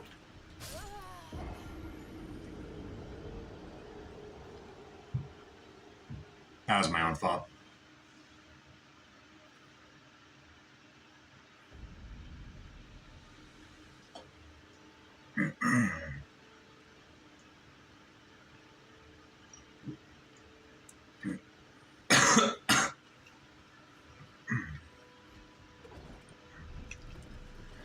Alright, I'm just gonna do the old-fashioned trick that I used to do all the time. Which honestly I probably should have just done in the beginning. But like, hey, I like to try and kill everyone and get all the runes that I can. See, a much more newbie player probably would have called them souls.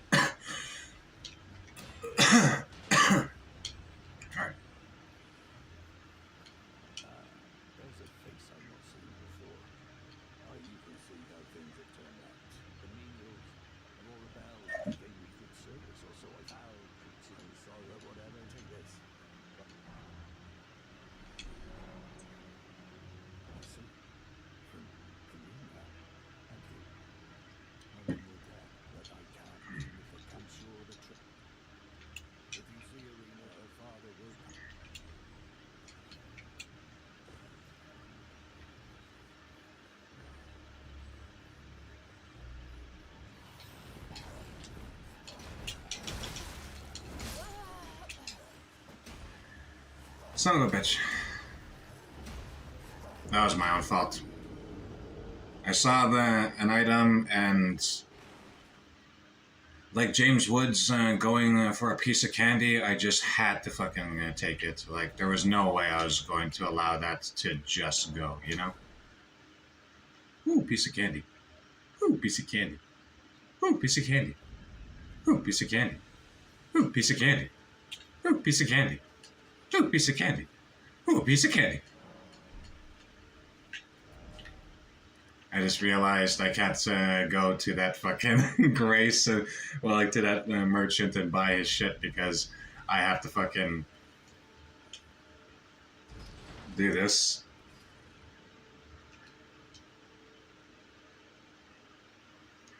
Dance, dance, you're falling in love.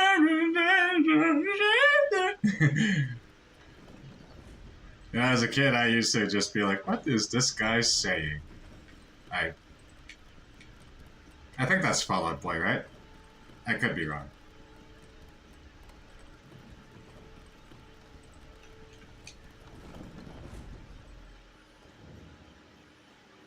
You're living for the wrong thing. We're going down, down, and you're letting down. The sugar, we're going down, swinging. I said you never won with the bullet. The number one God plays, cock it and pull it. We're going down, down, and you're letting around. The sugar, we're going down, swinging. I said you never won with the bullet. A loaded gun, God plays, cock it and pull it. We're going down, down, down, down. We're going down, down. We're going down, down. A lot of gun complex, cocking and bullet. We're going down, down, and looking around. The sugar, we're going down, swinging. I said you never won with the bullet. A lot of gun complex, cocking and bullet. We're going down, down, and looking around. The sugar, we're going down, swinging. I said you never won with the bullet. A lot of gun complex, cocking and bullet.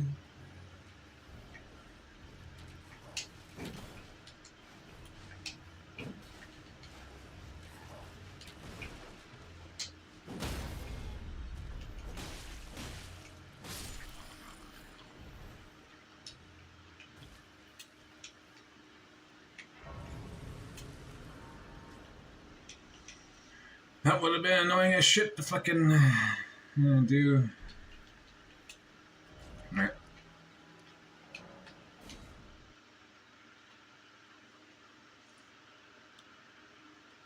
I could be playing better. Like, I'm not at my 100% right now. I will be the first one to admit that.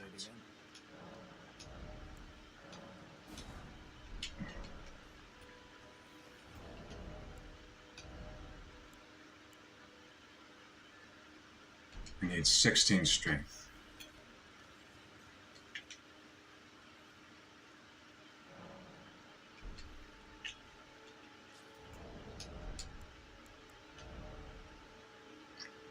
I have 14, so I just need to level up 2 more times.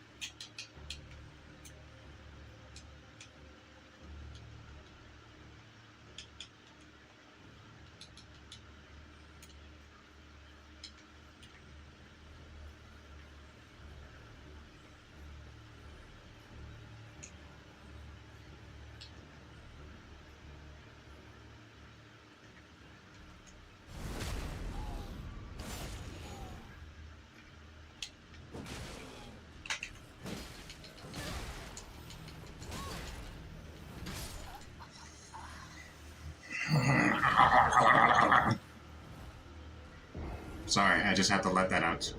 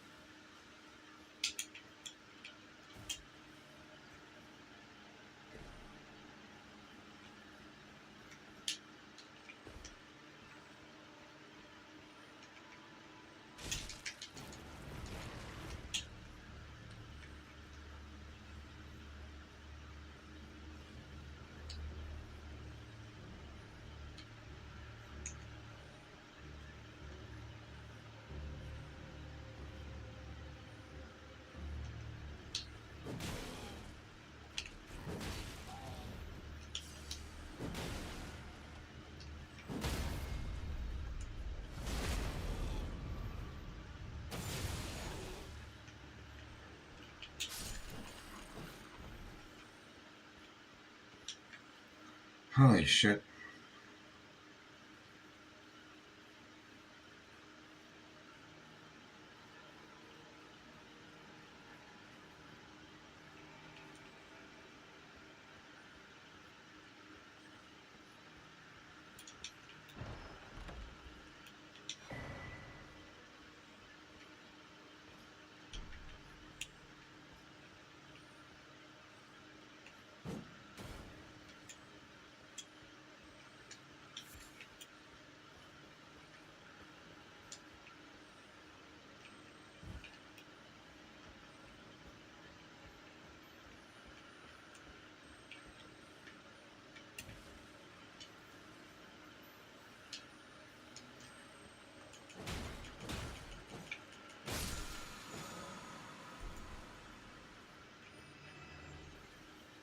Yeah, I thought I was hearing that.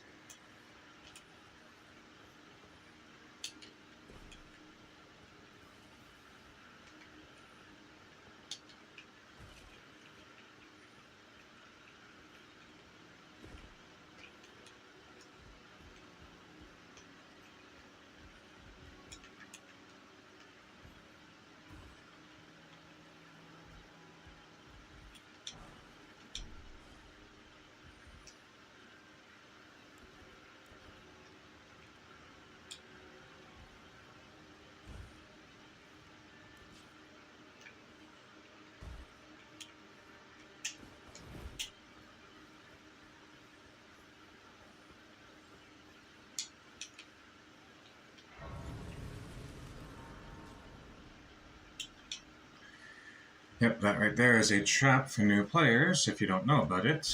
Fucking bunch of rats right there will just come out of nowhere and just really fuck you over.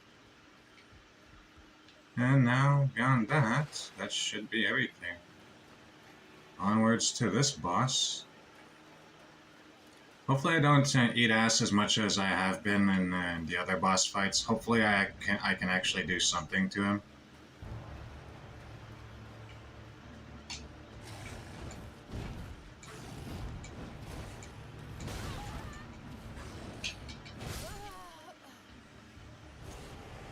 I say as I immediately get my ass handed to me.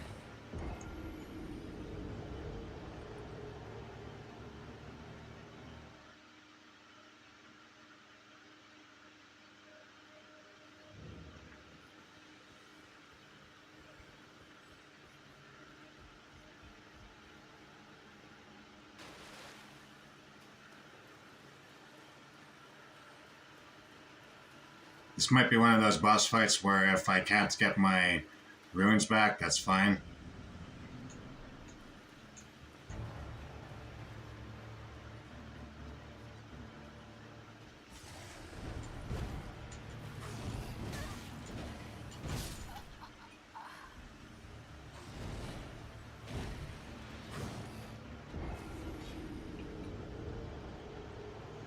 Alright, this might be one where I might just have to say fuck it to my runes that are sitting right there on the ground and just take that loss.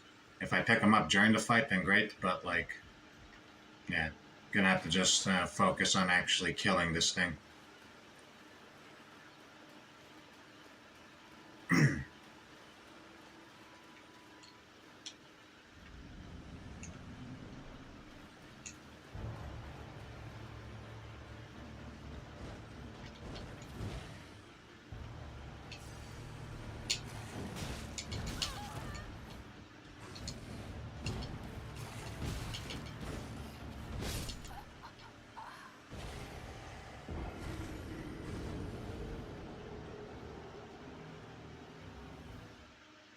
Yeah. This might just have to be one where I take that loss and just focus on fighting.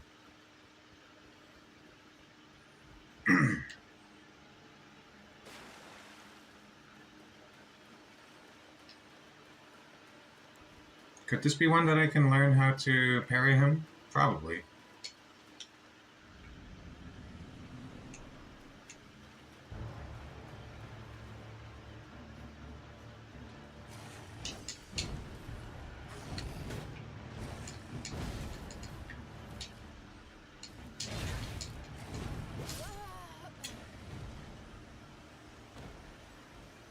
Don't ask what that was. That was me being shit at the game.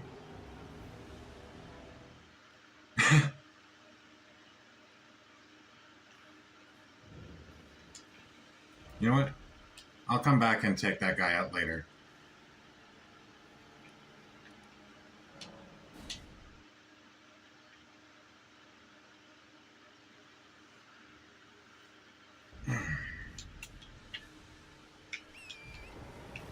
Because already I'm a lot stronger than I was just a little while ago. And yeah, I'll go take out that giant in a second. There should be a graveyard around. Is that it? No, it's not.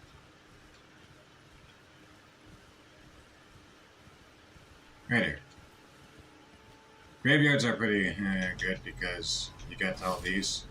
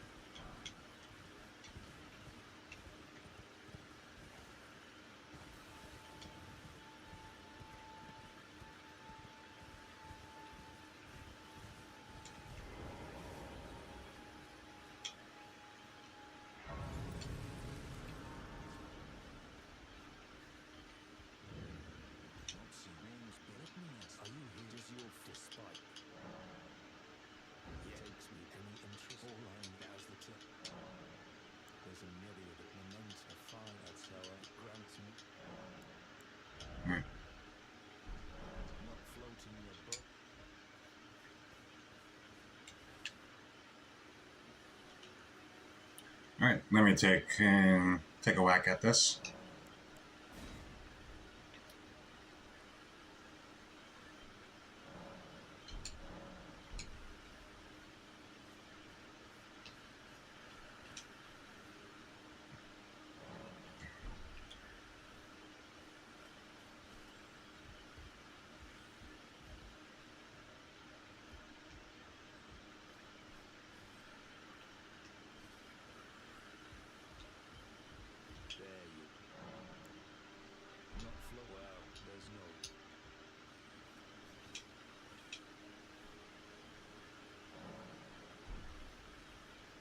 All right.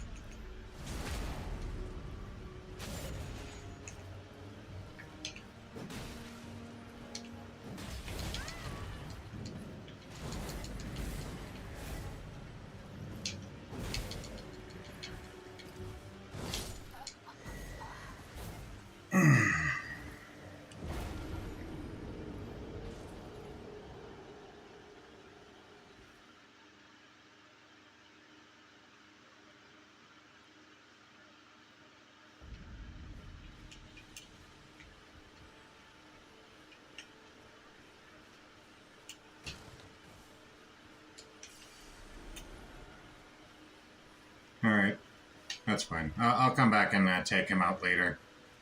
It's not necessary, and I don't think he gives like a huge amount of runes. I think just like 1,500 or so.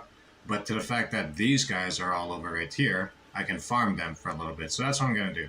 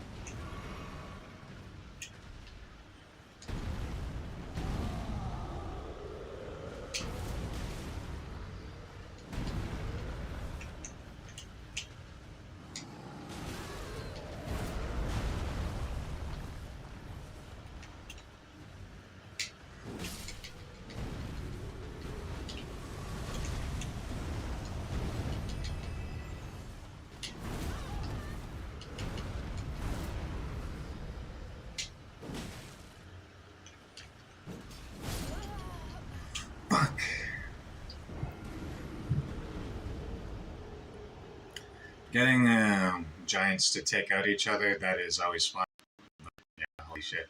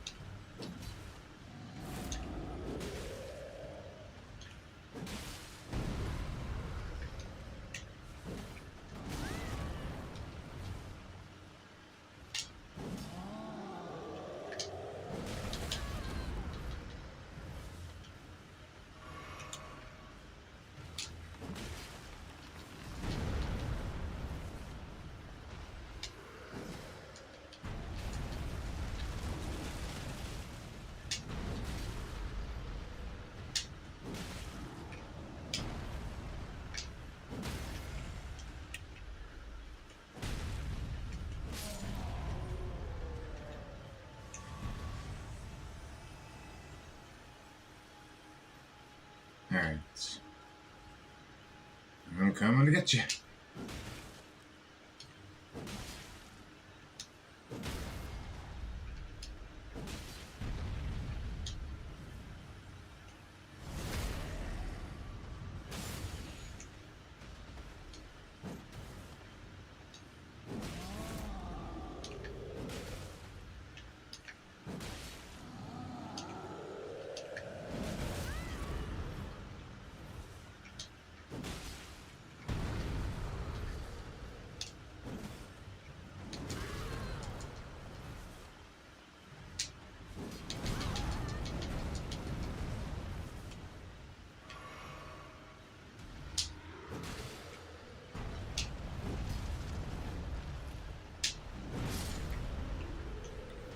God damn it. Holy shit.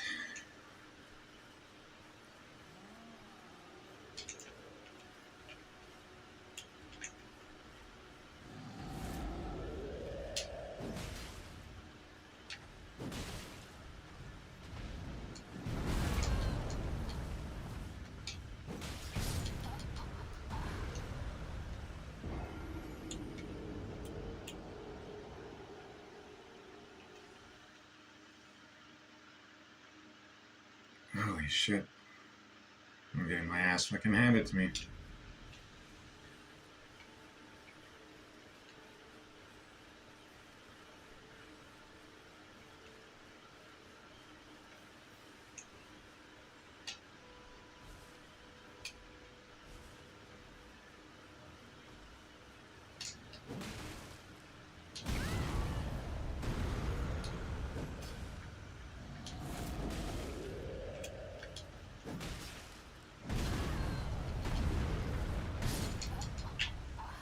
Fuck. Alright. I think that'll be it for Elden Ring right now.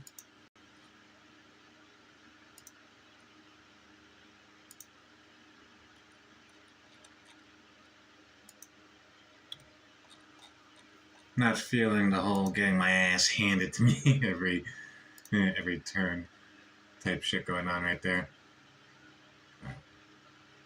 What else could I play right now?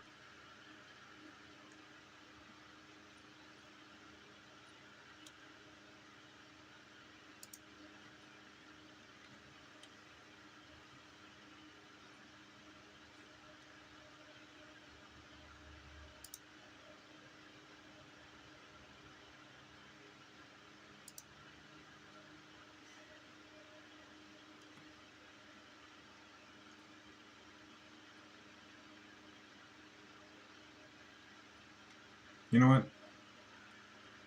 That's what I'll do.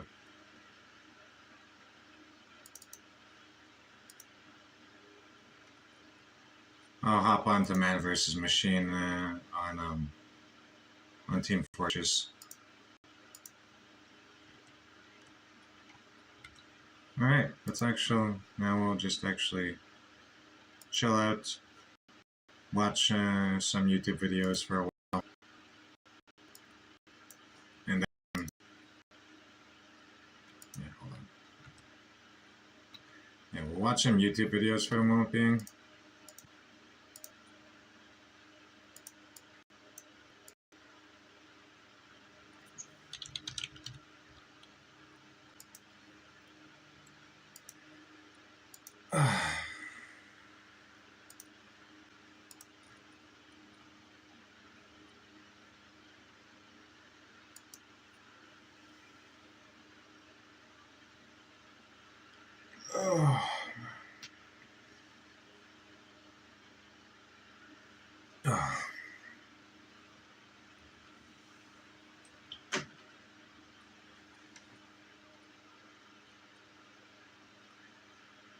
Alright, let's actually fucking...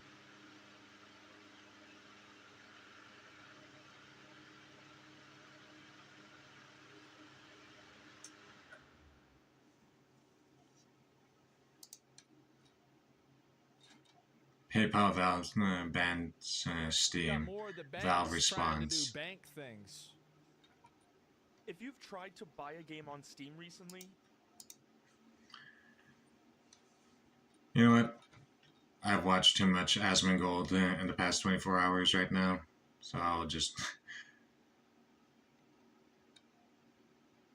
we'll just vibe right now, we'll chill out, watch some YouTube videos, react to some new stuff that I haven't seen yet.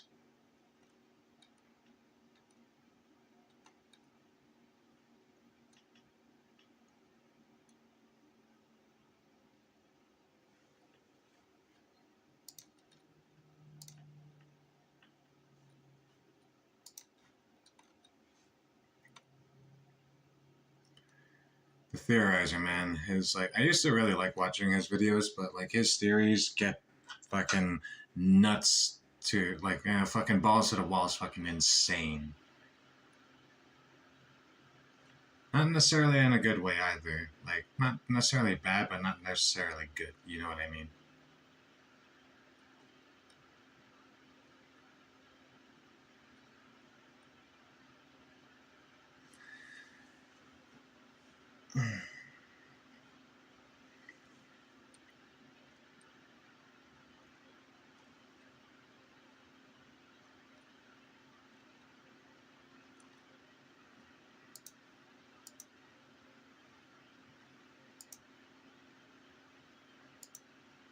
How many viewers do we even have on the YouTube side of everything? None.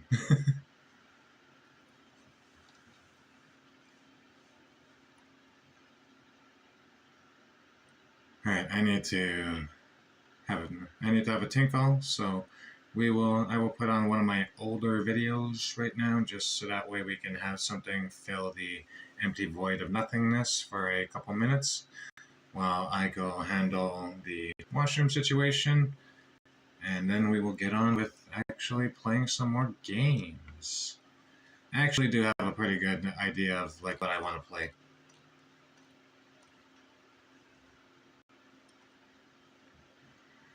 But I have no idea what I'm going to be putting on.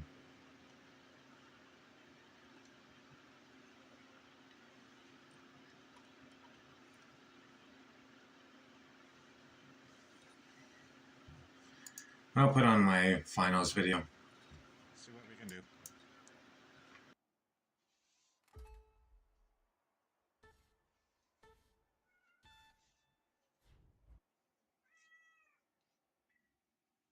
My cat's meowing.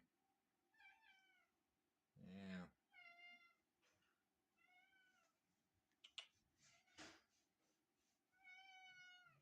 Yeah. What do you want? What do you say? Huh? What do you want? Okay. That doesn't really answer my question, but okay. And he went walking off, meowing. He's just mad about something. He just has to go and meow at somebody. Here we go. The Overdogs, the Vogues, and finally, the Socialites. Ready, set, unleash the excitement.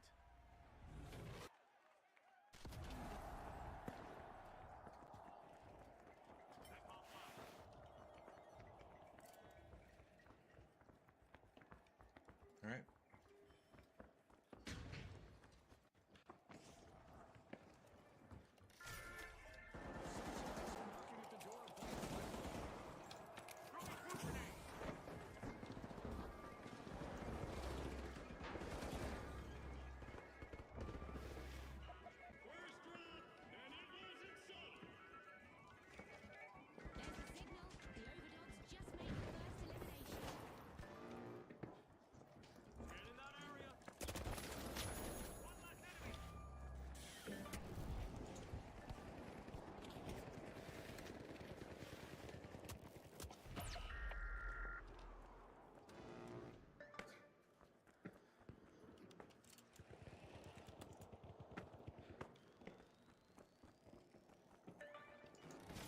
Socialites have opened the round strong. First cash out. That's our first team wipe, marking a pivotal moment. Not the cleanest moment from the Overdogs.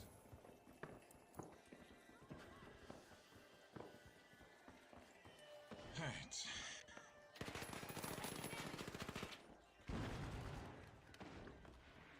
I'm personally nothing special when it comes to the finals. Like, as you can tell, my gameplay is alright. Like, it's nothing amazing. But I feel like I get the job done. Let's watch a Brewster video. Alright, now everybody knows that, well, working for a living blows. And it especially blows when you have a bad day at work. Now, what do I know about bad days at work? After all, I'm a full-time YouTuber, for Christ's sake. A bad day of work for me consists of, like, me not being able to say the word alright with the correct inflection. Alright. No, that's not right. Alright? No, that's not it either. Alright.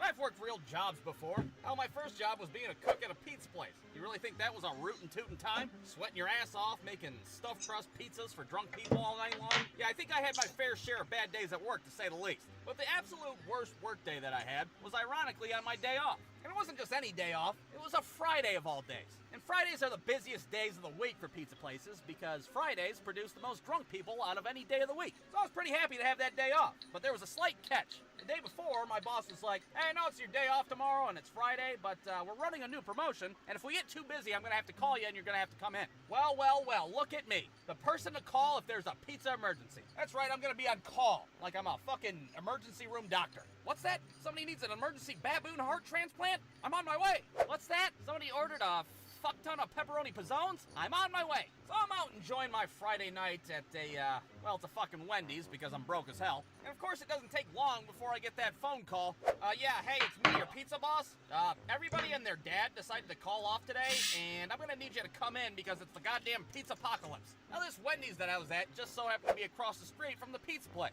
So like the world's shittiest superhero, I run out of the Wendy's like the fucking building's on fire. I don't even bother to grab my bike that's chained up. I just run across the street like a psychopath. I burst onto the scene like Darkwing Duck. My boss is like, oh, thank God you're here. This new promo is really slamming our dicks in a car door. So I get in the kitchen, and the only cook that's there besides me is this kid named Debbie. That's not his real name, of course. I just call him Debbie because he makes pizzas like a slut, and Debbie is the sluttiest name I could think of. So there we are, me and Debbie, the Laverne and Shirley of pizza making. I don't even put on an apron. I'm in street clothes and shit. People that register are looking in the back like, what the hell? Did they just pull a crackhead off the street to start making pizzas? But it doesn't matter because it's absolute pandemonium at this pizza place. I don't know what the hell kind of deal we were running back then, but it was like, buy a medium one topping and get a... I have actually worked at a pizza place, and yeah, like, it's... Like, it can get fucking hectic out of fucking nowhere.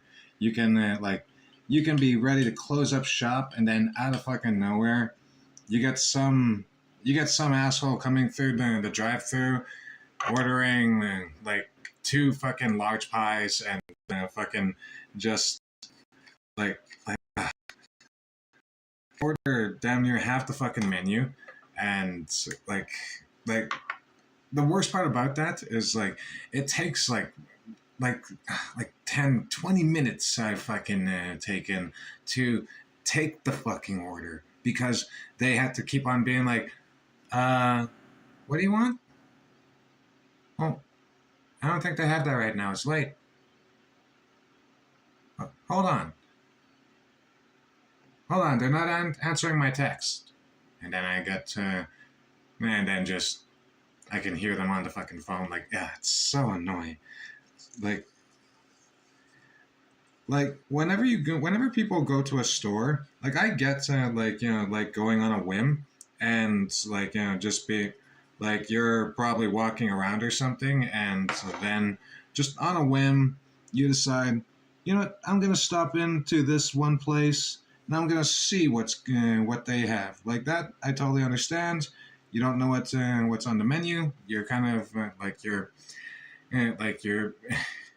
you're window shopping, you know? You're seeing what's good. And the most annoying part, to me about that is not like those that clearly are just like, they've never been here before, they want to see what's good, are those who have clearly been here before and they're just like, what do I want today? Well, I really like this, and I really like that.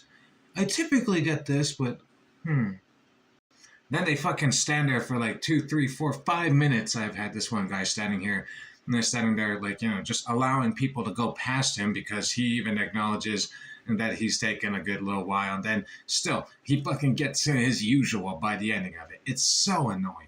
Bag of methamphetamine for free. Something like that. I don't know. We got the phones ringing off the hook, the ticket machine spewing out orders like it's possessed by the devil, and it's so damn hot in this kitchen that it feels like you're fucking working next to the mean-ass son from Mario 3 and shit. Meanwhile, our boss is nowhere to be found because he's too busy fucking texting people in the bathroom. You got Debbie's ass freaking out trying to man the ovens. He's got a look of sheer panic on his face. Not to mention dumbass orders are coming in left and right from the counter.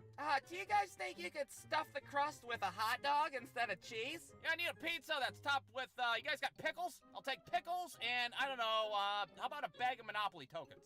Yeah, can you guys spell out, sorry I beat up your mom's new boyfriend with the pepperonis? Well, with all these orders coming in, it doesn't take Debbie very long to start to screw up. All of a sudden, pizza starts falling off the oven all willy-nilly. I'm sorry, I don't know what I'm doing. Oh God, there's so much pizza. So now I start doing the job of 3 people, while Debbie sits on a fucking stool because he's more harm than good at this point. I'm making all the pizzas. I'm taking them out of the ovens. Hell, I'm even taking orders over the phone when I have to. You want a pizza with just mushrooms on it? What kind of sick pervert only wants just mushrooms? And this shit goes on for hours and hours. I have no idea how many orders we did that day, but I can tell you that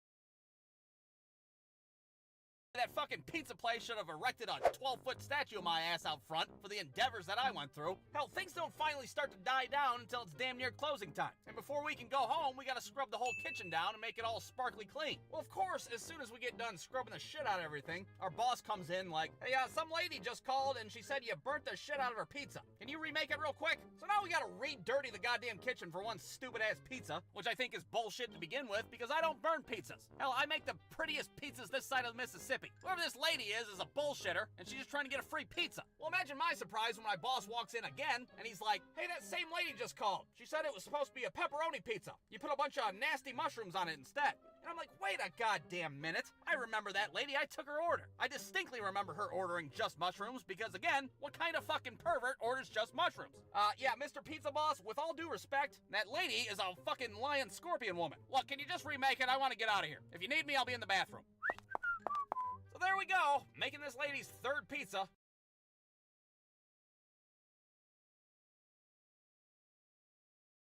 Two minutes to close, and I'm not gonna lie, I was tempted to lick every single one of those goddamn pepperonis like a fucking postage stamp.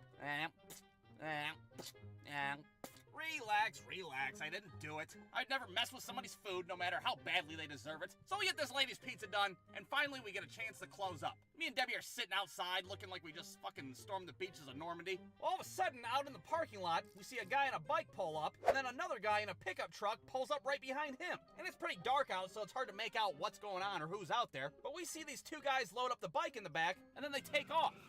Huh, well that was weird. I wonder what that was all about. Well, it wasn't until I went back to Wendy's to pick up my 10-speed that I found out that I didn't have a fucking 10-speed anymore. And at first it didn't even register what the hell happened. I was standing there for like 15 seconds like...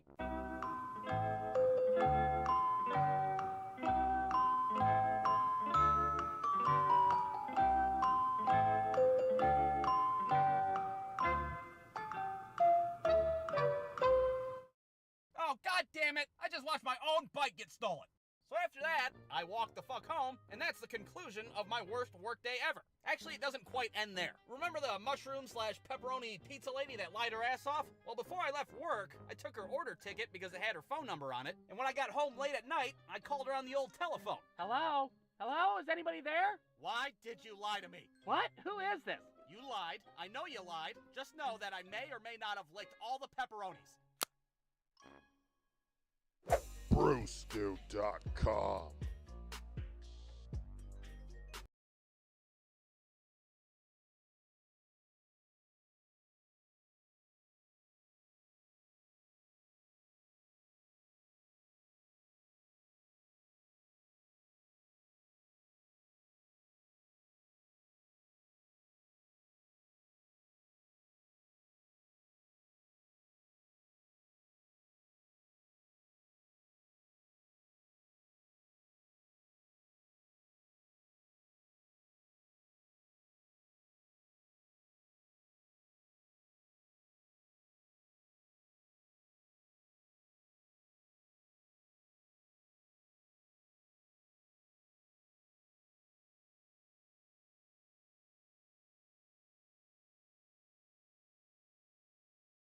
Besides the inevitable battle between Garo and Saitama, the next season of One Punch Man promises fights and plenty of surprises. In fact, this arc became the longest of the manga so far. So here's your chance to get a little taste of what's on the horizon in One Punch Man Season 3. Now let me also preface that we don't know the chapters that Season 3 will comprise of.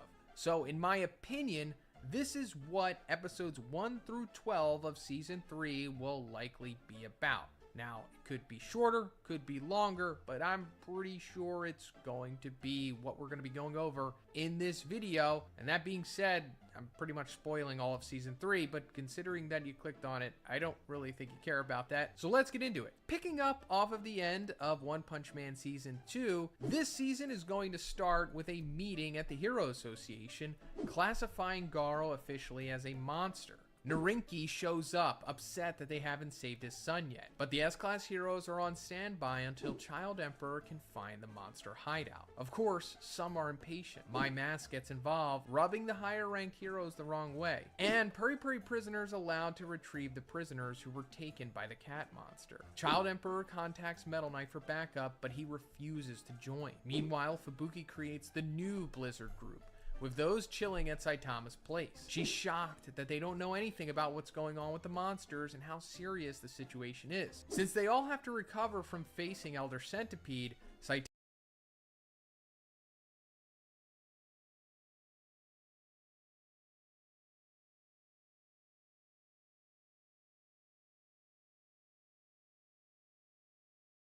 Saitama's the only one acting.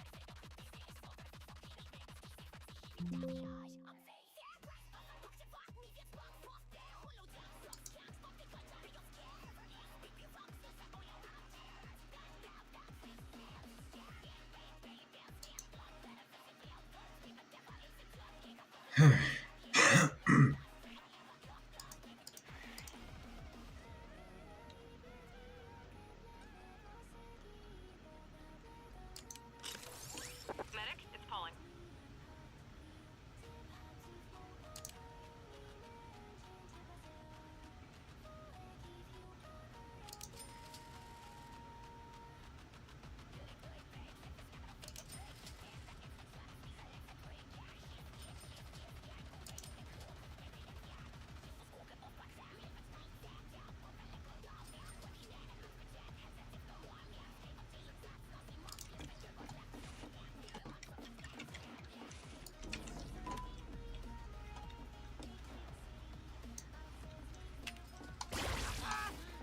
I just have to make sure that I was able to still remember what that bind was.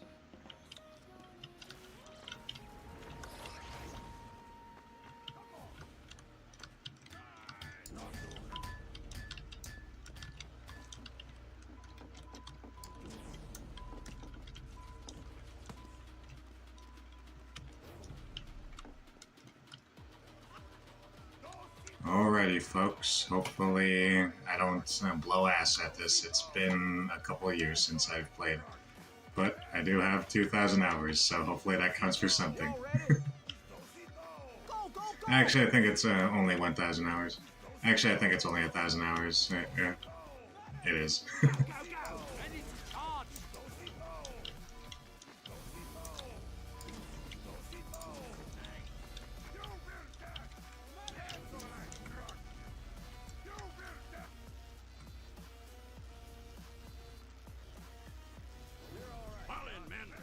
Who is not ready?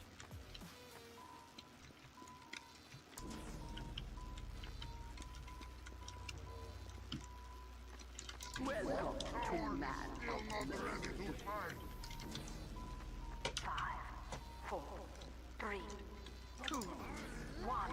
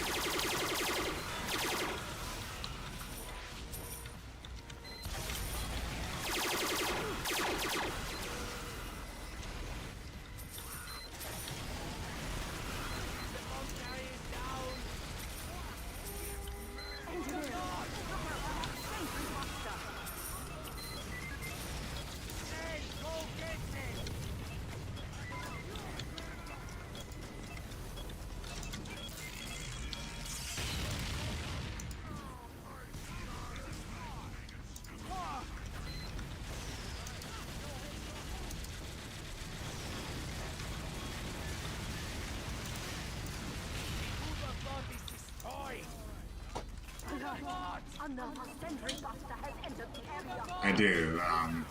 Next round here, I'll switch over to it.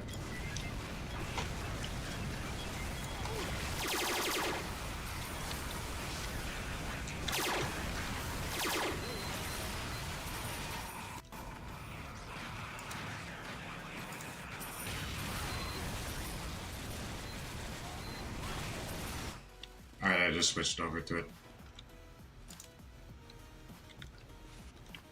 I gotta...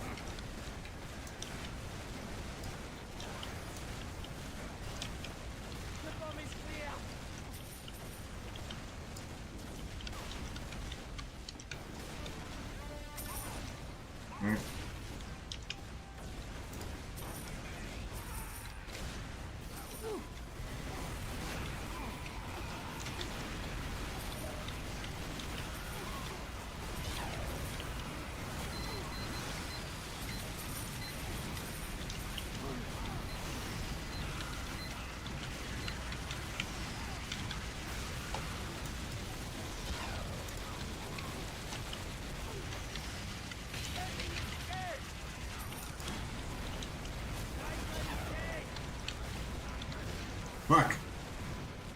Alright, sorry, that was my bad.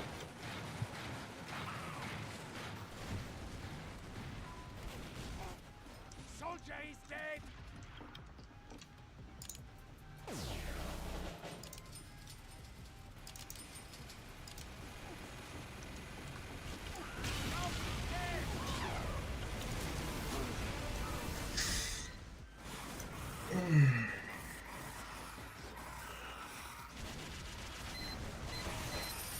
The bomb is clear. Doc, Pauling here.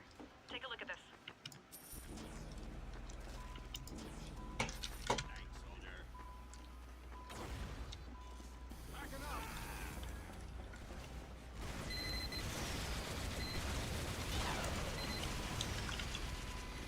Wave defeated. Well done. Good. I'm giving you a bonus. Alright. Let's go.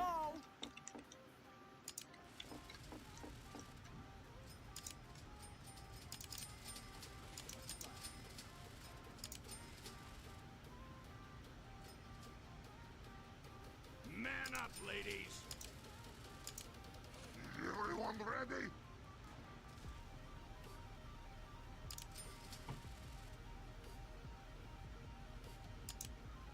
I'm ready.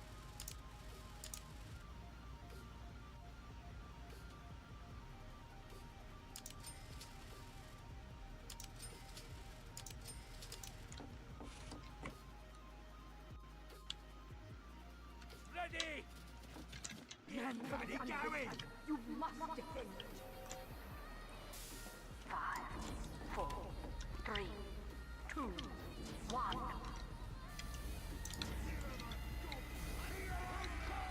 Forward.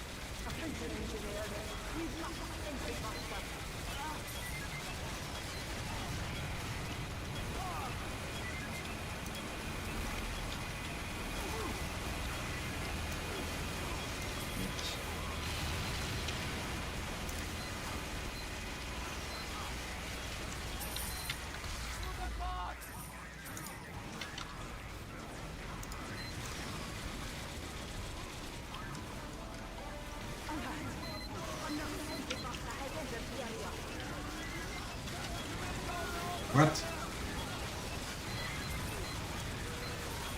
Shit, I didn't know my fucking keybind was those two buttons together.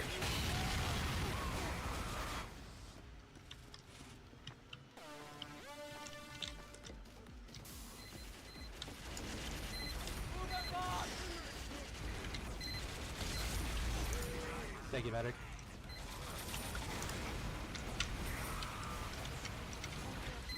Scout this money on the hill for you.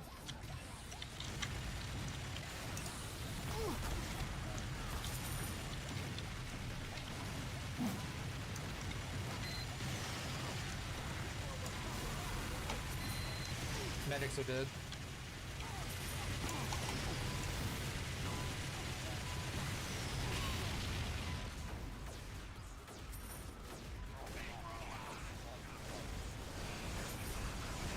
Heavy is dead.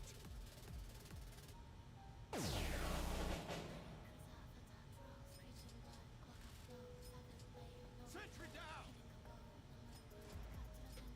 Scout down.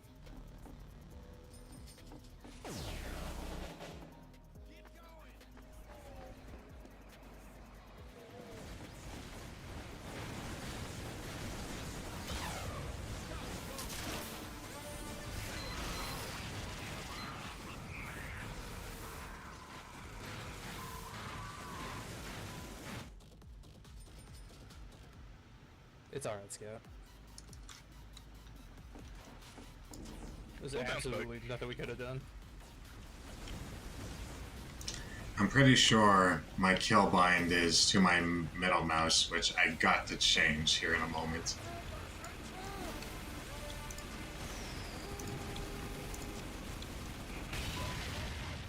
Another wave down. But there are more. Greet now. Head to an upgrade station. It's only 30, it's fine. Man, so many sweats back in the day. Like if you were someone like me and you had over fucking 5 tours back in the day, and just so many fucking those snobby assholes would just be like, kick him, kick Scout. As if it fucking matters.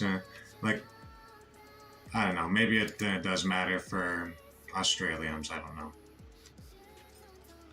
Pony up, boys.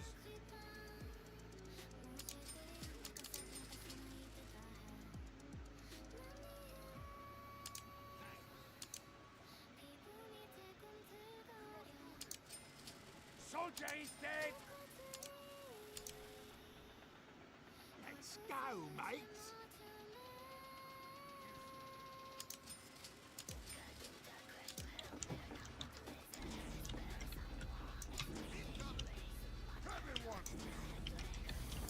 I am charged. We must do this. Here they come. 5, 4, 3, 2, 1.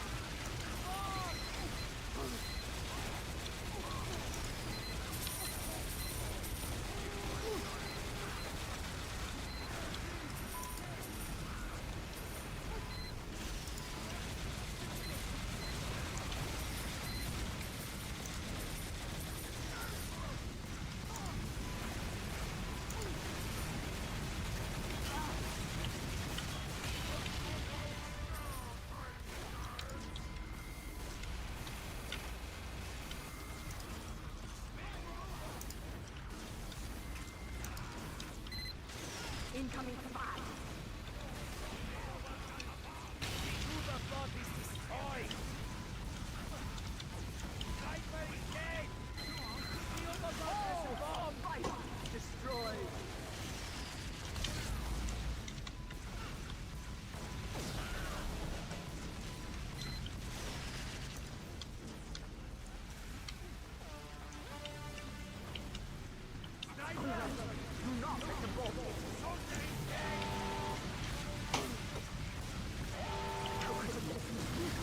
Oh.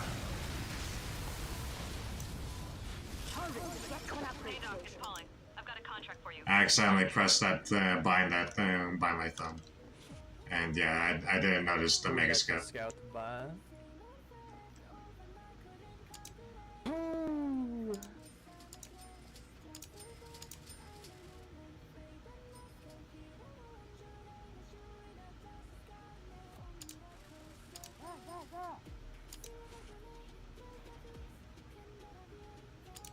I am ready.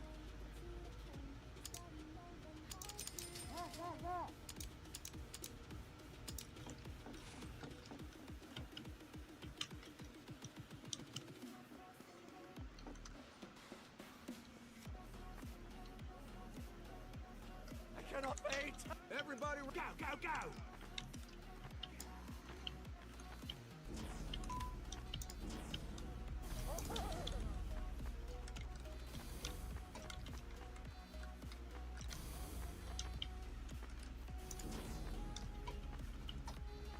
Let's go, let's go, let's go! Kill these robots! I am fully charged! 5, 4, 3, 2, 1.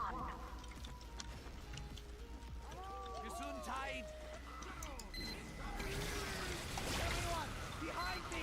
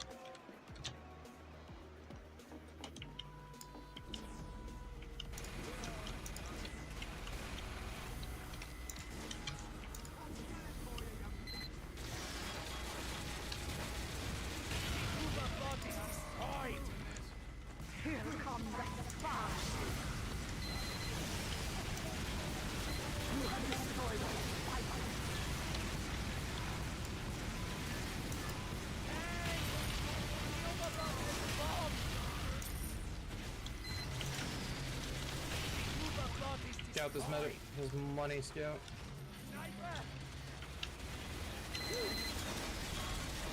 When it gets to the arches, y'all can stop focusing the tank and focus on the wave. I'll take care of it.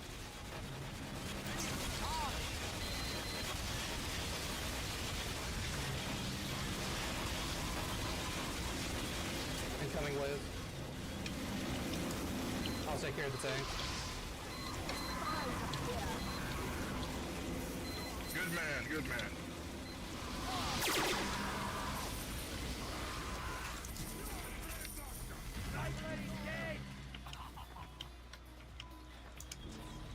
I got clipped by the tank. Thank you, Patrick.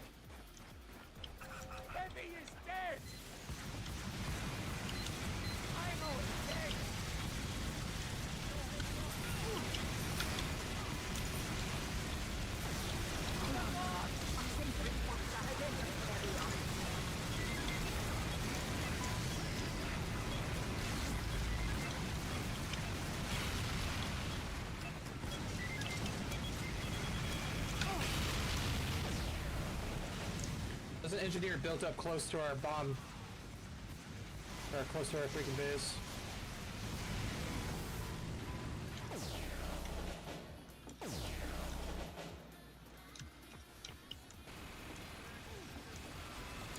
Engineer bot down. Kill that teleporter quick.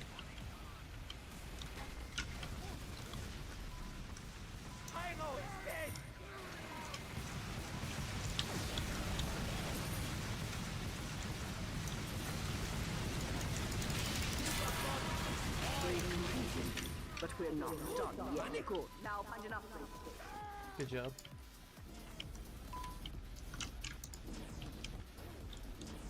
I am John.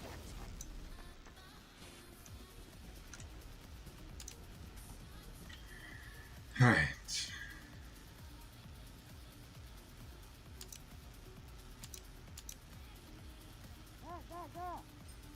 Who is not ready to fight?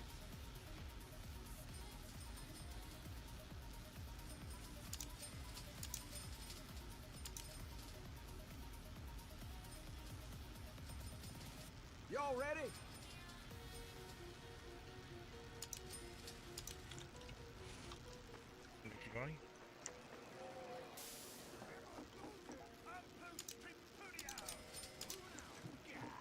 Let's go! Who is not ready? Here they come. 5, 4, 3, 2, 1. Iron up!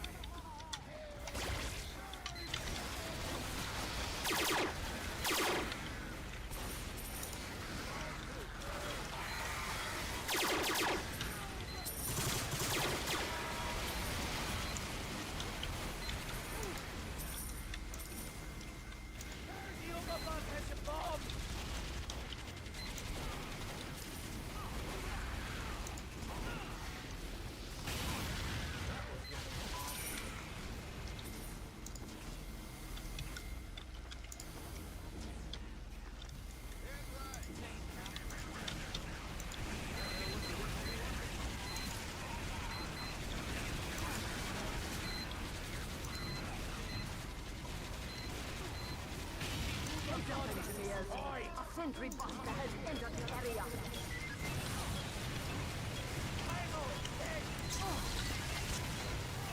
Fuck.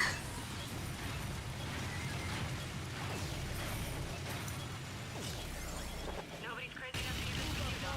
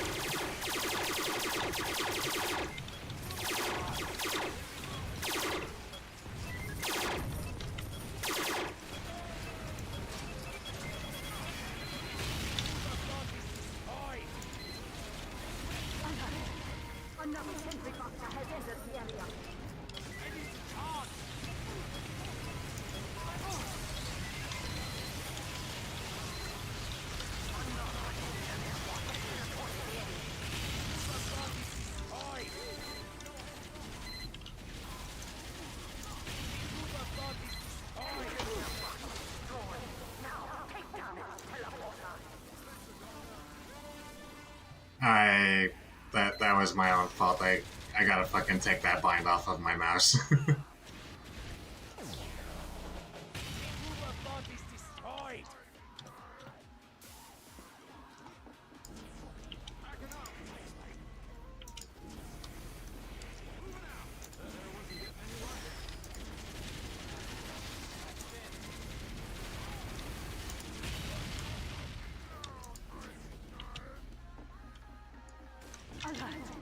Another sentry boxer has entered the area.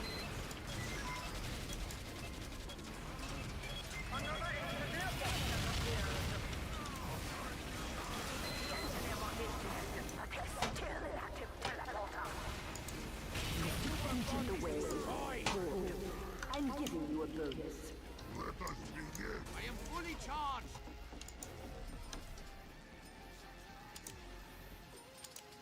Go, go, go!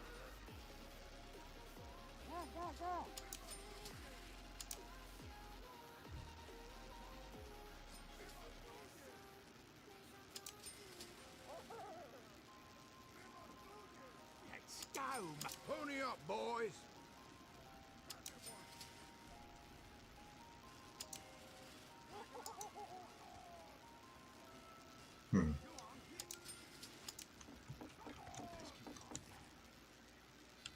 We're under attack. Protect the facility. 5, 4, 3, 2, 1.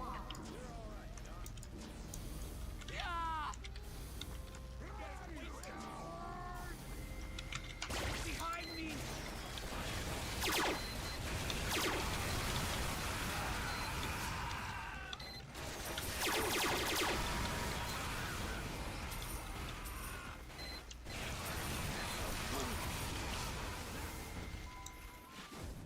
The money needed to be picked up, so I'm sorry.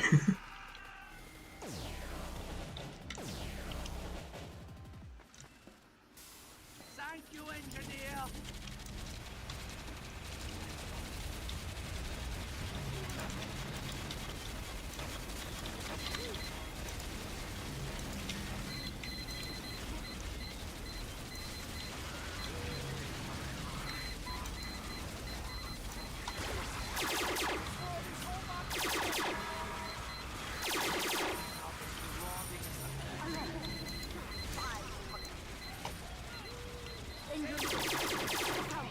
Sentry boxer.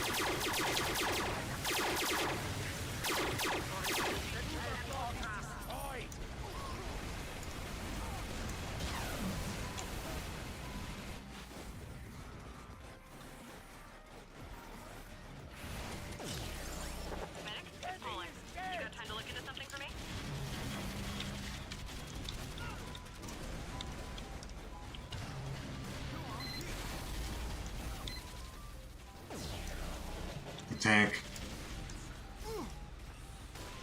It's going the back way around. Pyro, the tank.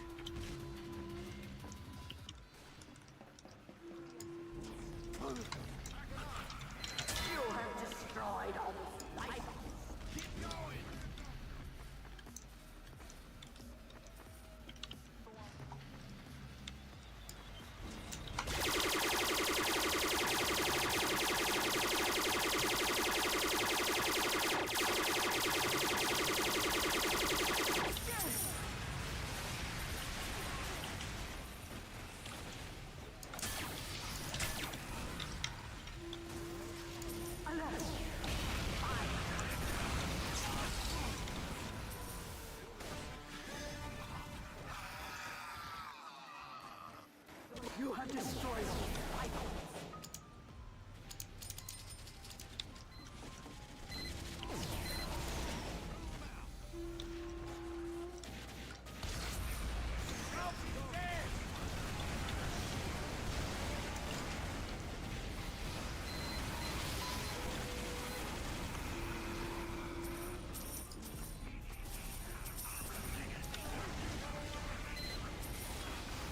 Yeah, about.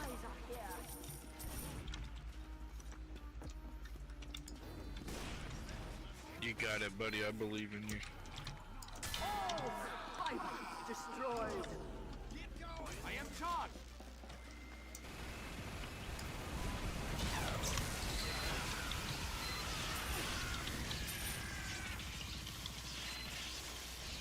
One way down, but they'll be back. Get to an upgrade station before they return.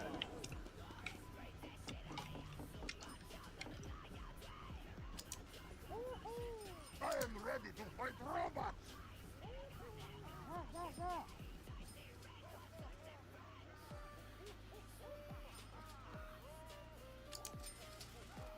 Go, go, go!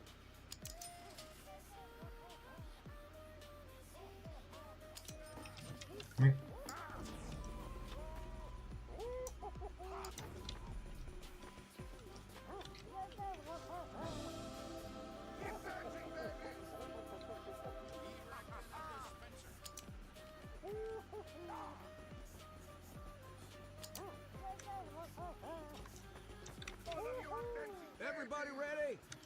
Let's go, mates. Sentry going up. Man, Thunder is dead. Milo is dead.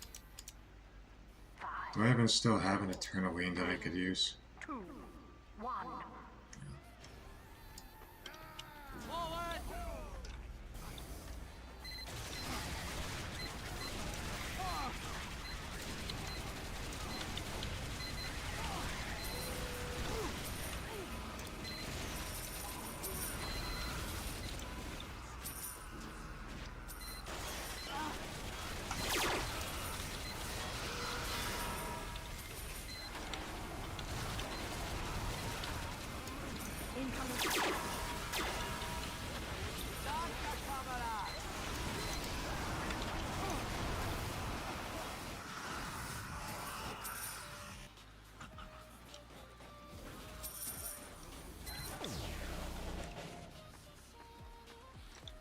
Dude, that's my face stabs you, Scout. It was kind of funny, I won't lie.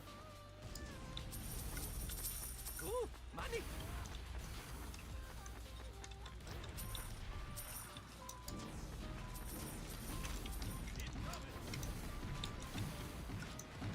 Oh shit, sorry Heavy, I just realized that I completely fumbled that. Attention, engineers. We've got the sentry buster.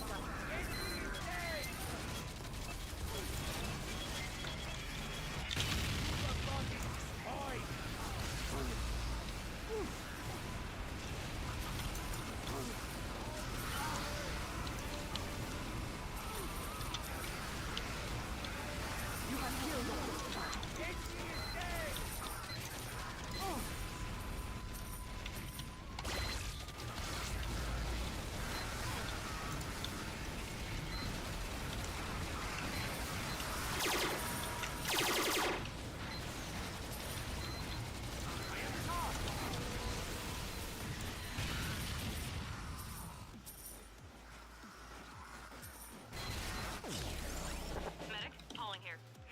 come the spies. Another sentry must have entered the area. You have destroyed all the fighters.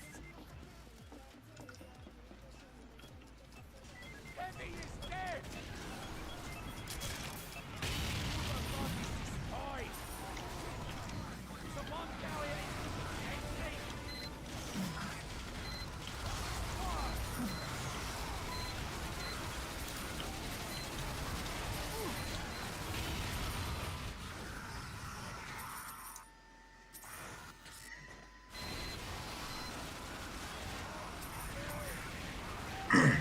Incoming spies.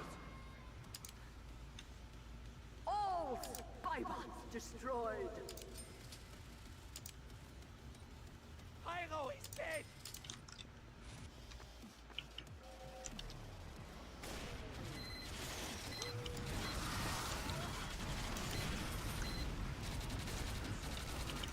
Enki is dead! Another sentry master has entered the area.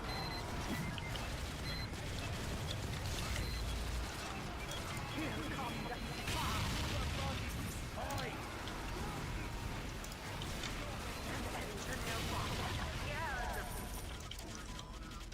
The engineer bot is dead, but still active teleporter. You have destroyed all spiders. Alert! Another sentry buster has entered the area.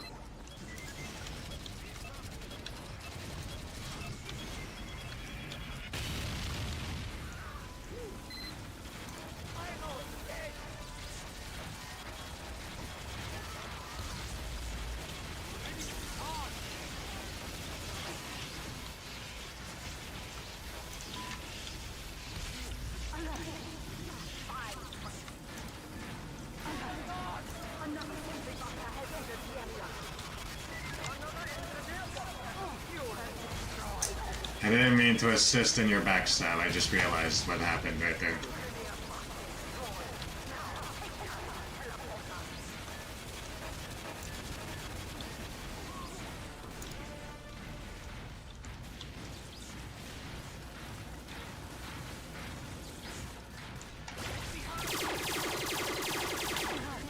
Another sentry buster has entered the area. The spies are here.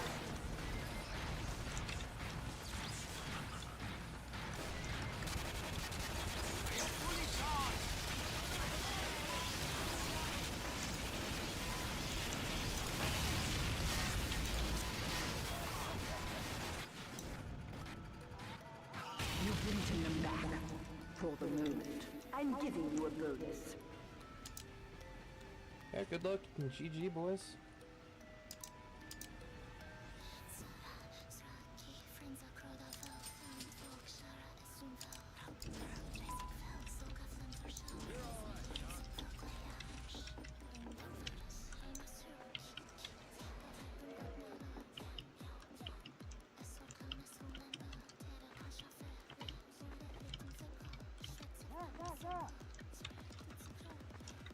Oh yeah, so I think this is the one day that we just all go pyros.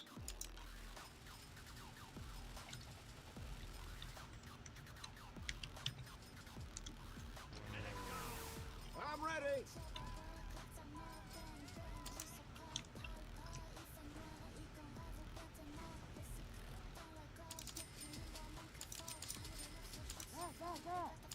Get going!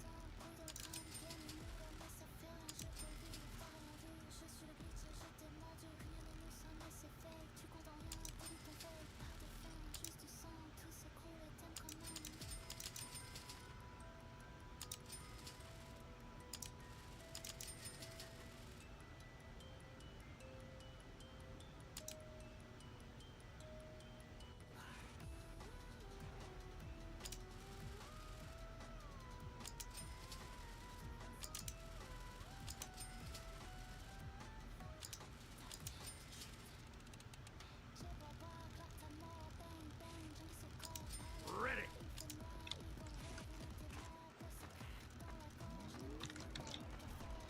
This is the final wave. Do Do not fail me.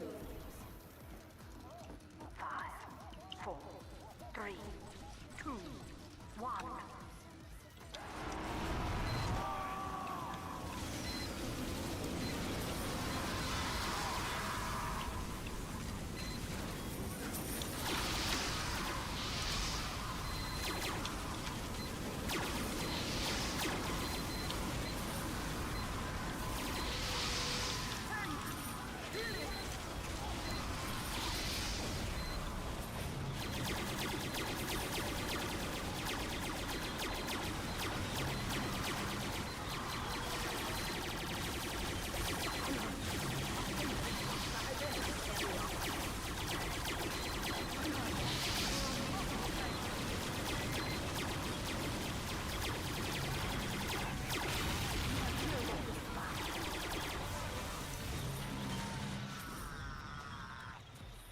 Alright.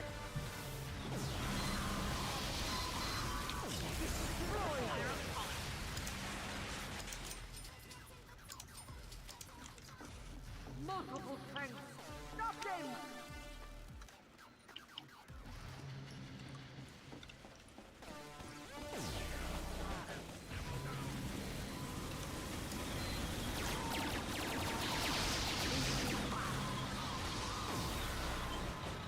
I was too focused on the fucking tank to focus on what was possibly shooting me in my back.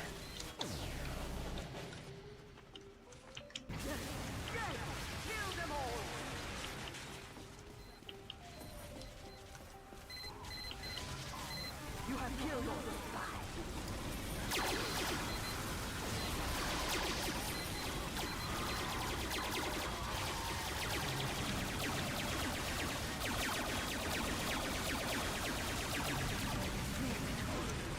This was truly above and beyond the call of duty.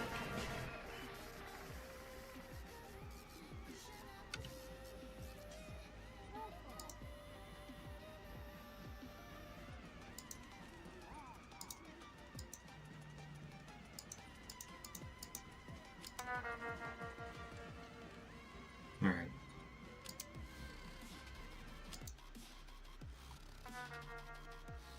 Oh yeah. What did I get? Because I didn't get to look at that. Just pretty standard ass shit. Hell yeah.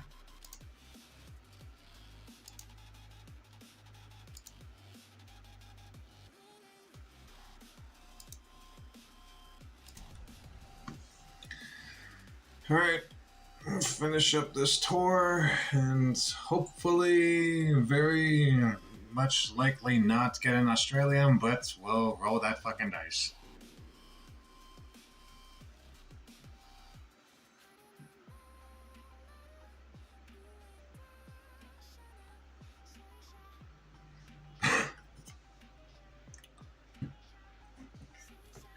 I need some coffee. I am getting fucking tired.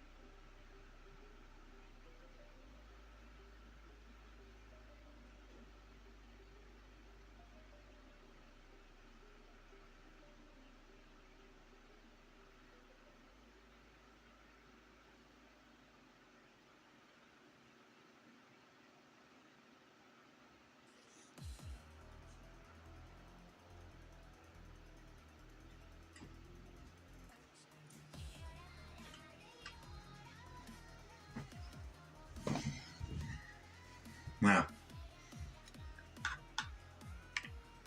No one doing Manhattan.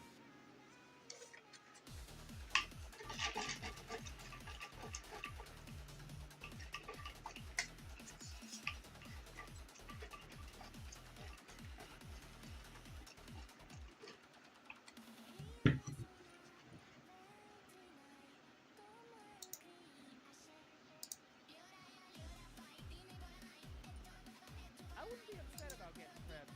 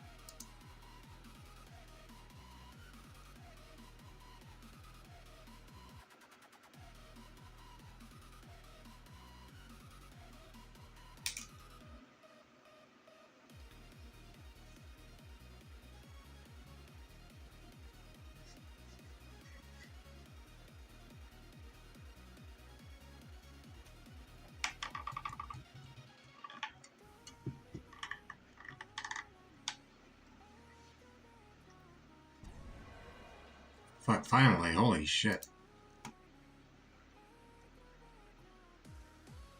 I was joking when I thought to myself, I'll have enough time to do a lot of stuff. I could have went and did a whole bunch of shit in that time.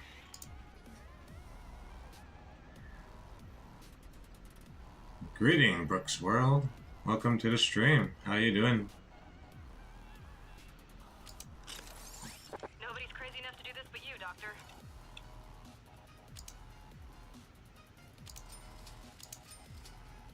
Soldier is dead!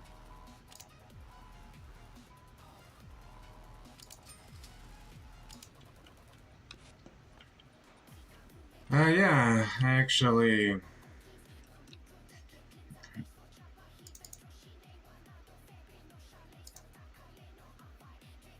Hold on.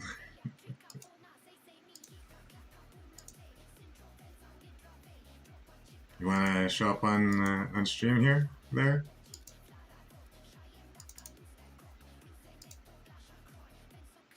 God damn it.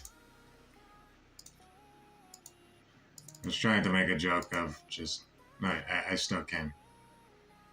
No, I can't. Yes, I can.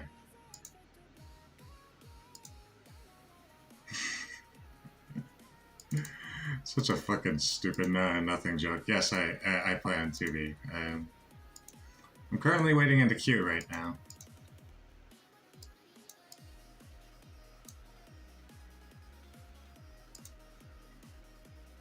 I don't know when I'll be getting onto the server. Could be immediately, could be fucking... Well, it won't be immediately. My estimate, given the time and given how fast it's been going, I'll place that bet around...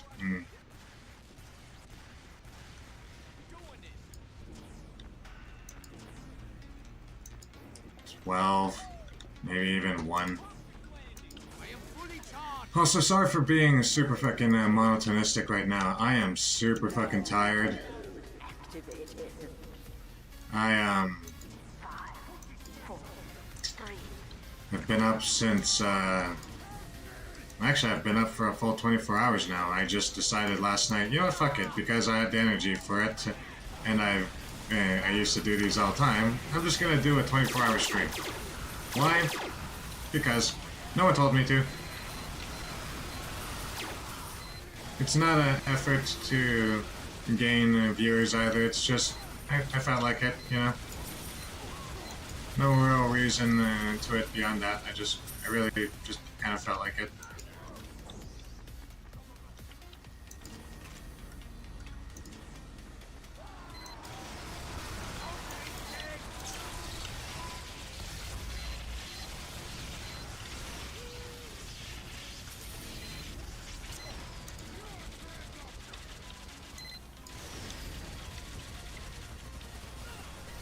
Turn that mindset into a grind set. Yeah, that's really all it is. Just keep grinding, and eventually efforts will pay out.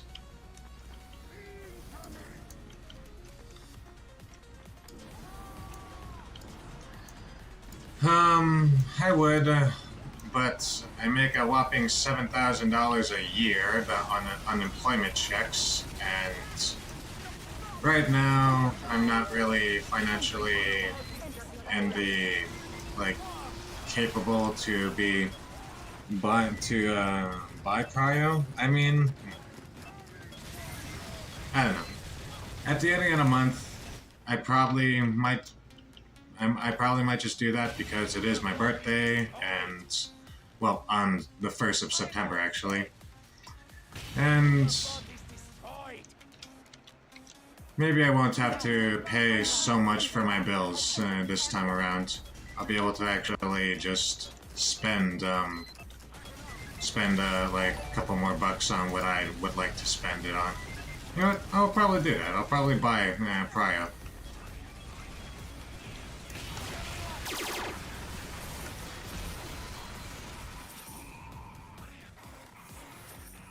But thank you for the follow.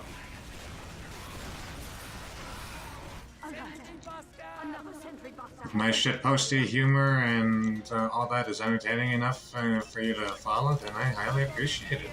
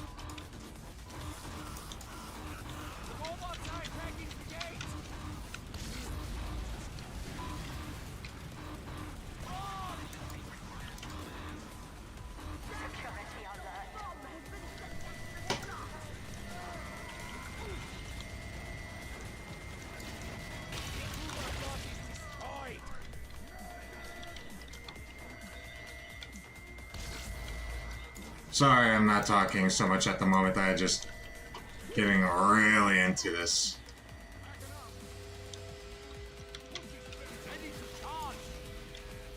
Put this Spencer here. Put this. Put this. Put this. Put this Spencer here.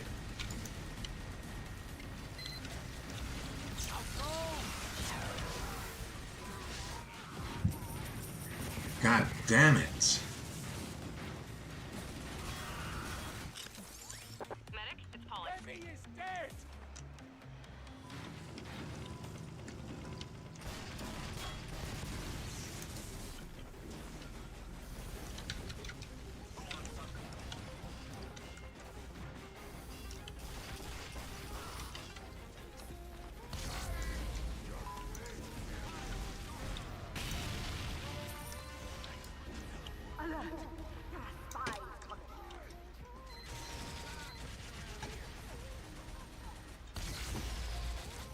I've profited from playing TV today. I was just letting you know this. Like, I know, like, I used to stream on there quite a bit back in 2019. I just kind of gave up on the whole streaming thing for a while. And, like, I got affiliated with quite a few, quite a few of the groups and communities back in the day. But I just never really did much in terms of, like, actually integrating myself in those communities. I got involved, and I would oftentimes, like, you know, like, I'm often not would like partake in some of the more like fuck, I was trying to taunt kill, but like yeah, no, like, I got affiliated with quite a bit of the groups. Kits were something that, like, kits aren't really something that I have to worry about too much, you know, because, like, more often than not, like, especially with one of the players that, I'm not sure if you know him on the server at all. His name is Legendary Killstreak. Like, him and his group, they help me out quite a bit. They give me, they give me kits whenever I need them. And yeah, like, they help me make my content on there entertaining. Actually, hell, I think it was one of them that even gifted me Prio for a bit there, but I failed to capitalize on that in that month. And even though I was streaming every day, like, just, like, I wasn't gaining much momentum. Mainly because I just was dedicating myself to trying to, like, you know, build, like, like an actual base instead of doing what people like to watch on TB2T streams, and that's typically base hunting. I did actually at some point go out of my way to do base hunting. I still have the text file here on, yeah, like, I found 10 bases and I found 3 very interesting things.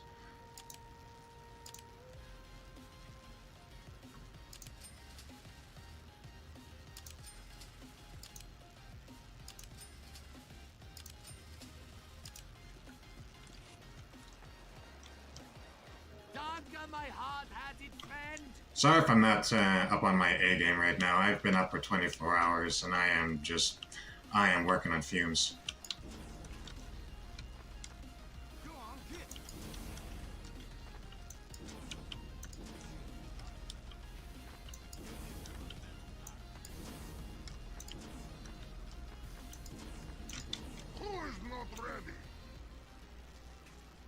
I cannot wait.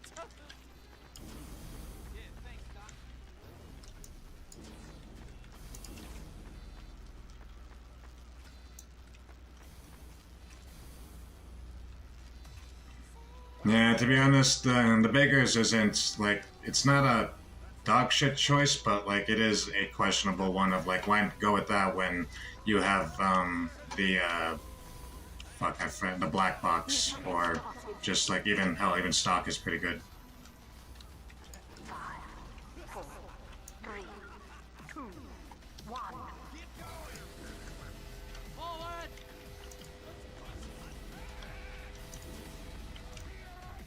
But Beggars are still pretty good, especially if you know how to use it.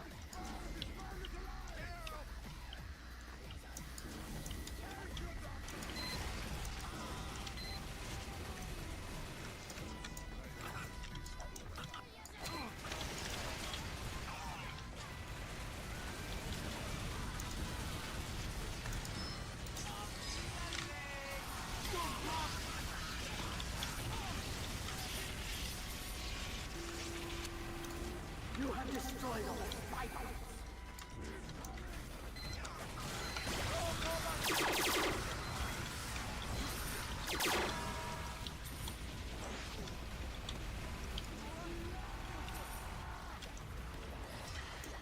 Yeah, sorry if I'm not playing as good as I could be right now. Holy shit, I am tired.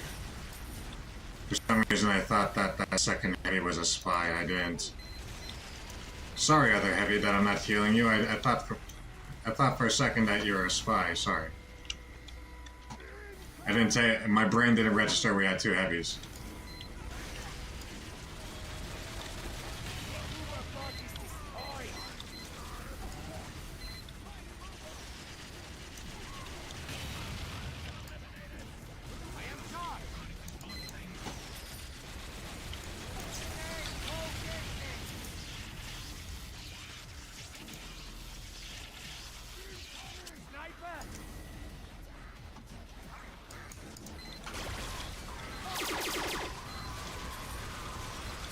Yeah, I am playing like booty cheeks right now. I definitely could be doing a lot better.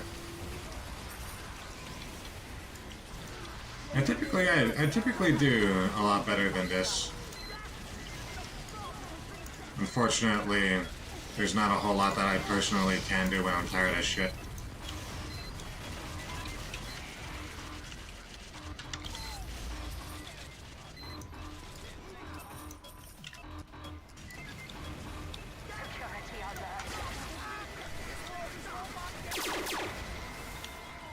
Okay, that was my fault. I got greedy.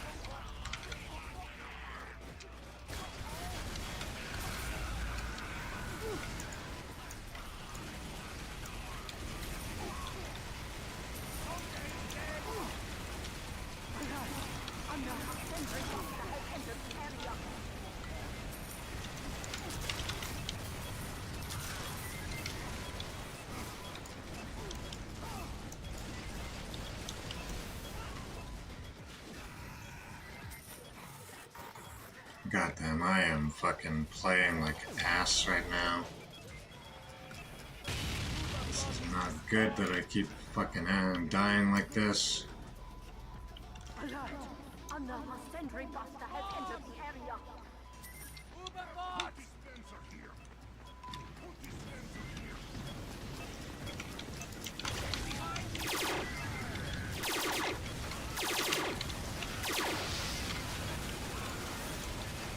No, that would completely ruin the whole spirit of a 24-hour stream, would it?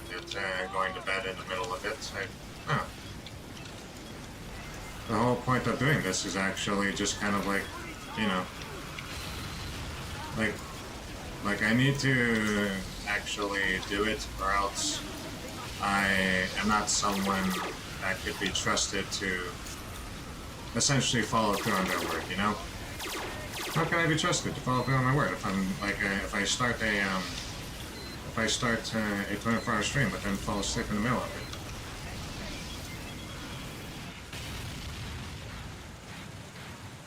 it? Drink some Coke. Well, I got some coffee right here, so that's about, yeah. That's about the best. I know what you meant. It's just, it's funny to think of like, you know, that type. Oh, fuck.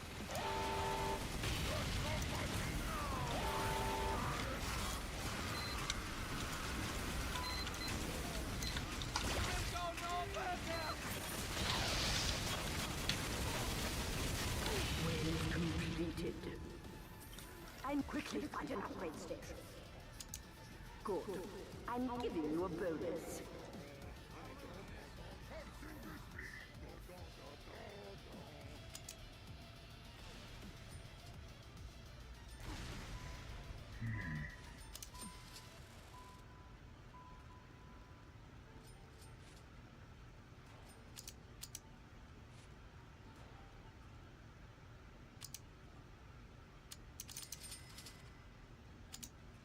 Go, go! Oh, I am going to murder so many robots.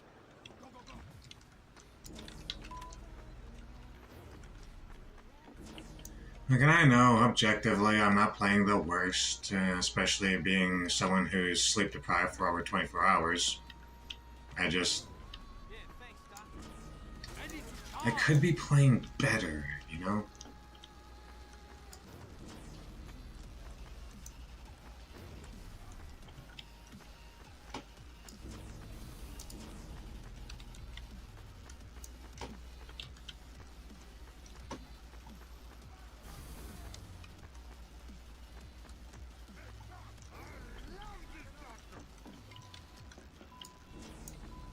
Also, I do still plan on playing on the server.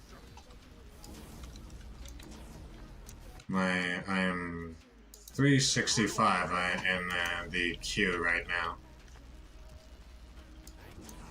You know what? A couple more, just about a week more of this whole shtick of not having cryo that I can put up. That is something I can put up with.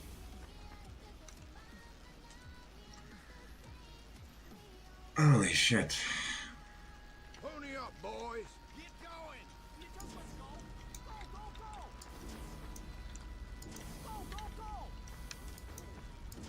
Man up, ladies.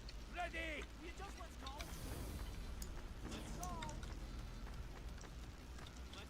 We're under attack.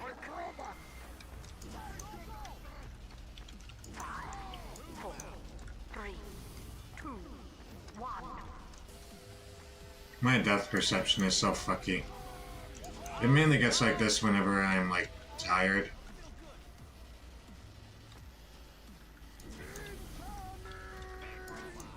Also, you might be like, one might wonder that, like, in that regard, oh, it's probably also because you only have the one lens in. Well, yes and no. The eye that is really shitty, like, that is what is still good enough.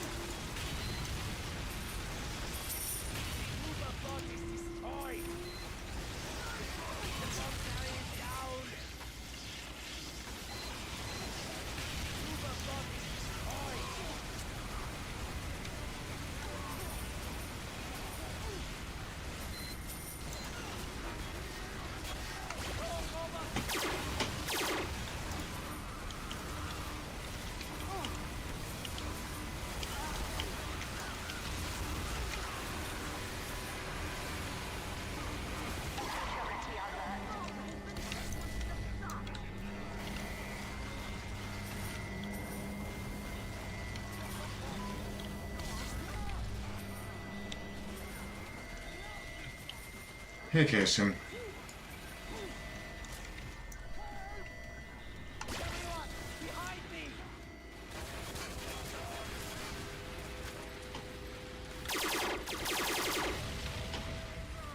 More just like I would be doing a disservice to the purpose of a 24-hour live stream if I went to bed. Don't get me wrong, I am tired as shit right now.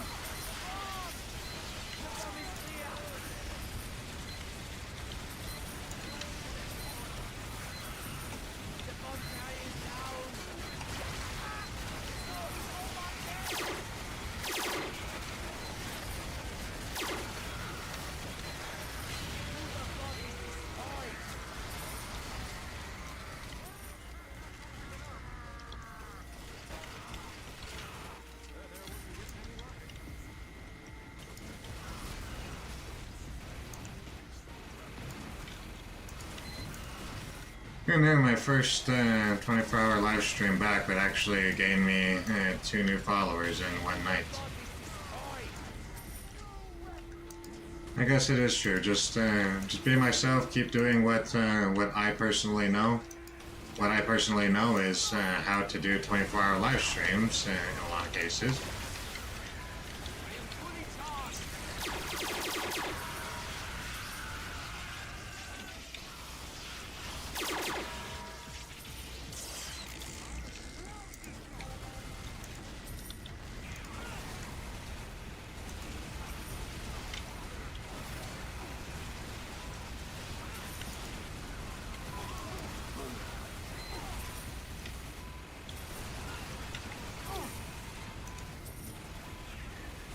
Well, considering that I'm not doing this for viewership, but by all means, it would be a huge perk if I can gain a viewership doing this. I'm not gonna make 24-hour live streams my shtick, you know? Like, it's just more often than not when you're watching me live, you're likely going to get a 24-hour live stream.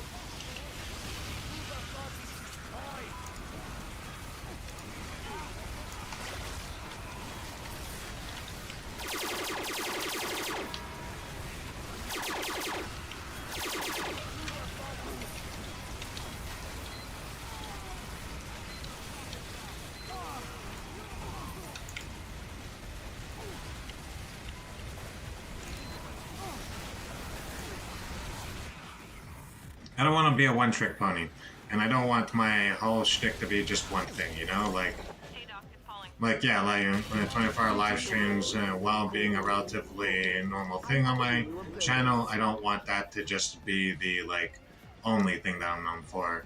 Shoro is like, you know, is only known for playing almost anything, but he will pretty much only do 24-hour live streams. I might do at the bare minimum like around like 6 to 12-hour live streams relatively regularly, but like aside from that, man.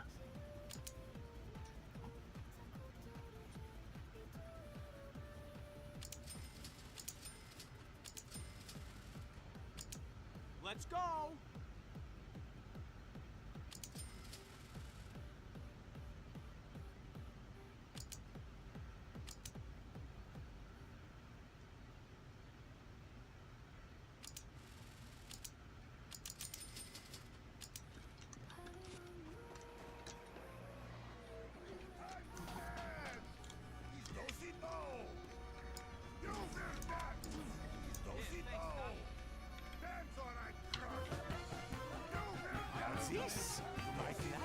God, remember when this fucking taunt was all the rage?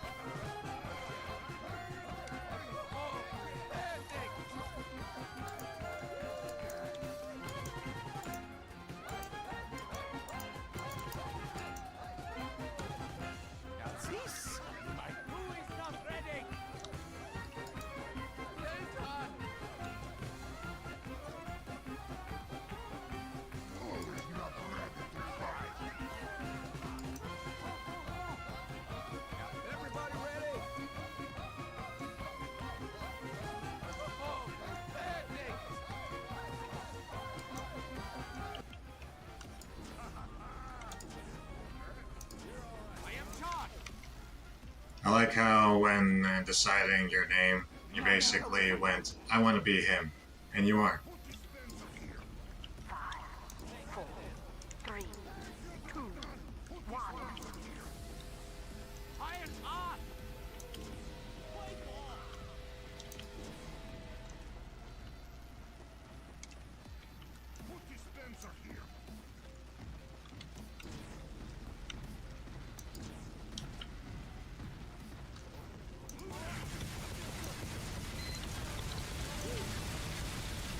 Wait, this is the one with the 4 scouts at the top, isn't it?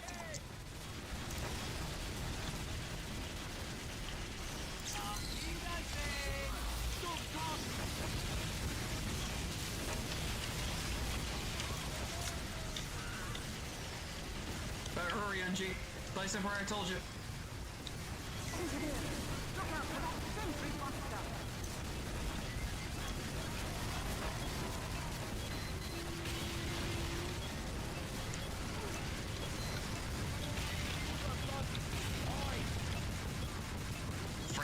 One.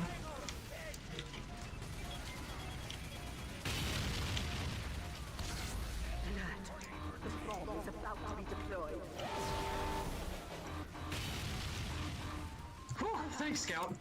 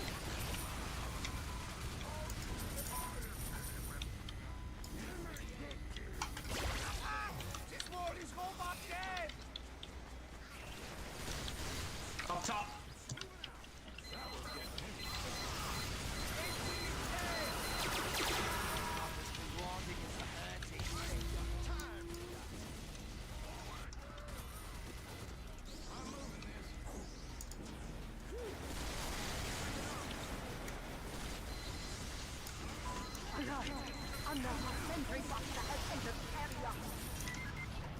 Ready to charge. Get them. Out.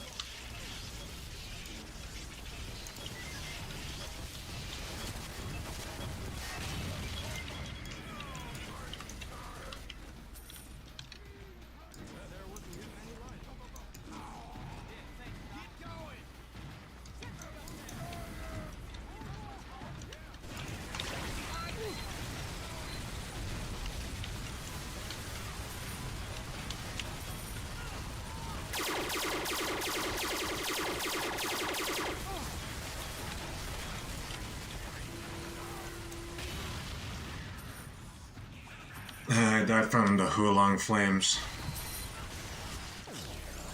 Medic, calling here.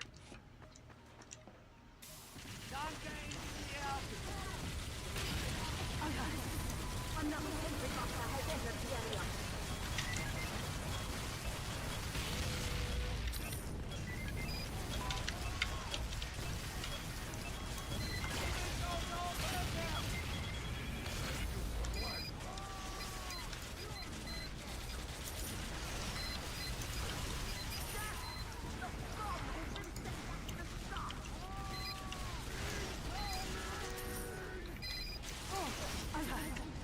Another sentry buster has entered the area.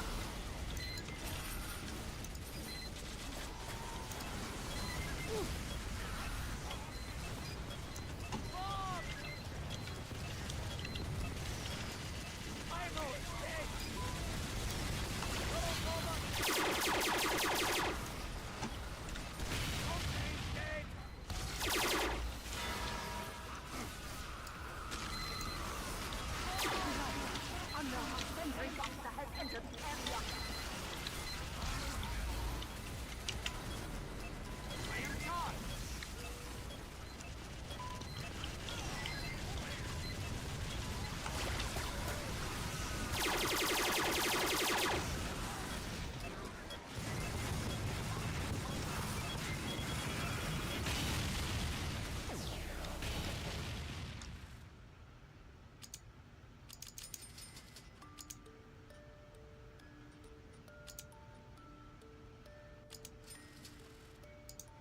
Soldier is dead.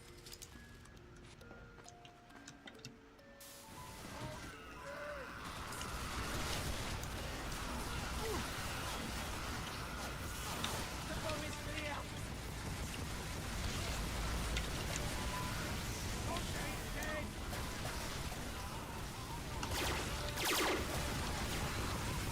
The foe is clear.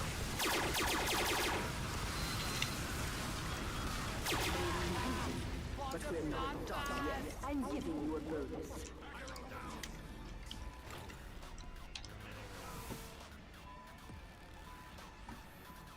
That there wasn't getting any lighter.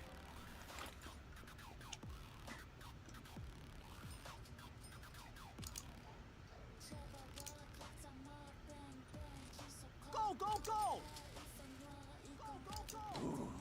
Much better.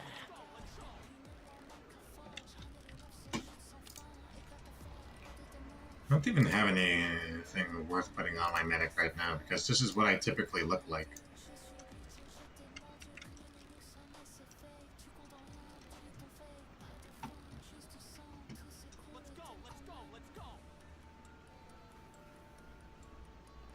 Let's go. I believe that's what it means when it's red, yes.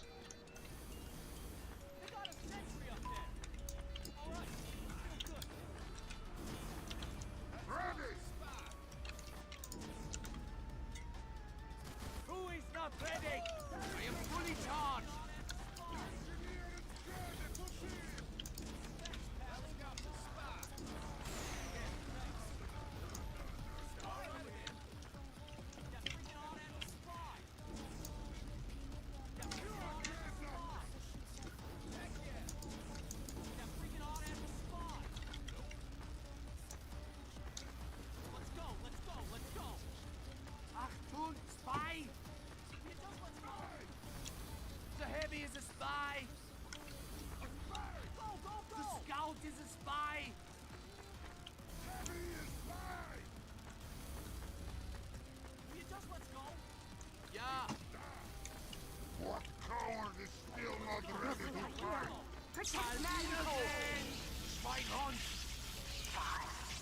accidentally right-clicked.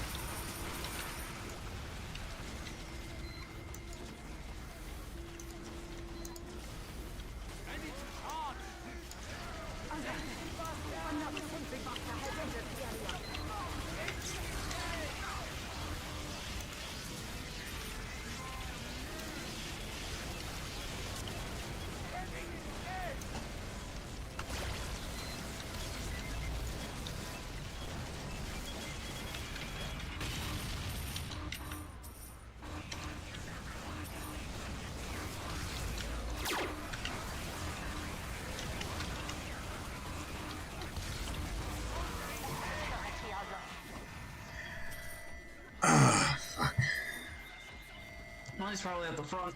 Nope, it's down here. Medic is calling. I've got a contract for you. Kitty, what do you want? Thank you, engineer. Yeah. Why you always gotta come in and yell at me? Trust me, he's not hungry. He just literally ate.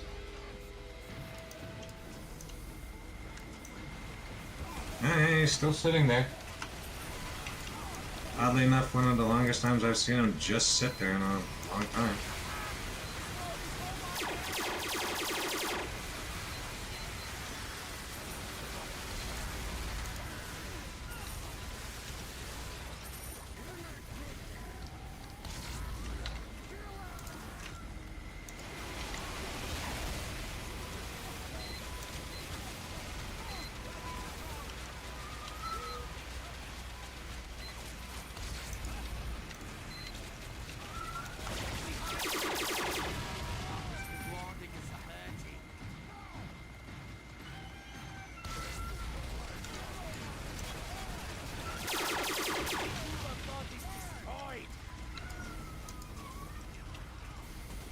Kitty, what do you want?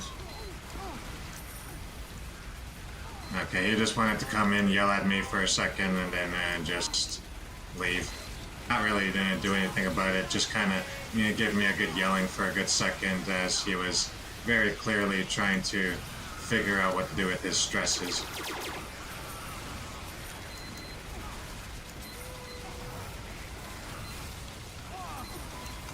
Oh, the woes to be a cat.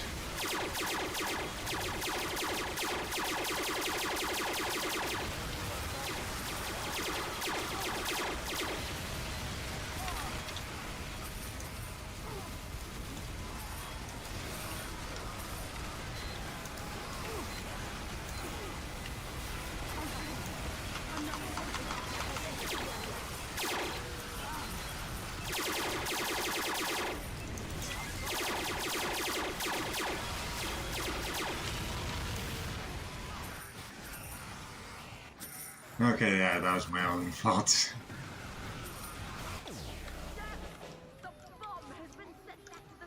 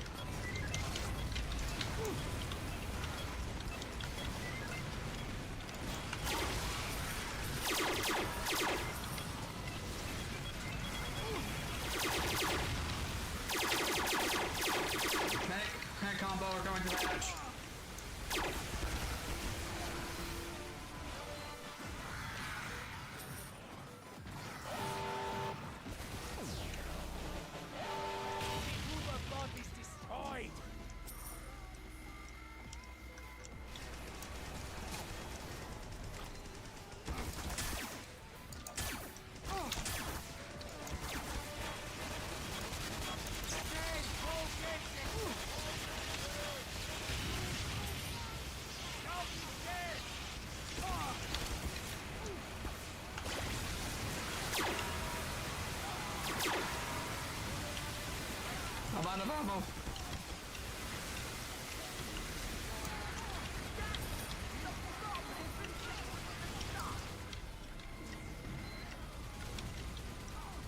The bar over, just wait for him at the hatch.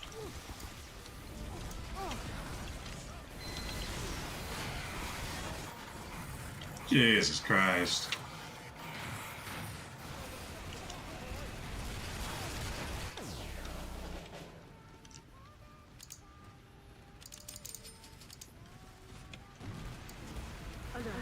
The bomb is almost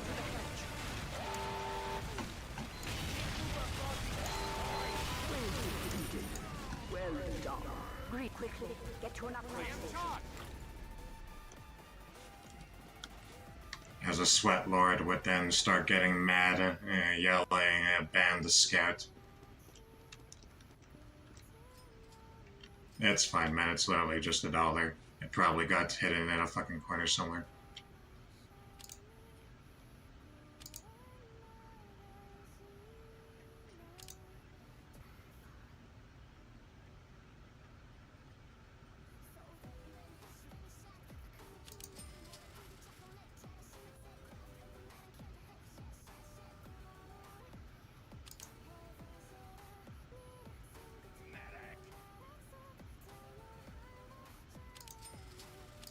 Sound off if you're ready.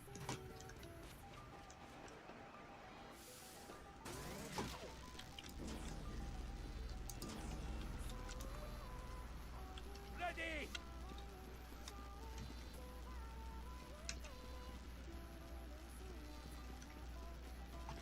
I can go scouts, but I don't know if you guys think that I've been useful enough to just stay medic.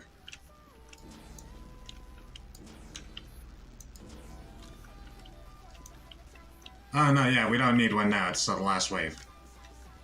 I had a brain fart there for a second.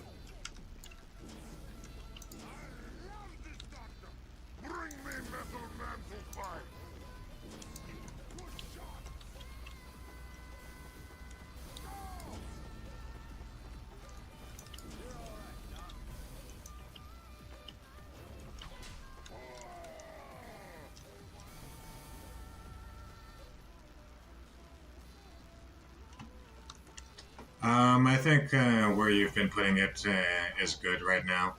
Because then if someone needs to go up high, so long as your range is maxed out, it's completely fine.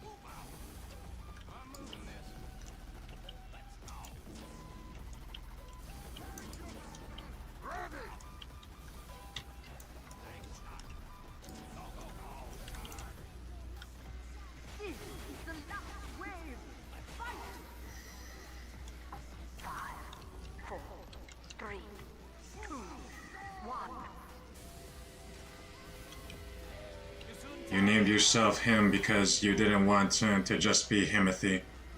You actually wanted to be his older brother.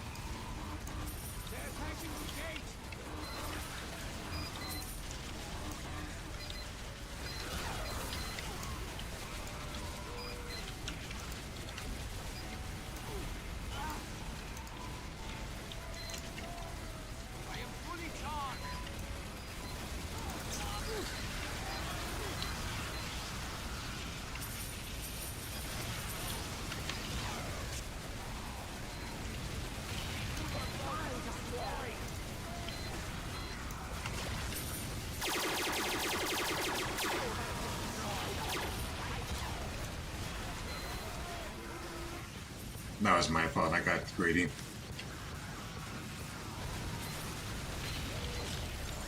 Hey, medic. Calling here. I saw this and thought of you.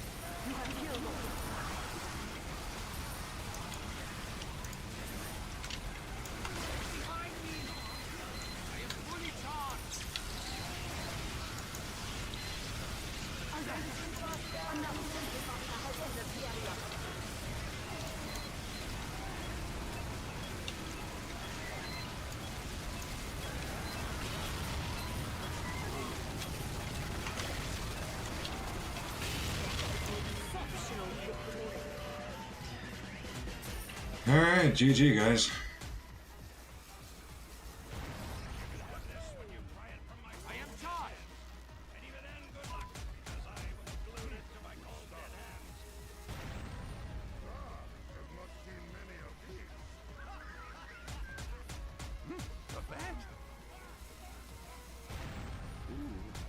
Very nice.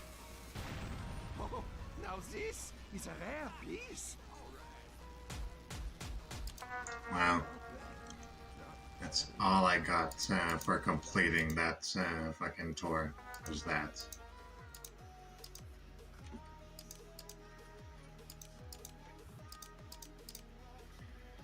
Killstreak bottle.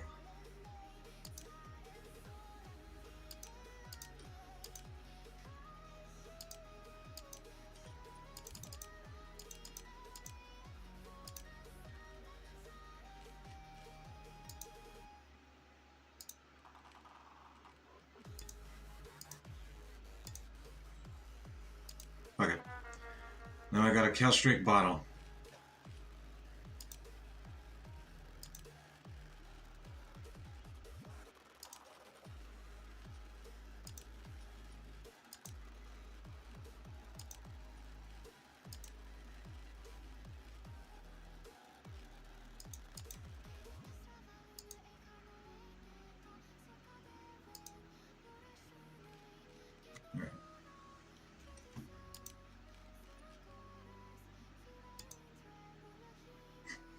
How much does this sumbitch even sell for? I don't even know.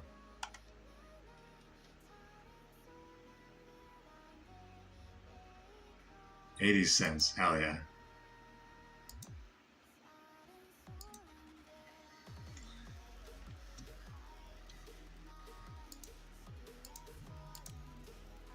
Gambling for an Australian did not pay off.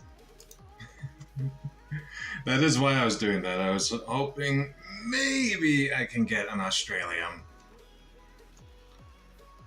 And being that I don't have enough money to buy another ticket, fuck it. That's all that we're getting for Team Fortress 2 right now. How's everyone that's possibly maybe not in the chat doing right now? I am fucking tired as shit. But you know what? We push through. We persevere. We drink coffee. And and we just keep going.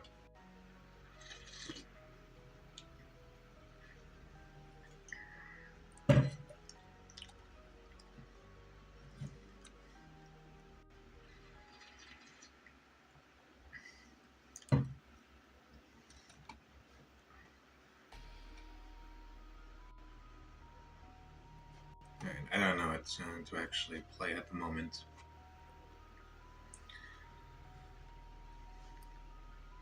Actually, that's not true. I have a pretty good idea of what I could play at the I have a pretty good idea of what I could play right now.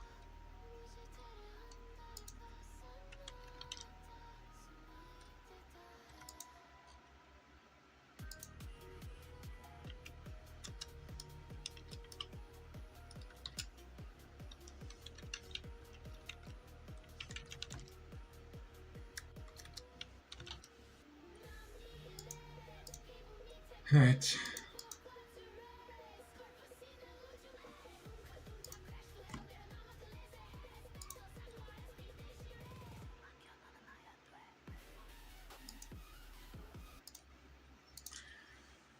All right. Fucking. I have a pretty good idea of what I want to play with at the moment. I can just, like, it's just more often not that I can be picky, you know? And when living in the world of ADHD, it's really hard to focus on just one thing at a time. Like, I really do oftentimes feel like I just want to do more than one thing, you know? Which is kind of annoying. But when you're as deep into it as I am, you just kind of learn to live with it, you know? Anyways.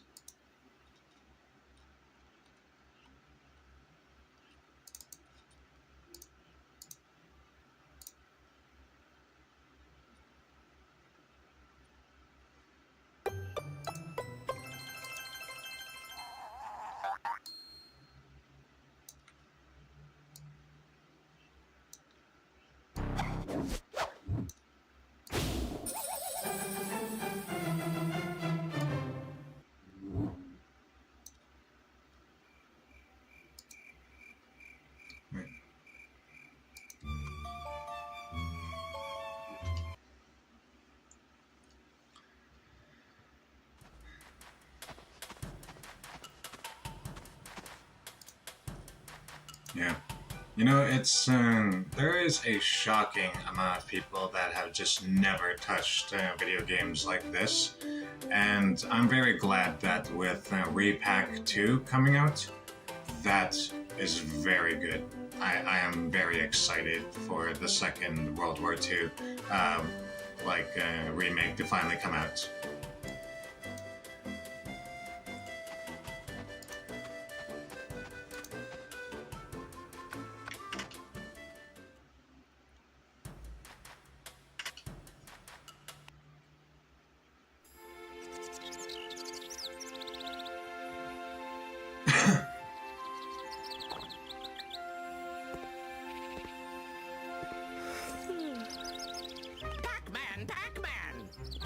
Terrible news! Pac-Land is in serious danger. The ghosts have unwittingly unleashed an ancient evil upon us by removing the golden fruit from the tree. According to this book, our ancestors fought against this very evil. In ancient times, the great wizard Pac created a powerful potion that turned 5 fruit from Pac-Land into the golden fruit that was stolen today. Armed with these magical fruit and a great deal of bravery, Sir Pac-a-Lot faced the all-powerful ghost known as Spooky. Sir Pac-a-Lot defeated Spooky and imprisoned him. This game was shitposting, even before shitposting was a thing. The villain's name is Spooky. In the hands of the devious ghosts, and Spooky is on the loose again. You must retrieve the golden fruit and defeat Spooky, or all of Pac-Land will be doomed.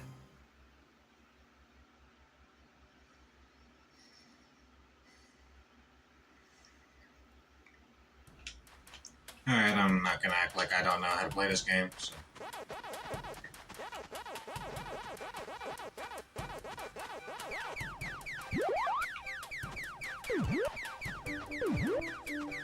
I'm not sure how much I'm going to actually dedicate to the whole bit of 100%ing the world. I will, well, like 100%ing each world.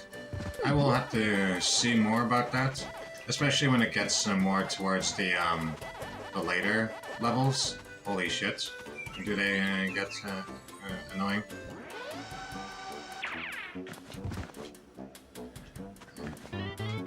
I know I could have did that jump normally, I just didn't want to. I was trying to be flashy with it.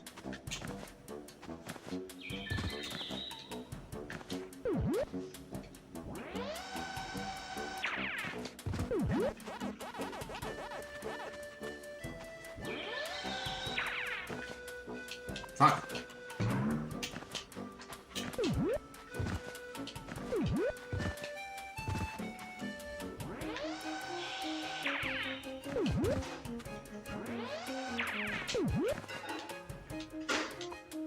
God damn it.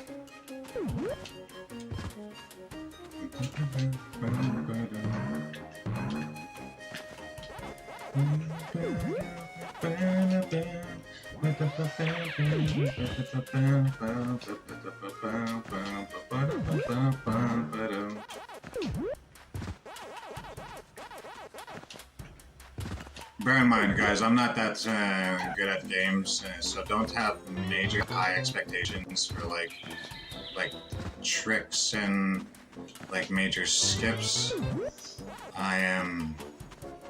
My skills in games are pretty average. I mean, as you've seen in Team Fortress 2, I am good when it comes to playing the medic.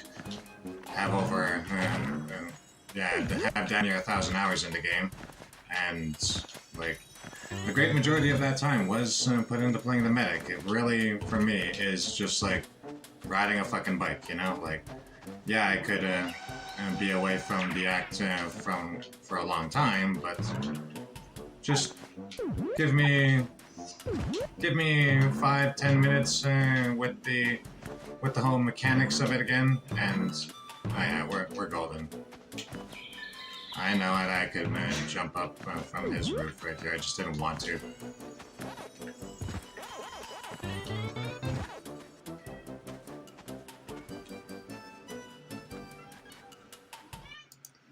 I just realized that some people will probably want to at least see this whole shit on YouTube.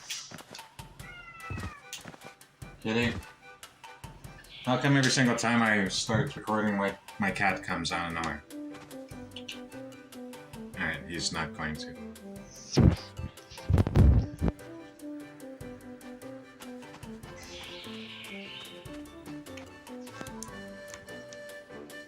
Sorry for blowing out anyone's eardrums.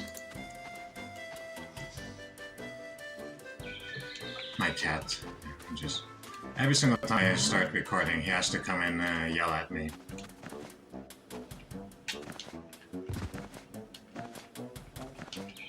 Nice.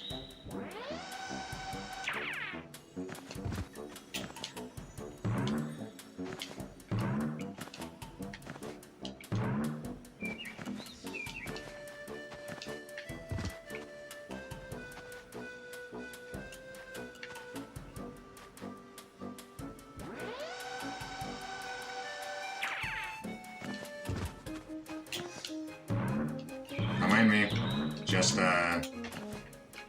Just getting the feel for the rev roll is all. Just really testing out my boundaries, you know? That's all it is.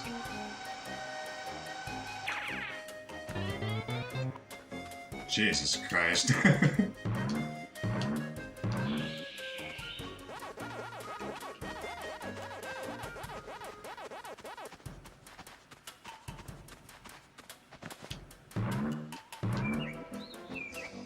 Alright, that's still not, yeah, I was gonna say, that's still not everything. I'm still missing some stuff, I believe.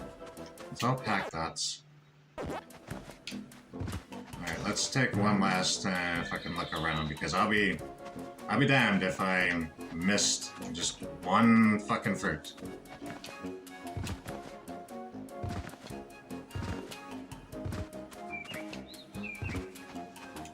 I am not missing in Pack Village. I am not Like, I feel like I have to intentionally be trying to fuck that up to not get. Yeah, I was thinking, like, I feel like I'm missing something. I feel like that's everything. I feel like that's everything. I guess I'll know in a second here.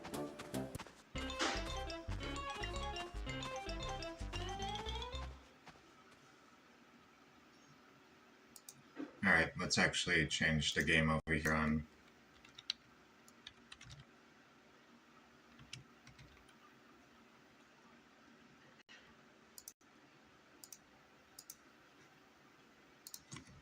There's probably a niche amount of people that actually like watching new people, new to the game on Twitch.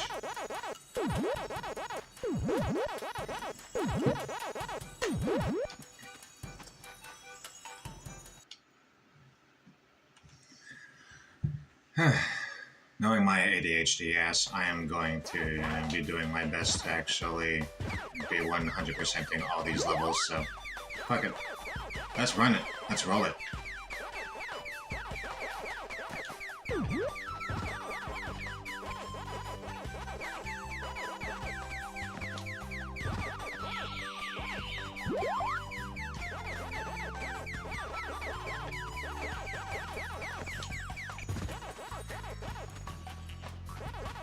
Man, I used to love playing this game so much as a kid. I probably clocked in over 1,000 hours, and probably even over 2,000 hours in this game as a kid. I played it so much. 100% did the entire game actually a couple times. It was one of the only games as a kid that I didn't really rely on the help of my siblings or I don't think my mom ever really helped out playing any of the games, but yeah, no, one of the only games that at some point I just got good enough to do on my own.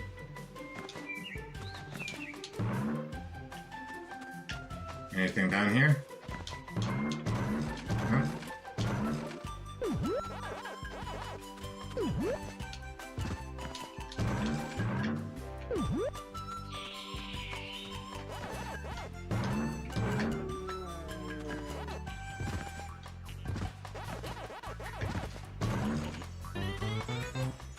As a kid, I would always try and see if I can get that pack bear to get it to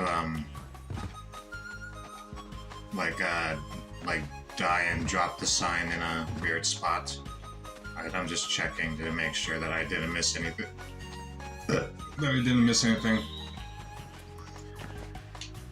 It's a very short level, but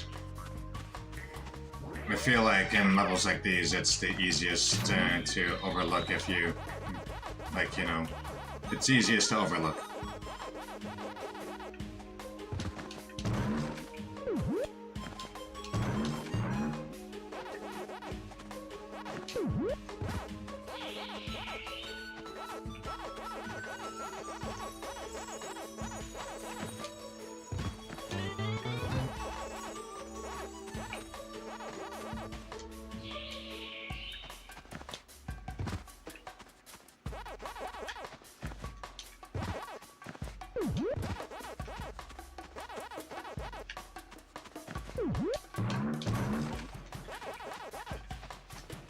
I used to like to follow this as a kid and just be like, where does this go? Why is this random path right here that's yeah, I can see where it's going, but where's it coming from? And as an adult, I now know, don't think about it, kid.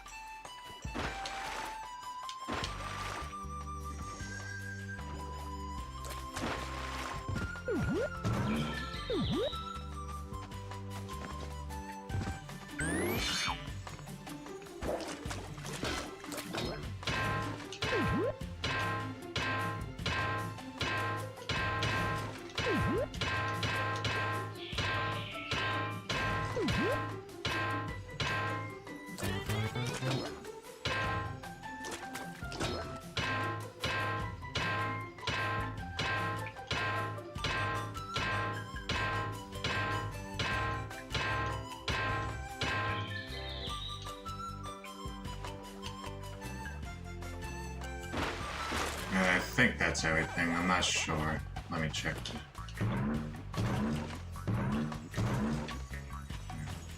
Let me check to make sure that I'm not missing anything.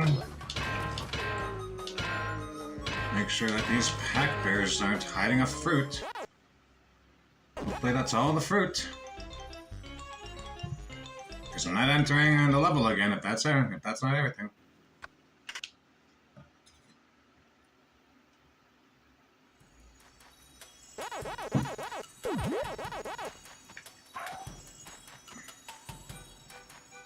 All right.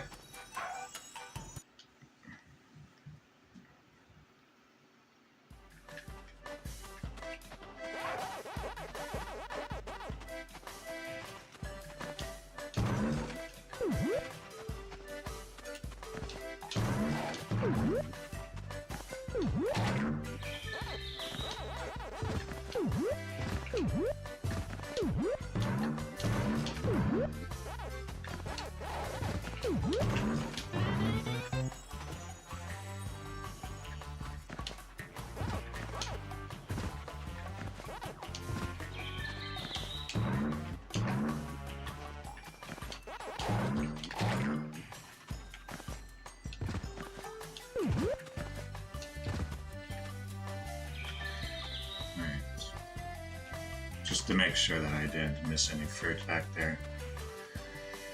Alright, hold on. I got a tinkle.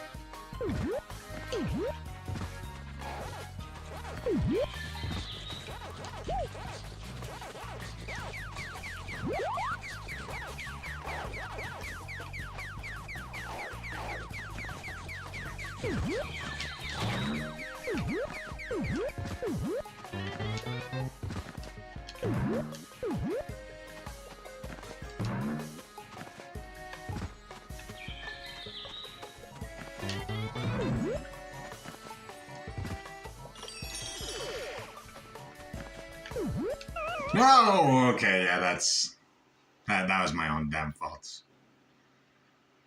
Does dying mean that I have to redo all that? Okay, no. I still hold I still retain all the stuff I got before the checkpoint ends here.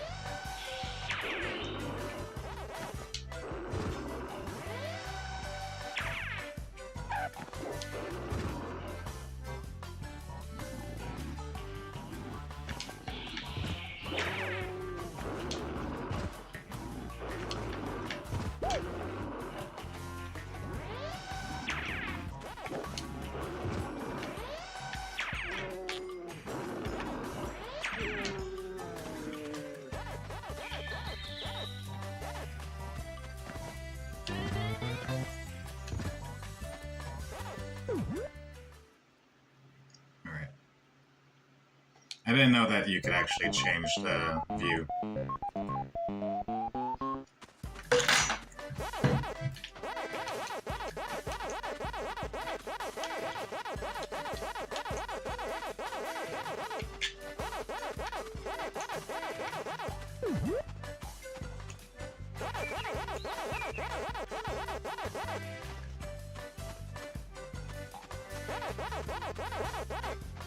Yeah, as a kid, I would always just accept the fact that the camera is how it is, and I just kind of never really took a second thought about it, you know?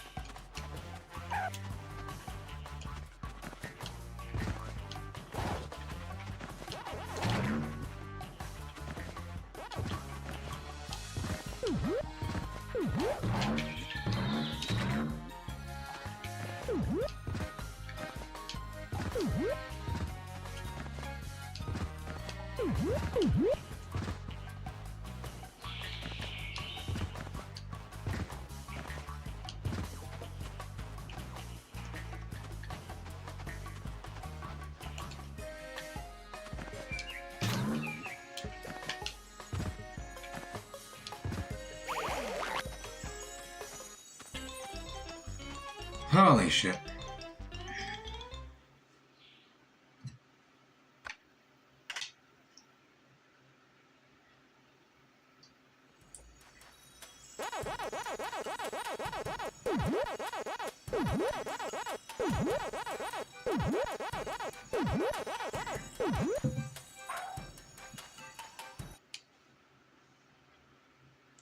Yeah, if you think I'm gonna be also going back and doing the time attacks, you can kindly go fuck yourself.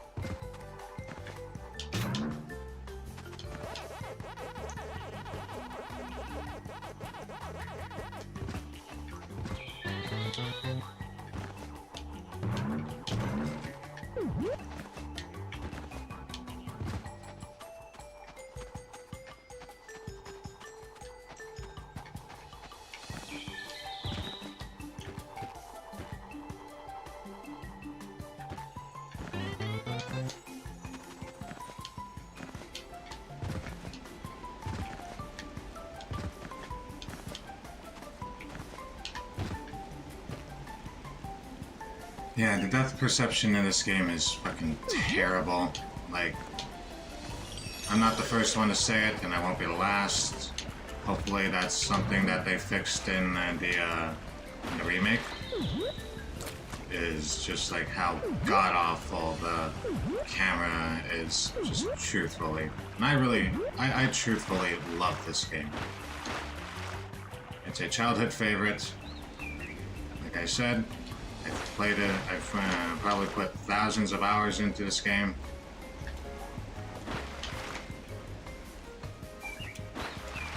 If not at the very least hundreds.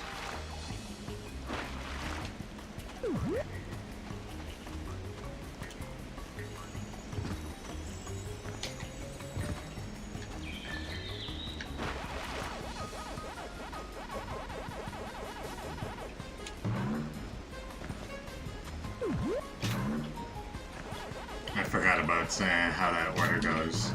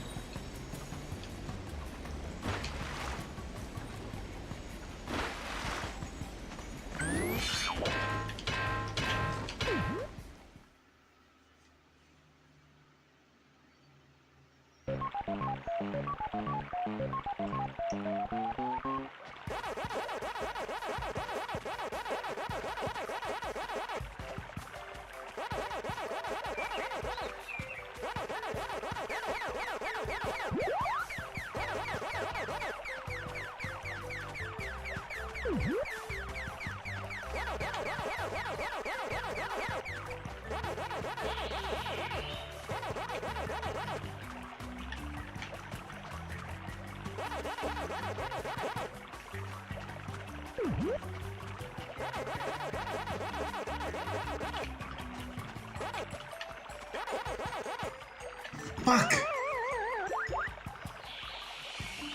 This fucking close to getting it. And then we just had to smooch right at the fucking ending.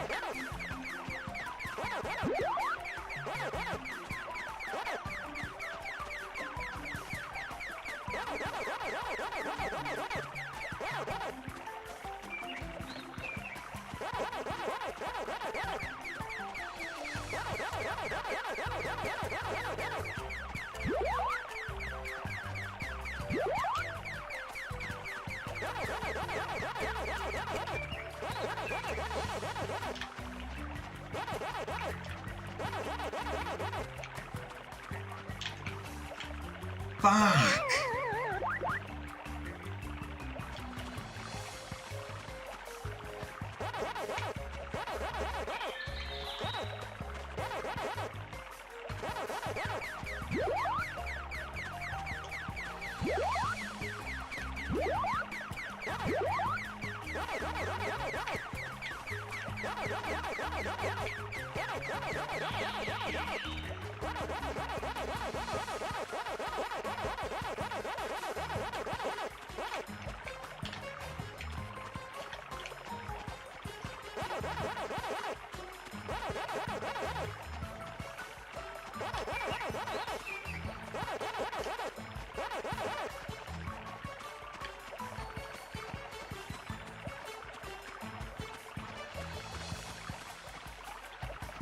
Yep, now they're all just chasing.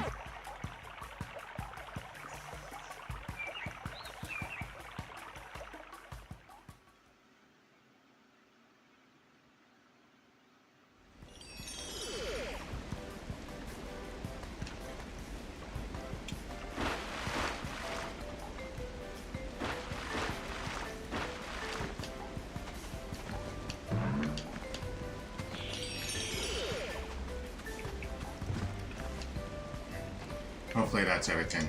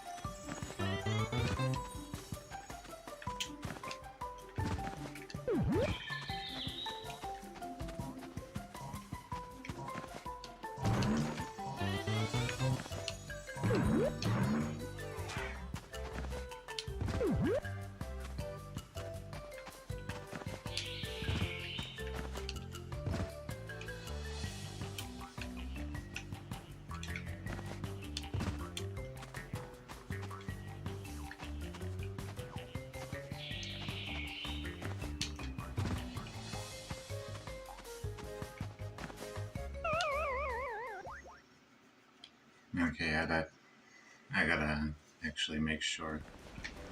I had a feeling I was likely missing something. I don't know what it is, so...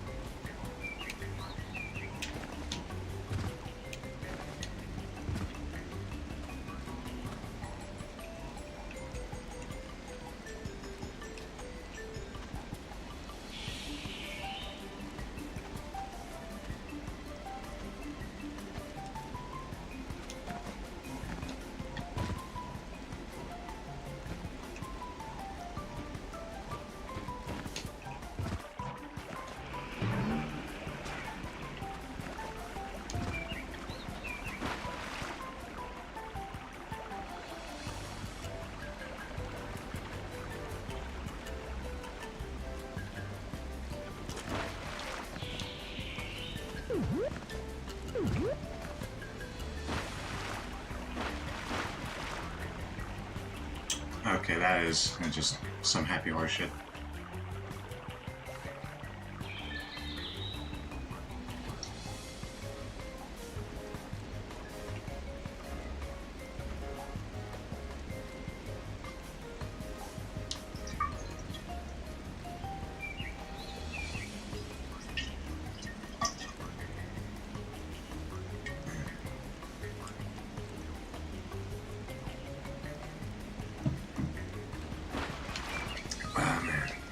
You can probably see the pain on my face from just deciding to down all that coffee at once. I don't know why I had to commit.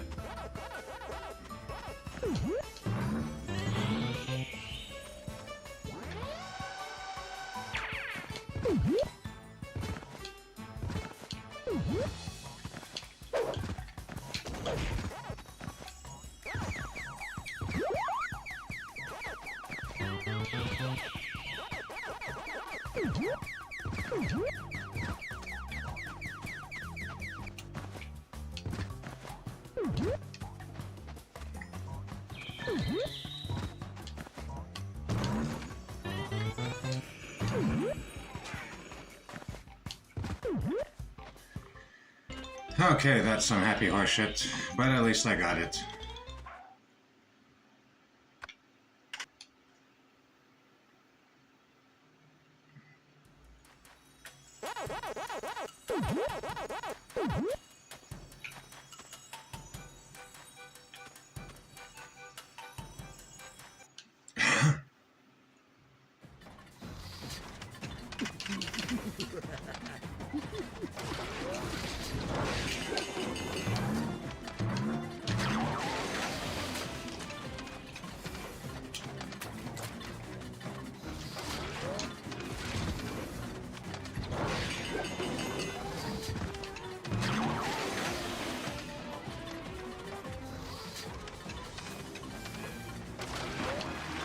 I'm pretty excited to see the new boss fights in World 2 repack.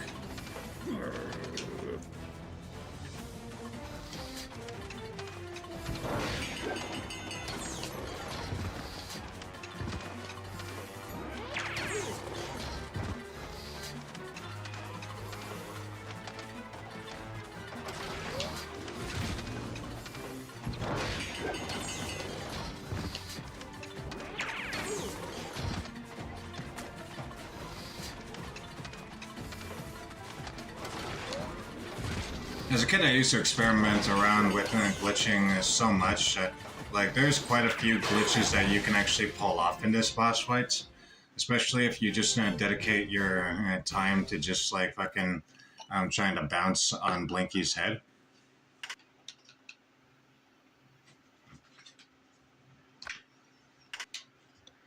Alright, that's what I'll call it for Hackman.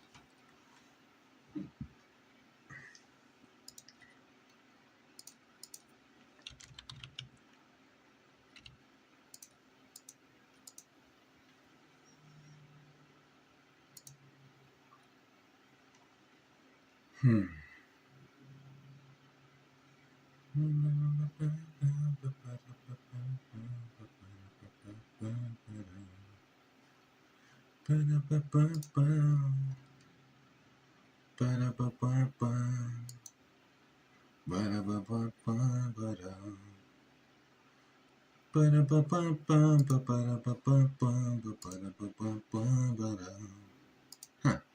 It's literally been a full 12 hours since I started streaming now. You know, pretty good. Pretty good. Not too bad.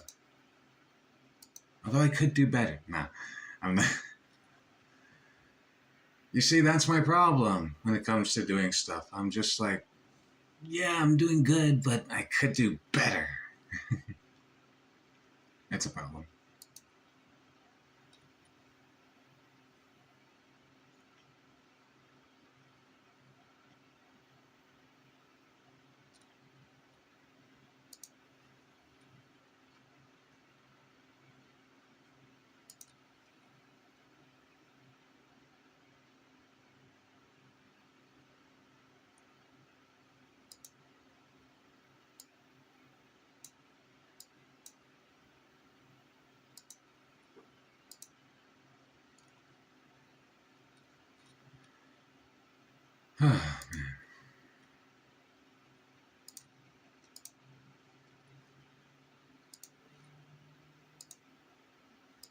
He's also mad that Garo hasn't hunted him yet. Unsurprisingly, Narinki hires a private company to find his son since he's tired of waiting, but they only have battle suits that make them stronger. Garo wakes up after being saved by Phoenix Man. There's a note left for him, and his memory of the events is fuzzy since he's starting to change internally. He comes across the Narinki's mercenary team, already captured and being tortured by the Monster Association. Before they can be killed, Super S uses her whip on them to control their minds. Giro knows Garo's hiding behind the wall and tells him telepathically.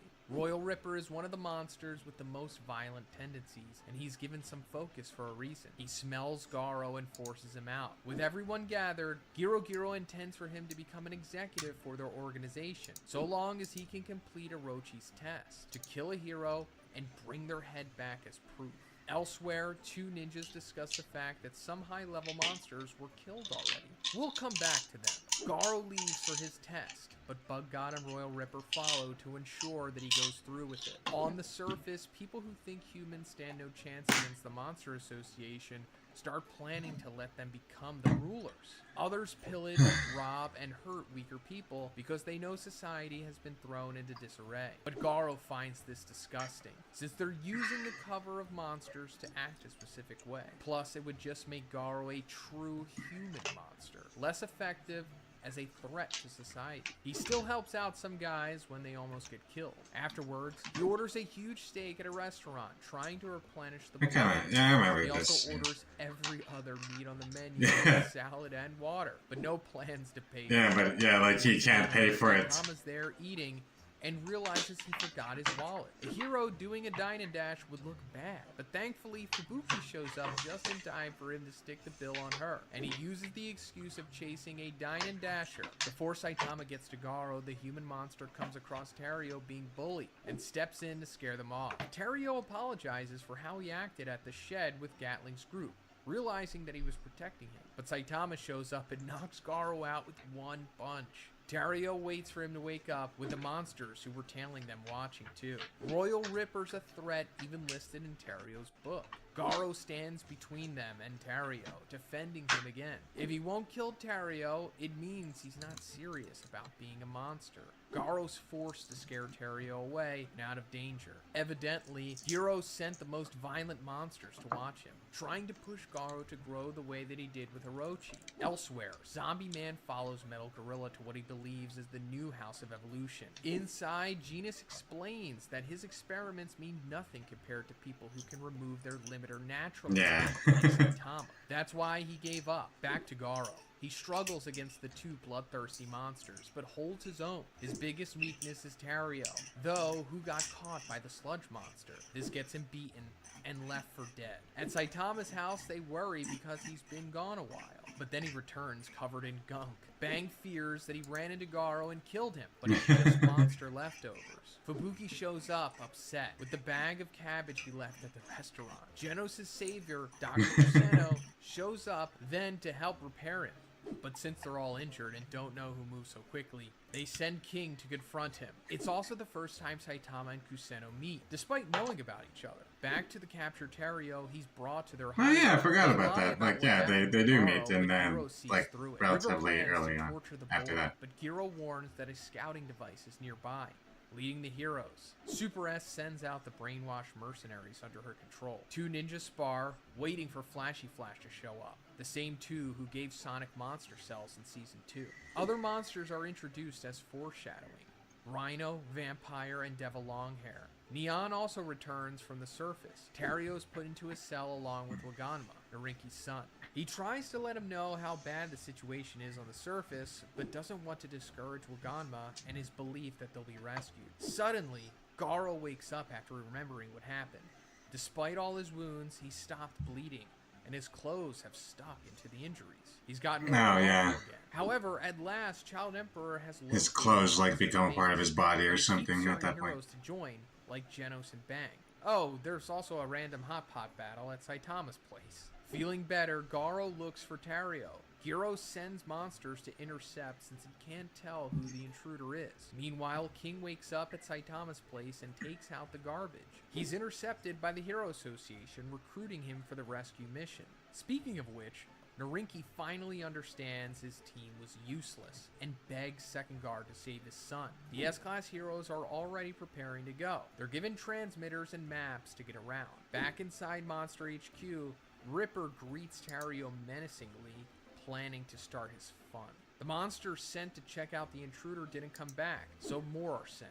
Tario starts to get sliced, and Garo smashes through the wall, stopping Ripper in time. He slices his head off with just 3 fingers. Afterwards, Garo leads Tario to safety, killing anything blocking them. I love Garo's, like, whole relationship with Tario, and I love that, like, you know, like, Tario very well much, like, you know, is kind of like, has pause about Garo, but he still recognizes that this guy, like, he's the strongest person I have ever met. So, you know what?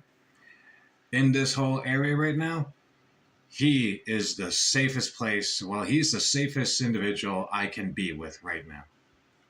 And I really love that. Replenish himself. Before they're out, Tario begs Garo to save the other kid, but Garo has no attachment to Waganma. But that's also when a massive monster dog appears. Oh yeah, Garo Rover. knows they stand no chance and tries not to provoke it, while sneaking away with Tario. But other monsters show up and trigger Rover by fighting in the corridors, forcing Garo to distract it while Tario escapes. Overgrown Rover launches a massive blast. From Saitama's place above the monster hideout, it feels like an earthquake. Garo sees his life flash before his eyes, thrown into the... I love that, yeah, Saitama's, like, home is literally right above the Monster Association headquarters. His attacks do nothing, and he falls all the way down to Giro's level and uses psychic abilities so they can have a chat. Saitama goes on patrol, while Garo's forced to listen. It explains how it was able to create strong monsters after trial and error, the pinnacle being Monster King Orochi. Giro believes Garo can even surpass him because of the levels he's reached after being so close to death. Garo doesn't want anything to do with Giro, and he breaks free from the psychic hold. When he's about to attack, Orochi steps in to fight Garo from below. He's pierced and crushed, but still survives. The spectating monsters become casualties, and Garo rushes to avoid faster and deadlier attacks. He somehow withstands a flurry of strikes and super high temperature blows, but can't surpass Orochi when he reveals his martial arts stance and uses multiple appendages. Even though Garo wants to invoke terror, there's no bloodlust or monster-like violence in him. With Garo now unconscious, Giro plans to fully brainwash him to their side. Saitama can't find anything, but hears something below the surface, lifting a manhole. Child Emperor has already counted 500 monsters in their hideout, leaving them with 60 each to cut down their numbers. But at the same time, he knows about the executives with unmatched power. As usual, Tatsumaki doesn't think any of them can beat her, and Prisoner tells the heroes to let him deal with the prisoners who escaped, so he can turn them back. Tatsumaki insists that she deal only with the boss, and they deal with the fodder. Flashy Flash starts to pick a fight with her, with Child Emperor trying to keep it peaceful. But then Amai Mask steps in, adding more tension to the room. He wants to be in charge of the team, which only rubs the higher level heroes the wrong way even more. Flashy provokes him, almost starting a fight. Only once King arrives do they finally settle down and listen. Another misunderstanding happens, and the heroes are impressed by the imaginary feats that King accomplished. We switch to Sekengar and Sitch talking about the heroes that will be protecting the surface while the S-Class are gone. Sekengar will go himself to ensure it goes smoothly and to get credit. Oh, shit. Bang and his brother show up. I am going to fucking crash out at any but point. Sitch is still hiding the mission from him. King runs out of the room but ends up in front of Bang. King's pressured into telling him what's going on. It works out for him since he doesn't want to go alone and wants Genos and Saitama to come along too, secretly. Fubuki heads to Saitama's home, upset that she's been cut out because of her sister. Genos is also on his way with new upgrades, but they're fully offensive and can't be used for long. Bang and Bomb arrive too. When King gets there, they're all waiting, but no sign of Saitama. King wants to wait for him, but Genos knows the team's also expecting his help. Genos stays in the apartment to wait. The new Fubuki group leaves with King frightened to death. Again, Saitama's now in the monster base, walking around peacefully. Both teams of heroes leave at the same time for City Z. King's of course missing because he ran off somewhere else. A group of monsters is there to meet him.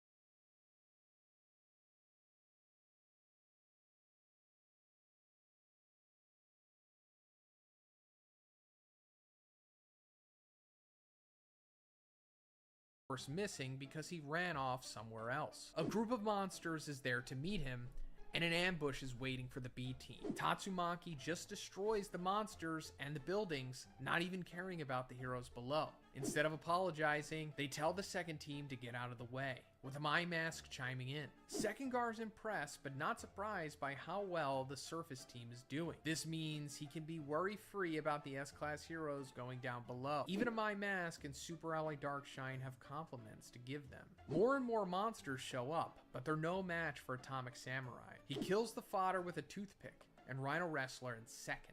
Child Emperor busies himself with destroying Giro's spying device. Likewise, Giro summons the executives to a meeting. The S-Class moves underground, with a hero helping get Pig God into his entrance. The scared monsters rush back to the hideout, but Giro kills them for being of no use, feeding them to Orochi. After finishing off some nobodies, Flashy Flash is confronted by the two ninja monsters at last. They then take their monsterized forms when Flashy isn't struggling enough for their taste.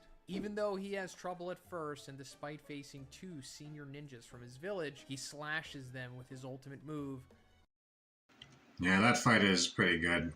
Like, it definitely is like a moment when I was reading that even I started feeling like Flashy Flash might, like, if not die, like, have to retreat, you know? Flashy Slash.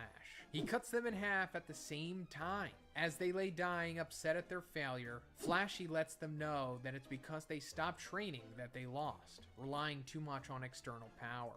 Afterwards, he realizes he lost his map and the communicator that Child Emperor gave him. We switch to Child Emperor, keeping I like that he just legitimately gets lost. The kidnapped son. Monsters try to sneak up on him, but his tech makes quick work of them without even needing to look back. He finds the dismantled robot body created by Metal Knight. He eats some candy to feed his mind sugar, and a bird monster shows up. It's Phoenix Man, the one who brought Garo to the hideout originally. Child Emperor takes... Phoenix Man is such an interesting boss. Well, like, I call him a boss. Like, if it was a video game, yes, this guy would be a boss fight because, like, and, like, not even one that you kill because, like, you know, like, just a fucking complex-ass character, and the way that he's even almost able to coax Child Emperor into actually, like, giving in, like, that's just nuts. Down with a new slew of robotic things from his backpack and continues his search. He throws a frog device towards Waganma's cell, protecting him from a poisonous gas.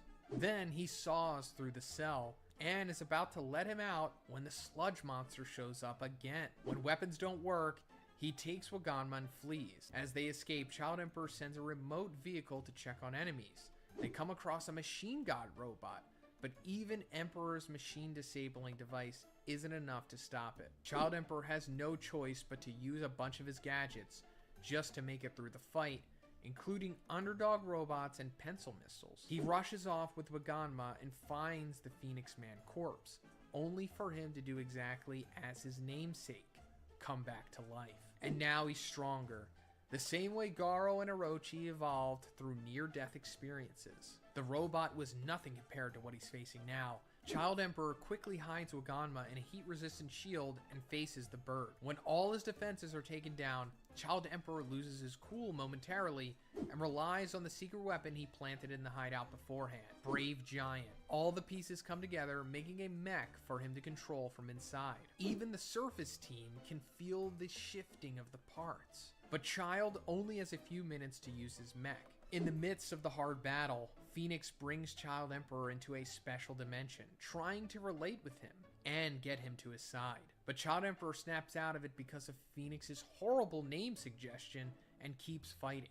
When the heat starts getting through the mech, he worries it won't be able to last long enough, and his mind drifts to the way that he was confused for a moment. I forgot that it was because he didn't vibe with the name that Phoenix person was trying to, well, Phoenix Man was trying to, like, you know, like, give him. Speaking with Phoenix, if there might be some truth to what he said. He may feel stressed and unappreciated deep down. At the same time, Saitama is crushing any monster he encounters, dirtying his costume, but then a rush of water drags him away. Child Emperor uses it to lower the temperature around him. Saitama slides all the way to him, distracting him enough for Phoenix Man to escape in a penguin suit. Waganma's fine though, but pukey. He doesn't want to share his safe spot with Saitama, and when rubble lands on his defense system and still injures him, Saitama worries for him. Emperor's sucked into the mind area again, finding out dark secrets about the Hero Association. The more Phoenix Man talks, the more Child Emperor loses himself, until Saitama casually joins them in there. His frustration and aura are enough to scare Phoenix into letting them out, and Zombie Man contacts Emperor, reassuring him that there are adults that appreciate him. He makes the boys start to cry, offering to buy him a milkshake as a treat. Phoenix Man resurrects some dead monsters to use, sending cells towards Child Emperor for him to try and turn him. Saitama takes care of all the zombie monsters, and Emperor sacrifices all his remaining mech power to take down Phoenix Man, Saitama stopping him from hurting the kid in the end. Ticklebug climbs into Phoenix Man's suit and forces him out, since he refuses to leave. He turns into a lesser monster, a tiny chick man. Meanwhile, the two ninjas have also been resurrected. Yeah, I found that funny when I read that as well. The manga is really good. It's really funny and it's really intense, especially in this area. I really don't doubt that, like, this is gonna be like what the 12 episodes that we're gonna get are going to cover. And if that's the case, I'm fucking here for it because like the Monster Association, the Monster Association arc is fucking wild in One Punch Man. Like, go read it if you haven't read it.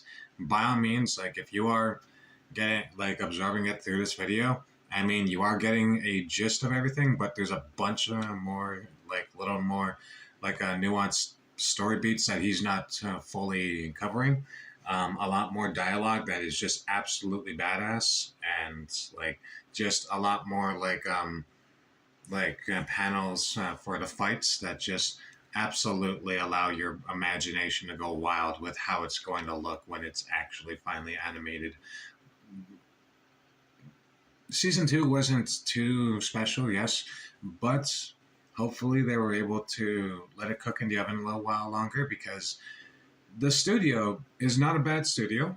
They can fully actually like, you know, like put out good animation. It's just like, hopefully with the amount of time that it took for season 3 to get to happen, and yes, maybe like that entire time it wasn't in production, but like even if half of that time or even a little bit more, then we likely will have a pretty good looking anime on season 3. Like season 1 was really fucking beautiful looking in a lot of the like the scenes and the fights. And bump into them. Saitama punches them both out cold, and Emperor wonders why he's down there, suggesting that he brings him to the surface with Waganma. A surviving dog robot shows up and helps them leap up towards the surface, with Orochi tentacles trailing after them. Saitama destroys them before Child Emperor can notice. Waganma lies about there being no one else to save, so Terrio remains in danger. We switch to Zombie Man prior to his checking up on Child Emperor. He goes Gama is just a low piece of shit. Like, even when I saw that, like, I was hoping, don't be your father, kid. And now, like, he's just a low piece of shit.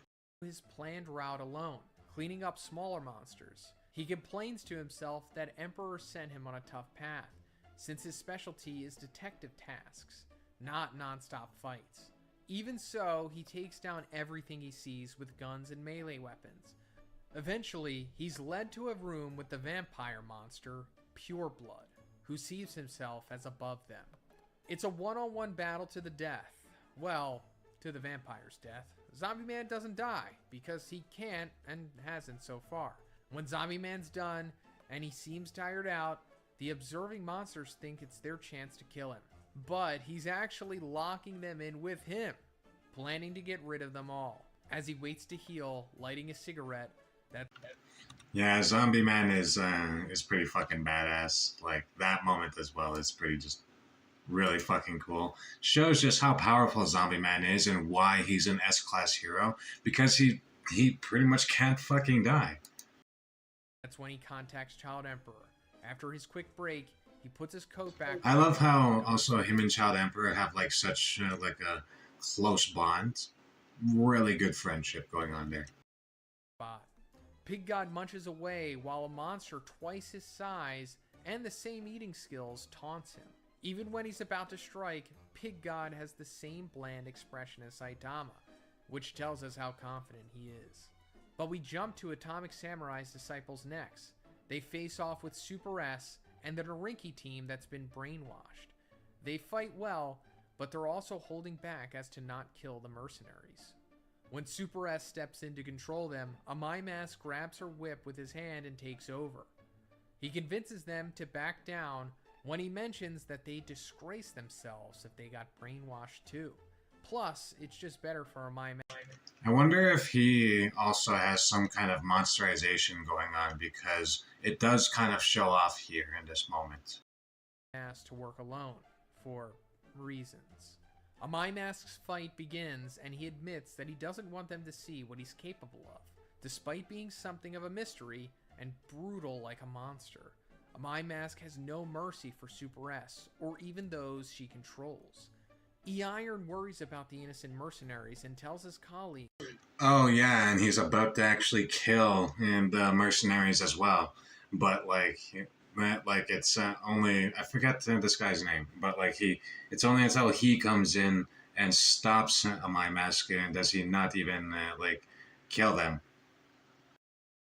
About what he might do, and just as he predicted, My Mask's about to slice all their heads off. The disciples push the Narinki squad aside and save their lives. With them out of the way, My Mask smashes Super S into the wall roughly. E-Iron tries to give the pop star the benefit of the doubt, but he's still full of bloodlust. Afterwards, the team wakes up and they thank the heroes. This causes My Mask to drop his guard momentarily, and Super S tries to pounce.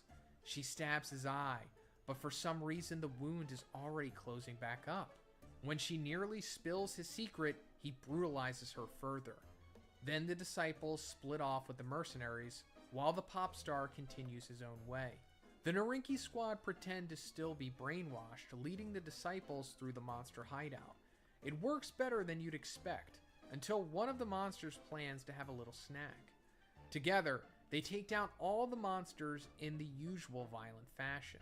The teamwork goes a little sideways when the mercenary leader elbows E-Iron in the face for getting too close, but it's mostly because he's worried about relying on them and accepting that they protect his life. There's no time to argue though. The monsters are everywhere with threats from below them too. The disciples drop down by cutting the floor and come across a long-haired humanoid monster called Devil Longhair. Okamatachi, the feminine disciple, feels instantly attracted to him, trying to fight it so that she could focus on taking him down. After some squabbling with her comrades, she goes for the kill, and it fails. The hair is stronger than her air blade. She even nearly gets impaled from below with hair, until Bushido warns her not to. Yeah, I forgot I forgot about this moment that all of these samurais just nearly die. Mention they also need to keep Hairman from stabbing the mercenaries above them. E-Iron realizes the amount and speed of the sharp hair strands and make it impossible to follow in sight. So he closes his eyes and follows it with other senses. Standing back to back, they cover each other's weak spots, giving the monster a haircut. We switch to the mercenaries chasing down Small Fry. When they see it disappear and a monster around the corner, they sneak away, not realizing it's pig gods chowing on the monsters. After slicing and dicing with the three disciples beat up and bloody, they emerge victorious, and the long-haired devil has short hair now. Seeing as that was both his source of power and what he used to fight, it's pretty much over. They have a quick talk about the difference between heroes and mercenaries, and what they can learn from each other. On Atomic Samurai's end, he slashes up lesser enemies when a big fish shows up, the machine god Child Emperor left behind. After slashing it, the core inside escapes, and he doesn't pursue it. He leaves it for someone else to clean up. Going back to Terio's escape, he's being chased by a small black monster that should not be underestimated. He's an executive after all, called Black S. Thankfully, Atomic Samurai arrives to save Terio. On the surface, the team's doing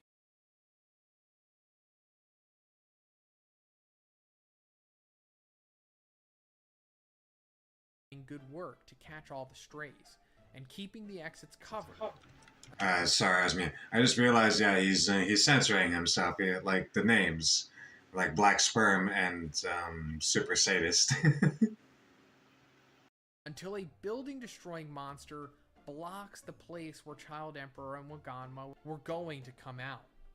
With one push from Saitama, though, the debris is sent flying away, and then mistaking it as Emperor's doing. Sekengar and the heroes scold Saitama, and then mistaking it as Emperor's doing. Sekengar and the heroes scold Saitama for showing up to complain about the noise, instead of helping with the evacuations. But he runs off and goes to finish his original goal. Child Emperor announces the success of retrieving the kidnapped child, with Zombie Man congratulating him. That moment was pretty fucking hilarious as well. Like, Saitama finally on the surface again. Like, is there with all the other heroes. You think maybe, possibly these, maybe even just this group. We'll see what Saitama is capable of. Nope, guy just fucks off immediately. First. That's also when Atomic Samurai mentions another kid stranded in the hideout to their surprise. Once he hears that, Child Emperor is ready to go back in with no backup. That finally gets Waganma to admit that he knew about Tariel and offers a description. Meanwhile, Atomic Samurai faces Black S, underestimating the executive because of his size. Long story short, Atomic Samurai can't slice and dice his way out of this one, because Black S can just keep dividing each time to create more parts. Samurai's last resort is to cut the... Yeah, like, he's made out of, like, at the point of this... At this point in the Monster Association arc, I believe he's made out of trillions of cells? Yeah, I believe it's trillions of cells. And by time, like, you know, like, by time, like, the whole shit is done, like, he's made only of, like, I think it's, like, either 2 million cells or 20, or, like 25 million cells. But either way, like, being that, like, those were all killed immensely quickly, like, that millions of those cells were getting killed very fucking quickly from all of the S-Class heroes, and, like, not now to mention Saitama, who Black Sperm was the one who actually saw him take out Garo, and Rover, he knows not to fuck with Saitama as well. So, like that's just a funny thing as well. Walls and ceilings to fall onto them. Zombie Man can feel the shaking from where he is, but doesn't have the chance to get there since he's caught by an executive too. This time, it's Homeless Emperor. I forgot about this as well. Like, the executives are pretty fucking wild. Hero has carefully picked which executives will face which hero. And in this case, Zombie Man isn't much of a fighter, so to have someone who has endless power shooting at him keeps him from going on the offensive. All he can do is continuously heal his wounds while hoping to get close and strike, but never really getting the chance.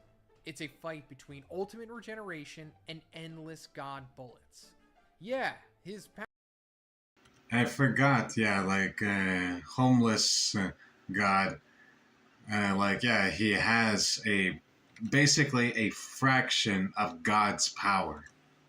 Powers came from God a month earlier. We leap into Prisoner's intense battle next, facing a group of monsters who work together against him. Nothing they use works though, and a stronger monster named Bakuma finds the group useless. So he sucks them in to absorb their powers, causing romantic heartache between a couple. Monsters can love each other too, after all. And romantic heartache useless. So he sucks them in to absorb their powers, causing romantic heartache between a couple. Monsters can love each other too, after all. One moment.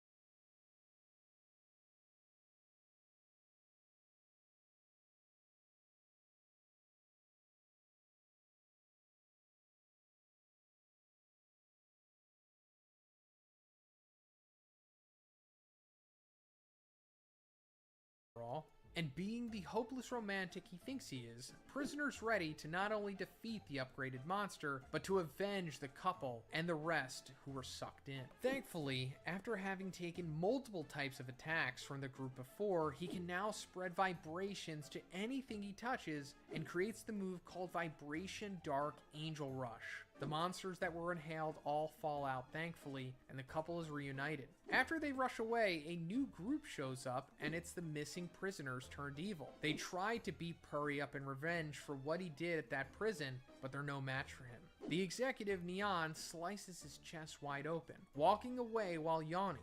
But even after pouring out blood, Puri heals up and rushes after Neon through a sliver in the wall. Except he just swims through concrete. Neon leads Prisoner back to where... I love that he, like, doesn't even, like, he's not even, like, just, you know, rushing through it, he's swimming through it. bro is so fucking strong. He was able to basically, he was able to have stone act like fucking water. Where they were, and just him pushing back through gets all the monster prisoners destroyed. Jumping back to Pig God, digesting one of many monsters who came for him, no matter what monster shows up, they're no match for his expansive stomach. Until a giant monster with no face and just teeth and a mouth shoves Pig God into his body. Another executive has appeared, and unsurprisingly, its name is Gums. Pig God forces his way out of the monster's stomach, a gleam of determination in his eyes, and the sumo-esque fight begins. Back to Prisoner, he can't seem to find where Neon is gone. Super Ally Darkshine meanwhile faces Bug God and is disappointed with his so-called insect strength. But Bug God thinks he's unbeatable since he took down Garo, unaware that the human monster is still alive. With one punch, Darkshine splits apart Bug God's tough shell, and it further feeds into his overconfidence. The mercenary disciple gang pretend to be... Yeah, when I just went back to reading it, I forgot why he was just so like, no, look, I'm just now here to train people. I'm no longer in the...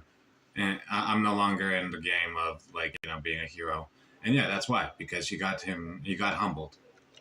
Monsters again to get further into the hideout, but they can't say what a password is when asked. Back to fighting, they slaughter most of them, but one in a hoodie gets away, unleashing an executive of another kind. Not only is it liquid, but it strikes based on instinct and hostility aimed at it. They shoot the monster, but in his dying moments, he unleashes evil natural water. They try to shut it back inside of its vault, to no avail. It has fish living inside. The fact that it's Saitama that takes out a literal fucking ocean. Holy shit. Of it, and the water can even attack through walls. They're forced to hide behind thick areas, trying to find a way out of this. The mercenary leader shoots for its eyes, drawing the attack right to him. When Bushido tries to cover him, the mercenary stops him from being wounded as well and gets himself hit again. The mercenary's fatally wounded, offering his name Tongara before they escape with the rest of his team. He dies while watching them run off to safety. Elsewhere, Saitama does clean up and rediscovers Rover, who he tries to treat like a regular dog. When he blasts Saitama, he... I like how, Saitama is just trying to be like, ooh, a puppy. Hey, doggy. Gets blasted at. Hey, that is not nice. Punches the dog into submission. The punch shakes the hideout, alerting everyone within a large radius. By the way, Genos is still on the surface waiting. Neon thinks that he can perform a surprise attack on Saitama, but the scratch does nothing and he runs off in fear. Deep in the hideout, Tatsumaki finds Giro and prepares to face it. As expected of an Esper battle, Honestly, I don't know why they had to make all three of the psychics just... Well, if you've read it, you know. You've already seen Fubuki. If you're someone who likes Tatsumaki and Giro, like, whew. It's flashy and very destructive. Plus, Tatsumaki doesn't know how to hold herself back. They taunt each other, but Tatsumaki's basically using none of her offensive power, yet still destroying Giro. When she squeezes Giro into her trademark meatball, the monster calls for Orochi's backup. He's not available though. The Monster King and his appendages are busy with Saitama instead. Saitama looks unconcerned as usual, in front of the most intimidating monster within the hideout. Who cares about the appendages and giant monsters, right? Saitama just wants his city to get some quiet. Rover pops up behind Saitama, but he's still scared from the punch earlier and dashes away. Orochi drags Saitama down further, planning to sacrifice him. Yeah, and he only gets like that because he sees that his strongest, monster in this whole fucking big ass place, the strongest monster, even he's just like, nope. Near the Earth's inner core. Orochi had and that that basically pisses him off, so yeah.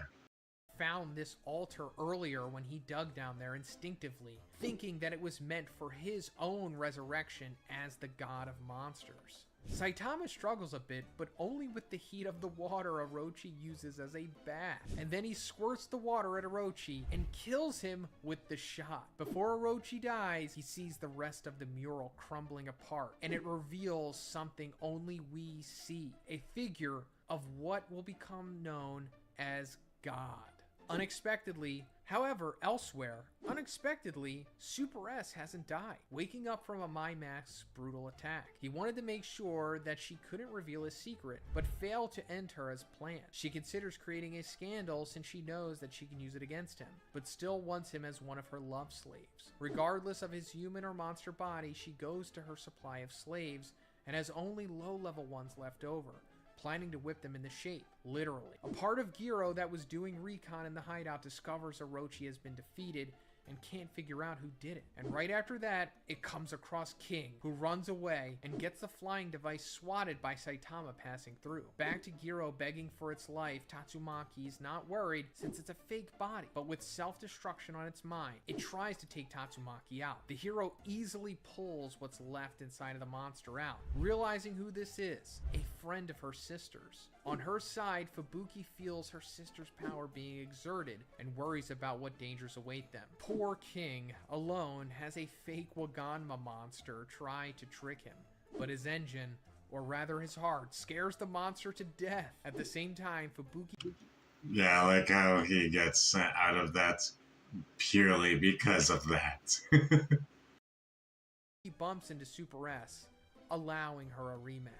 This should be more or less where Season 3 ends. It could possibly end at the altar being revealed where God's mural is, or maybe a little after that, depending on the amount of episodes we're expecting, which I assume will likely be 12, just like Season 1 and 2. But also keep in mind that some chapters go over 100 pages and can fill up an entire episode. It's a very intense and in-depth arc. Yeah, like there's a lot that he didn't cover. But like, I really hope that for Season 3, it's gonna suck if it has to be done in 2 seasons, with Season 4 covering the, with Season 3 covering the first half of the Monster Organization arc, and then the Season 4 covering, probably half of the episodes covering the other half, and then an episode or the 7th or even 8th episode being the fight with Garo and Saitama, then with the S-Class heroes and Genos, and then with that 8th episode likely being Cosmic Garo versus Saitama, and then the last few episodes then setting up the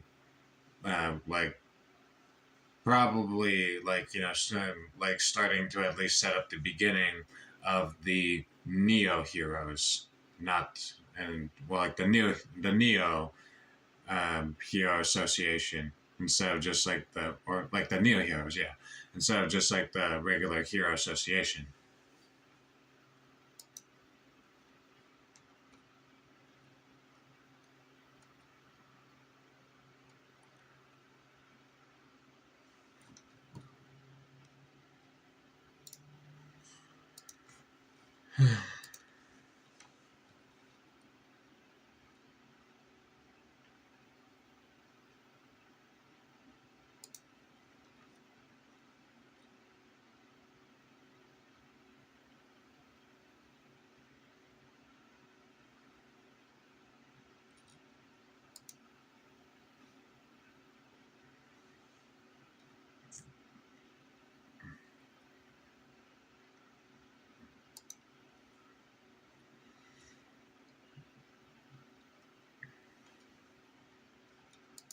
We at PlayStation are happy to announce our newest collaboration with Xbox, Helldivers 2 and Halo 3 ODST. Yo, no way!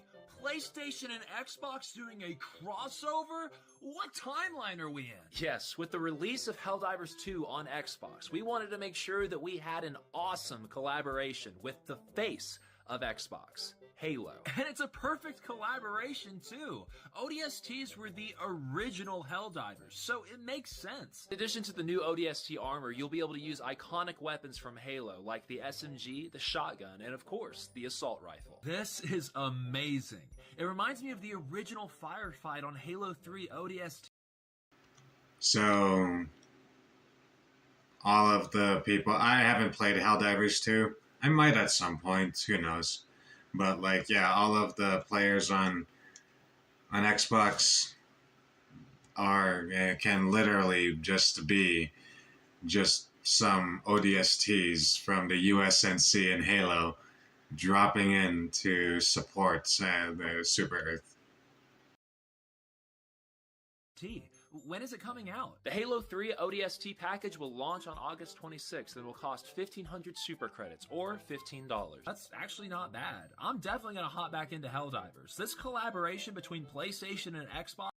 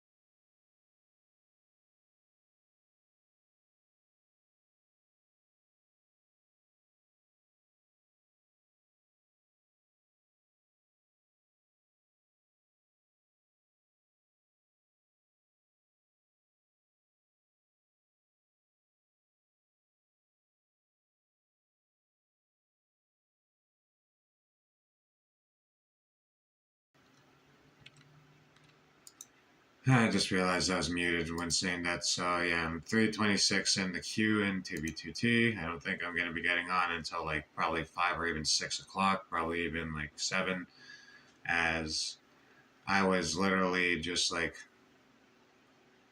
not too long ago. Like at 6 o'clock.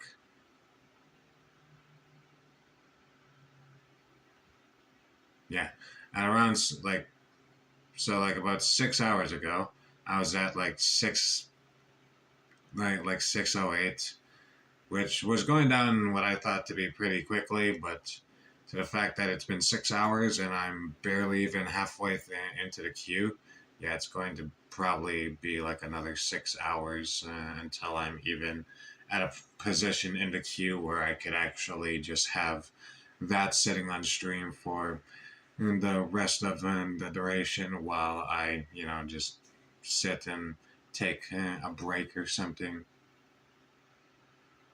But alright, just might as well sit in this queue until I get onto the fucking server. You know, guys, I knew this day was coming, man. I knew it from the start that Battlefield 6 would eventually hurt all of these Call of Duty coping fanboys. You know, there's like two groups of them. There's one group that can't fathom the fact that Battlefield 6 is highly successful currently, and then there's the other group that thinks, for whatever reason, that if Battlefield 6 doesn't play like Call of Duty, then it won't be good. And I don't know if it's like the lack of brain cells or what, but they just can't understand the fact that they're too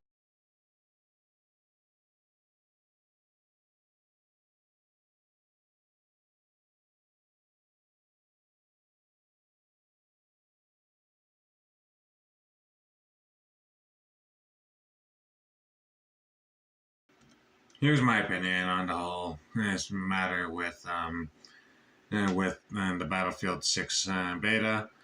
I personally am someone that I feel like I have somewhat of a authority to talk about this, especially considering that, well, for one, I have been a very avid player of Battlefield for many years. I was able to sink in over, well, just a little over 30 hours, barely, into the beta, and I very well much enjoyed my time with the beta. Like, it was extremely fun.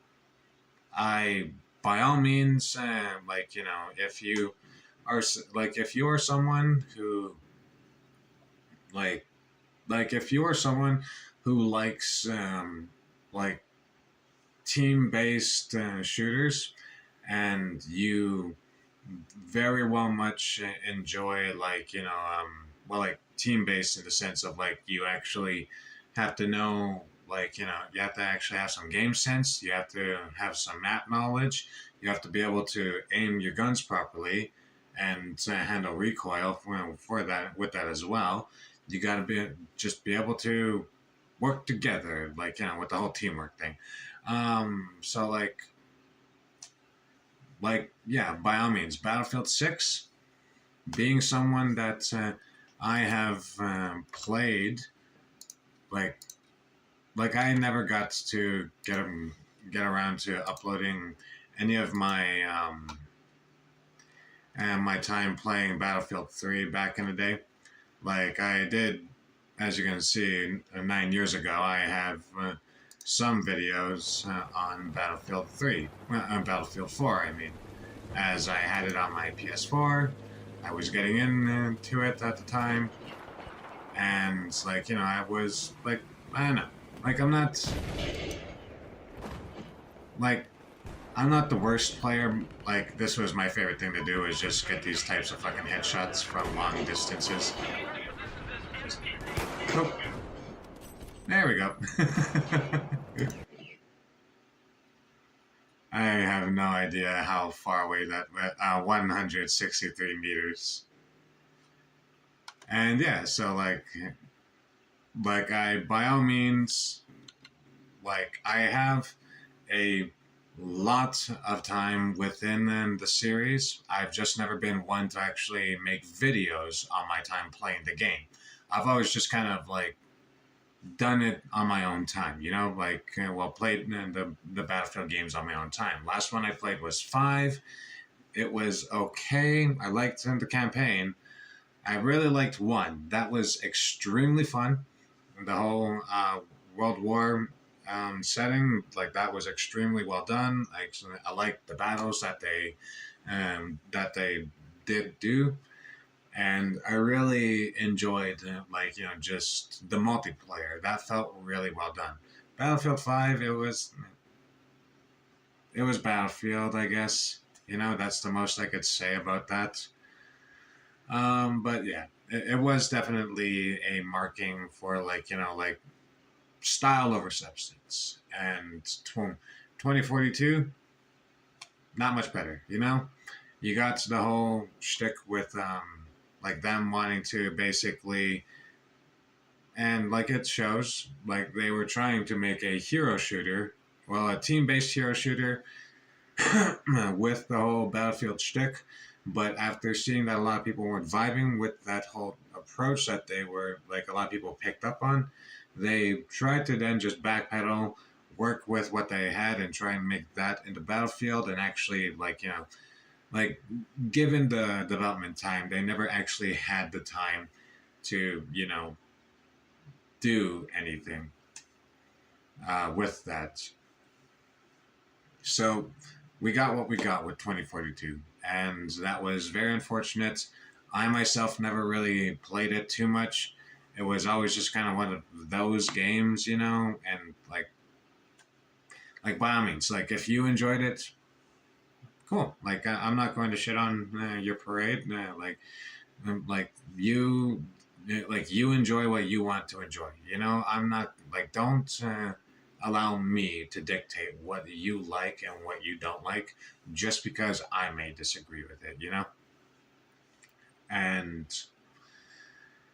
so yeah, but when it comes to Battlefield 6, which, like, you know, like, I really, like I said, I really didn't play 2042 much. I played a little bit of the beta, and I just watched videos of like the actual game, and even to this day, like it looks okay, I guess.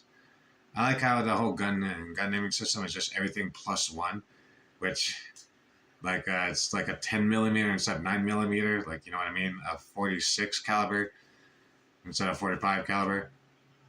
But yeah, like that is very well much funny. But like with Battlefield 6, very good game.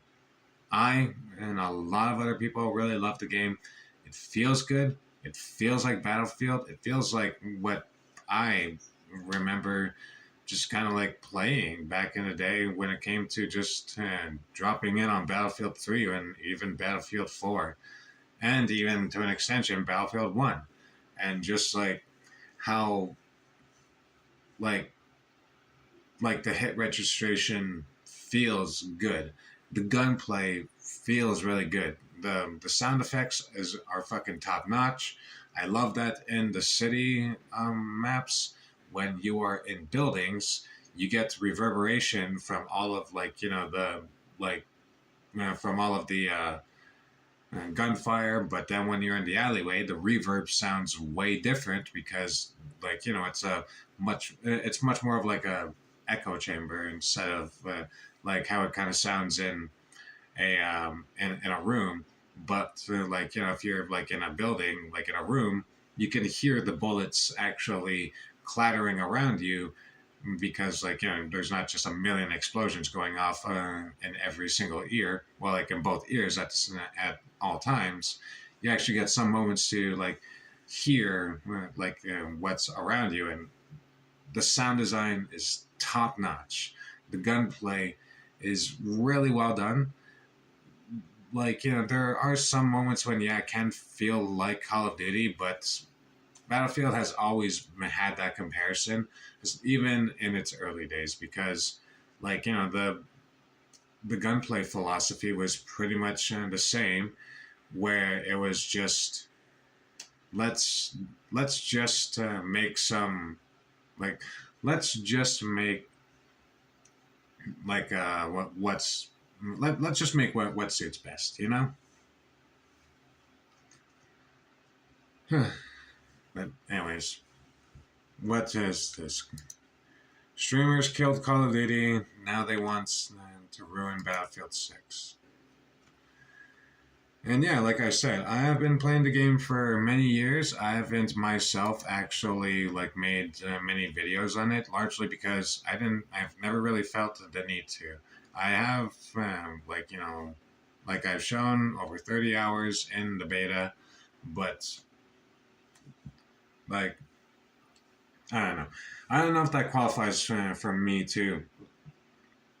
I don't know if that qualifies me personally to be able to talk about stuff like this, but you know what?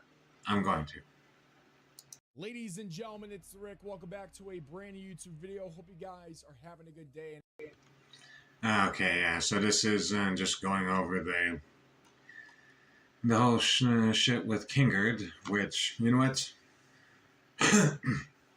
I will say right now, Kingard then got its spot on, mainly because, like, the whole shit with, like, with the big streamers coming on out of nowhere and actually deciding that they need to fucking like this is like, I know what makes me money, okay? Like I'm the one with like hundreds and thousands of viewers. Are you the one making money on Twitch? I didn't think about it. I didn't think so, buddy. So you know what? Let me say what needs to, because you are just gatekeeping the game to people like me. Well, people just people like me who love BR, and like, holy shit, like exactly how fucking Kingard put it in his little edit that he made at some point in this video. They fucking say it like it's a nervous tick, and that, like, you know, it's like I get it.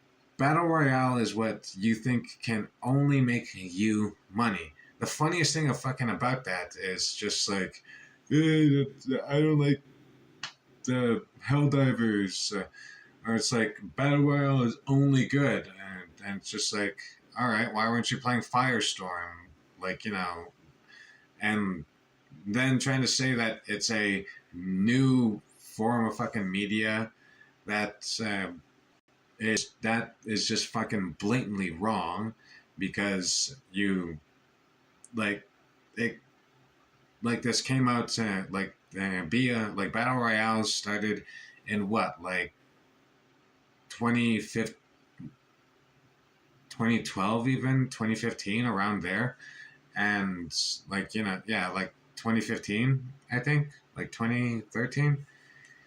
And I might be wrong, but like, to the fact that like it's not as recent as these fucking guys think it is, and to the fact of like, it's like quite a lot of games have been coming out to capitalize on being a battle royale, and quite a few of them stayed. Like, not all of them stayed, yes, of course, but like there's a lot of games that came out to be a battle royale and they stayed, and they are still something that you can play to this day. Like, take Warzone, take Firestorm, like if you still like to play, like if you're still someone who likes to play Battlefield 5 for some reason, like Apex Legends, League of no, not League, Apex Legends, Fortnite. Like, regardless, like there's a lot of games nowadays that if you really want a battle royale, you can go and play a battle royale. But then just to hear it over and over again of like, how this game needs a battle pass and this game needs a fucking like a battle royale, because it needs those as ways for incentives for people to log in every day. Yes, the game needs people to log in every day, but like, like that doesn't, like, don't just Fortnite battle pass everything, because that's not the fucking answer in the ending, Like, by all means, like, people need to just get over themselves and just accept that gaming is how it is.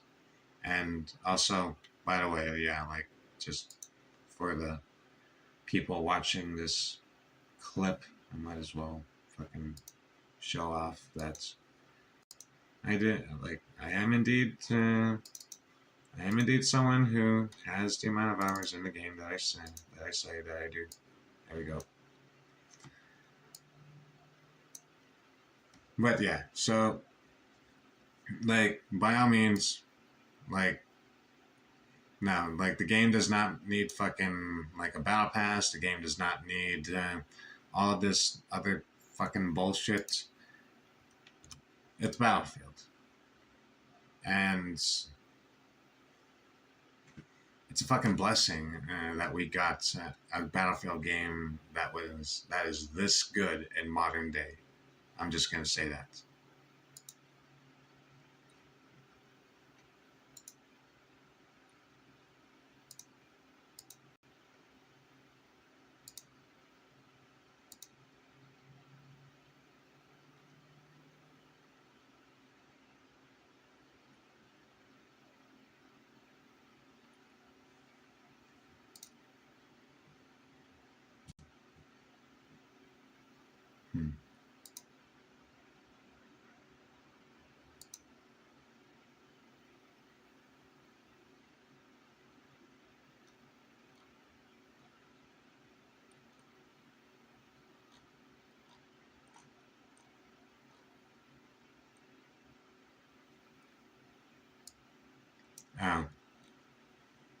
So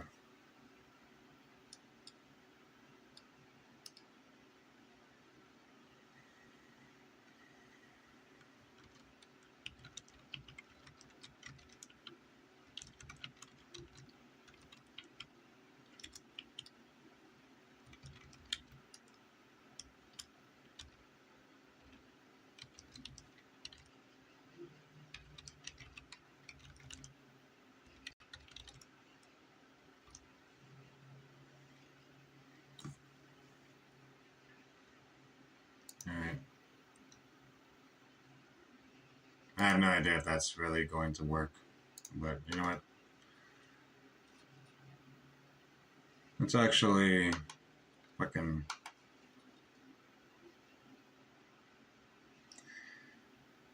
You know, what's a game that we can actually play right now? Actually fill in the last 11 hours here of the stream. I might as well go until fucking OBS says that I've been going for 24 hours, even though that's just going to fucking kill me mentally, but it's not in, like, it's not in the spirit of a 24-hour stream if I, like, fall asleep at some point trying to do a 24-hour stream. Like, by all means, if I'm going to do it, I should just do it and not, like don't fall asleep type shit, you know?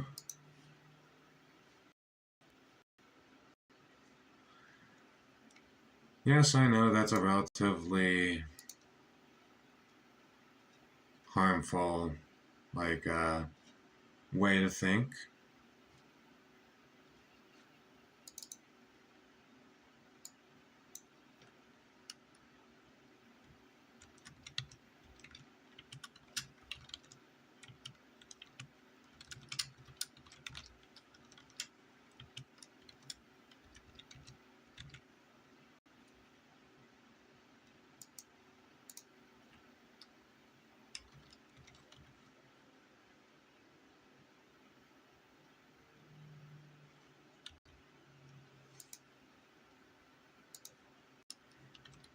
Just doing one more thing here in the background. Afterwards, we'll get right back to playing a game. Which, you know what?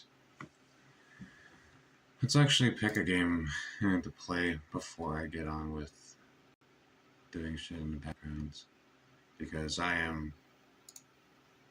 got way too comfortable with not actually just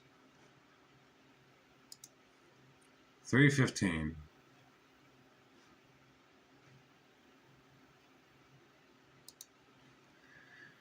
Yeah, so who knows? It's very well much up in the air of how long it's gonna take for me to get onto fucking 2v2T.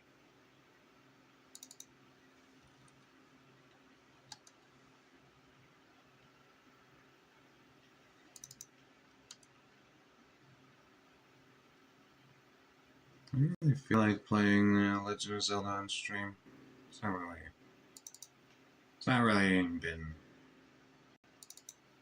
one of those games.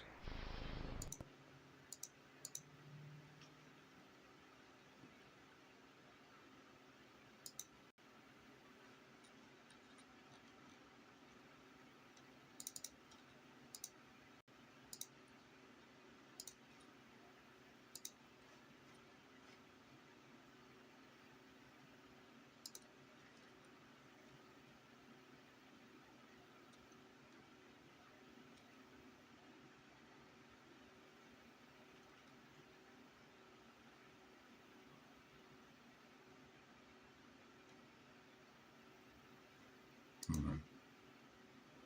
I'll get that on screen once I actually pick a game. Mainly because I'm not too sure how fucking Twitch is when it comes to showing the emulator, like, you know, well, like showing its like menus and shit like that. I'm pretty sure, like, it's I don't fucking know. I'm not gonna act like I know.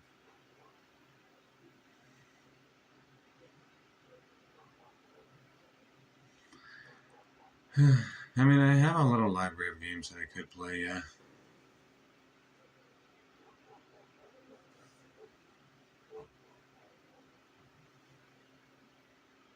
I could possibly try Sonic Riders. Yeah.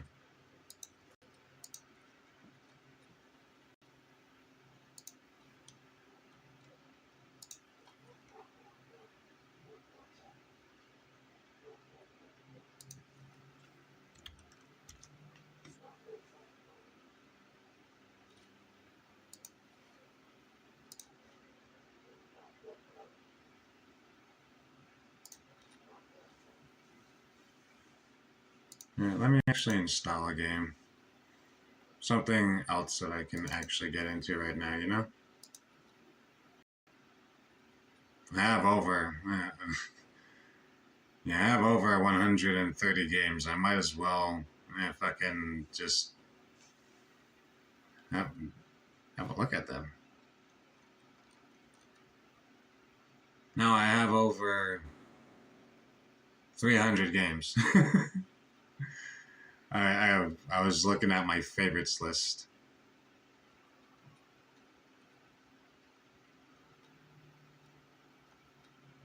Yet I still always feel like I have nothing to play.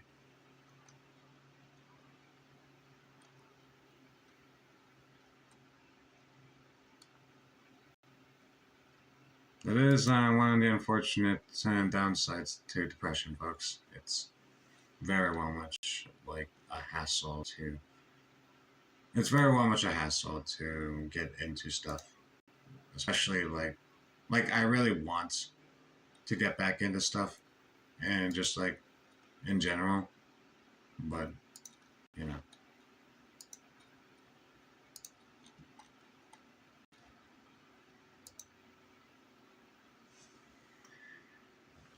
I could take a run through Cursed Halo.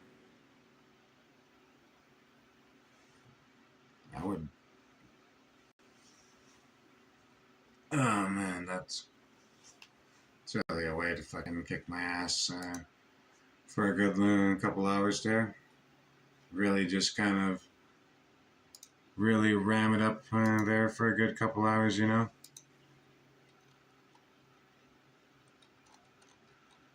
Hold on, let's get some music playing.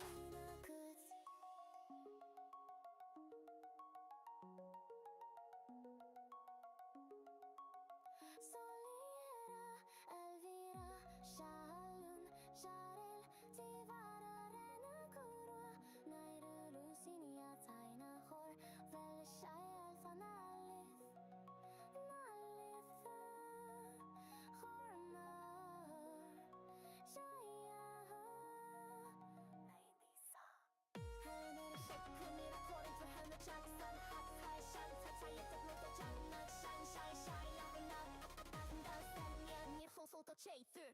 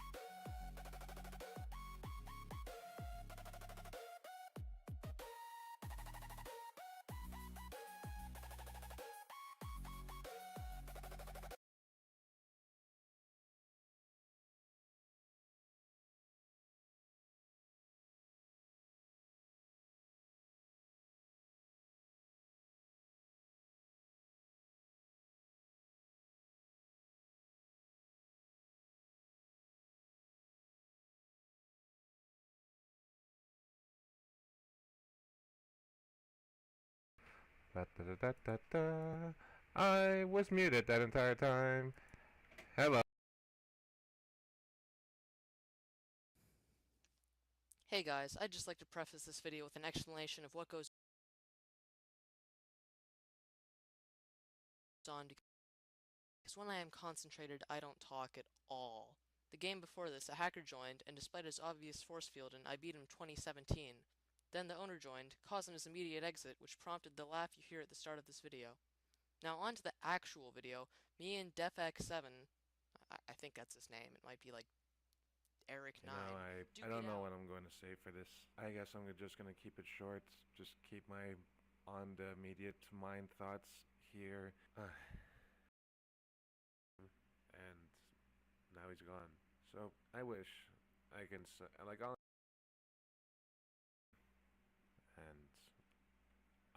I'll be releasing my next video soon. Goodbye for now. Welcome guys to another episode of the Survival Games. I haven't done this for I'm gonna go get some coffee. I'm gonna let my the video that I made at some point a little while back to basically be like a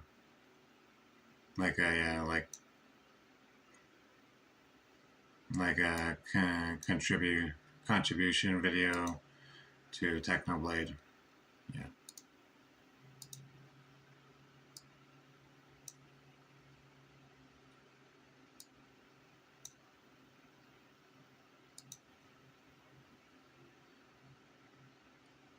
Alright, I'll be right back. for the last 2 days because, well, I was one recording short, so it was only supposed to be 1 day that I missed, but then it turned out that my last recording, I failed somewhere in the editing, so it started like 2 minutes in. I'm just Go. What are you doing? Never mind. Second thought, I think I'll collab with someone else. I'm just gonna run straight up at Red Team's base. If I make this, like, I get all your subs. Not even using a weapon. I just threw some guy off a ledge with my bare fists. The other guy doesn't have a clue you're there. Dude, go. He's there.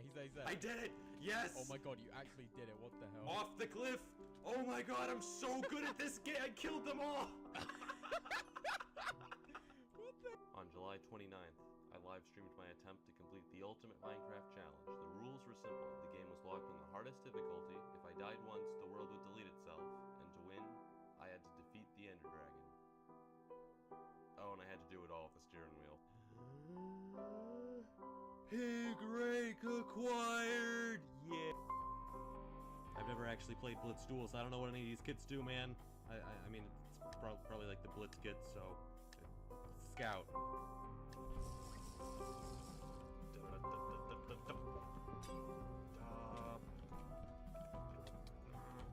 All of my health is gone.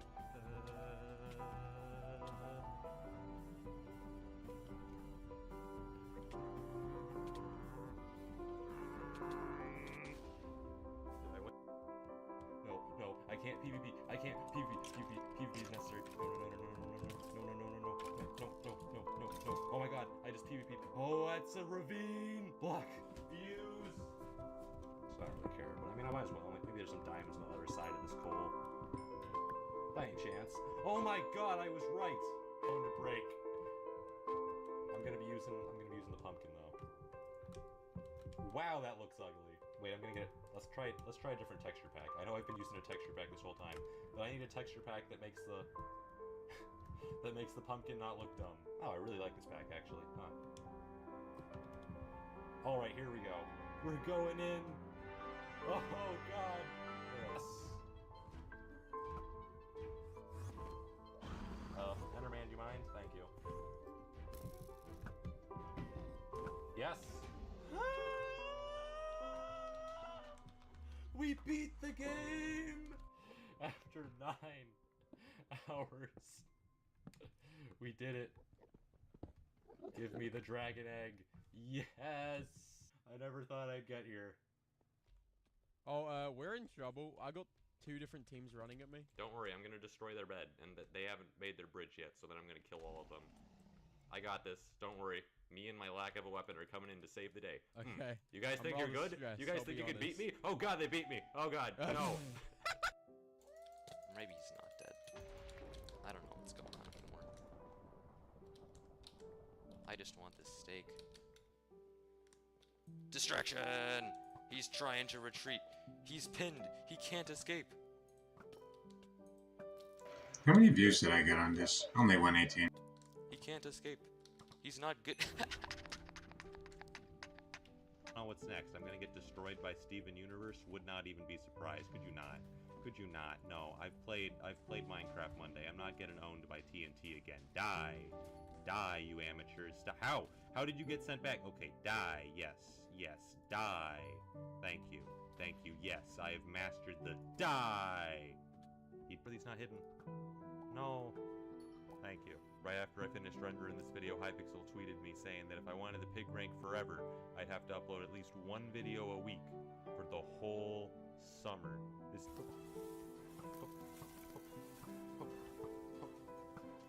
Oh!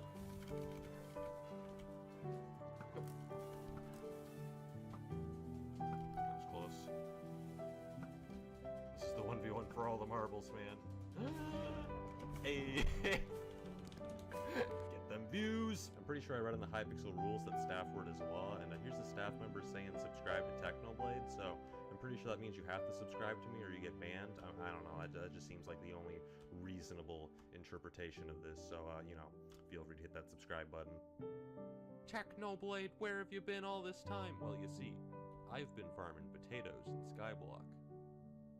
That wasn't a joke.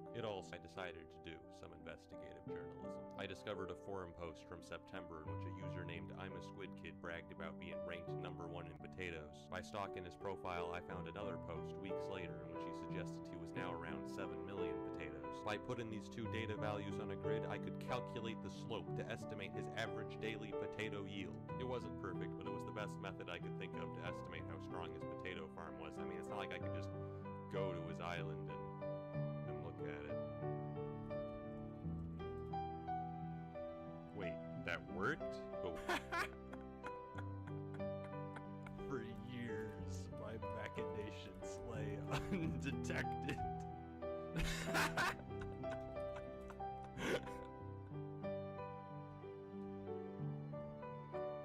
This is all I have.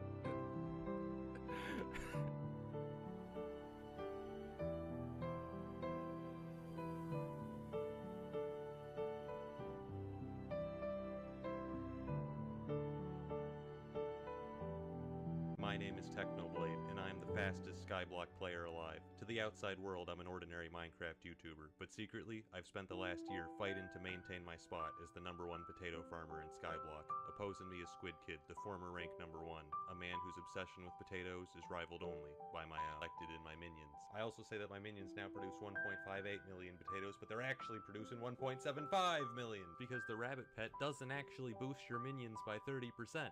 It boosts them by 43%. Why? I don't know, it's probably bugged. And Squid couldn't realize the real number when he got a level 100 rabbit of his own because he was being sabotaged. But the biggest reason my lead expanded by that much was because over those 2 weeks, while Squid averaged 8 hours of farming per day, I averaged 11. I just can't believe how much he's farming. The admins were legit saying that Techno's just like so focused, baffled them.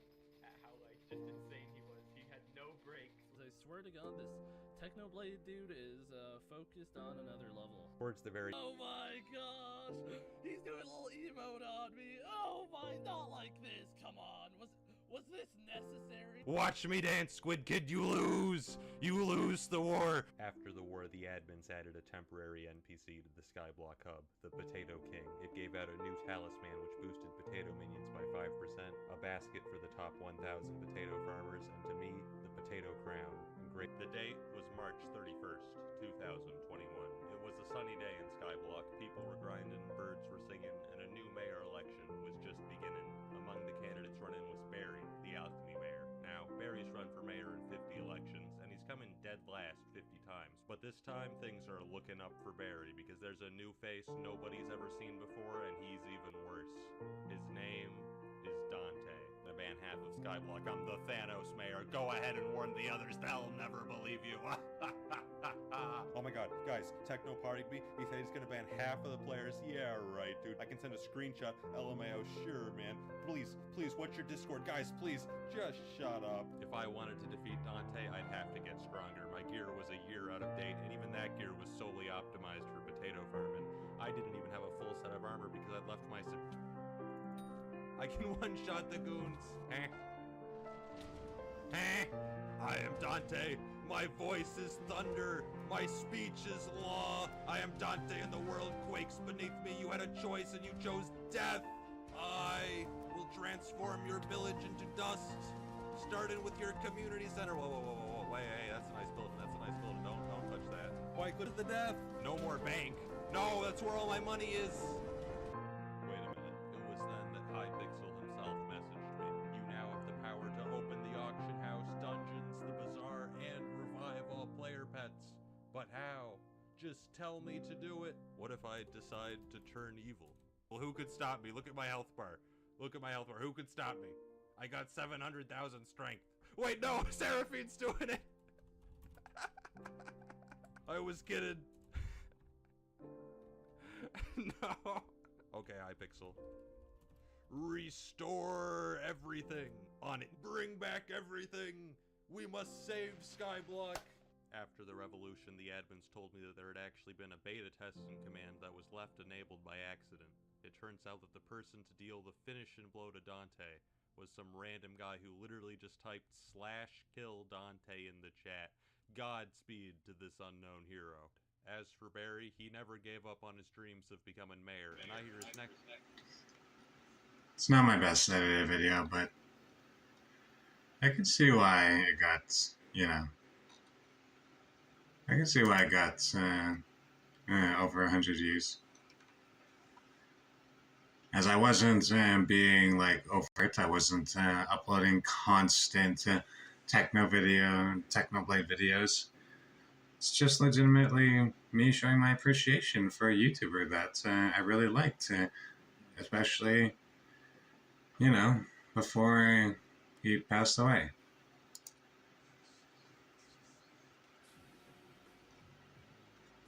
What was the point of the chainmail collars that were worn down? Like the fancy little collars that they wore around their neck. Like the... Okay, you mean like the gorget or the mantle? Like this. Like the little collar, the cute little... The little collars. Yeah. Little collars. The battle collar. Battle collar.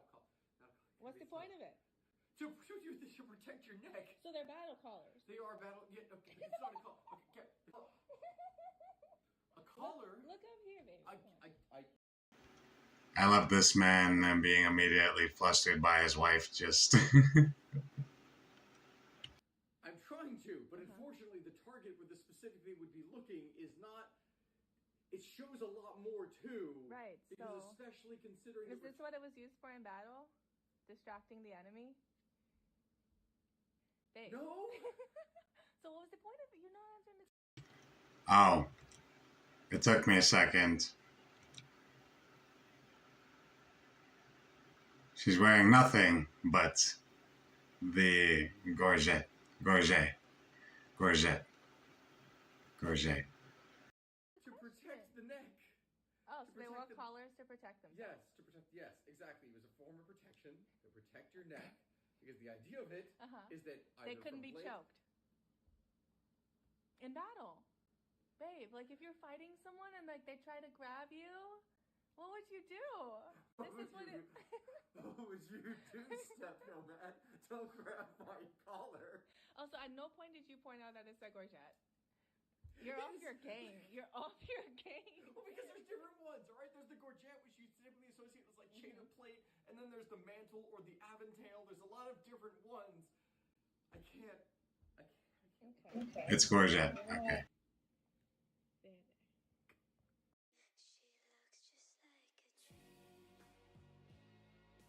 What was the point of the chainmail collars that men wore in battle?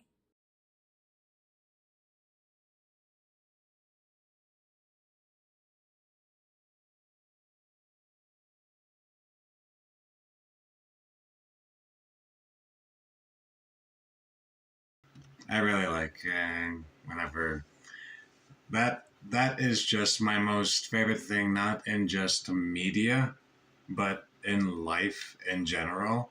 When a husband and wife very clearly just absolutely want to fuck each other, like they just like that spark never dies out, you know, and they just like after years of being together, having a kid, like they just absolutely just are into each other. I fucking love that shit. It's so wholesome for one, and like it's one of the cutest fucking things ever. Like I live for those types of relationships in life.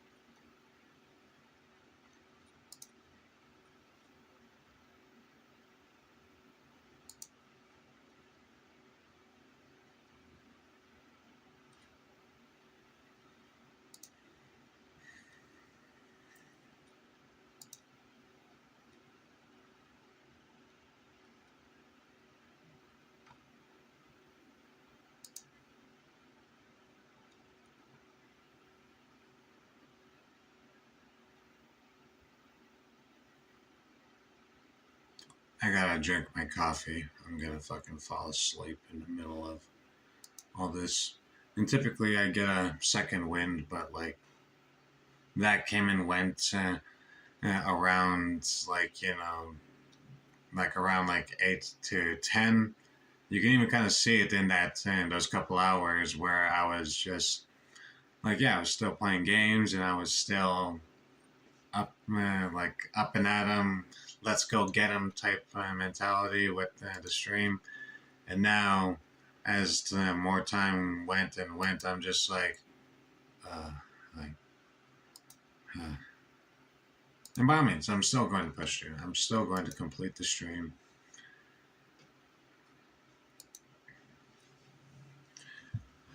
Go up until fucking OBS here says I've been streaming for 24 hours.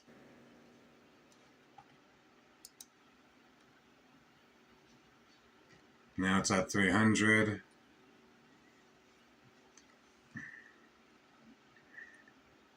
Six hours to get through 300 slots in the queue. So I'm gonna be queued up until fucking 6 o'clock. Holy shit.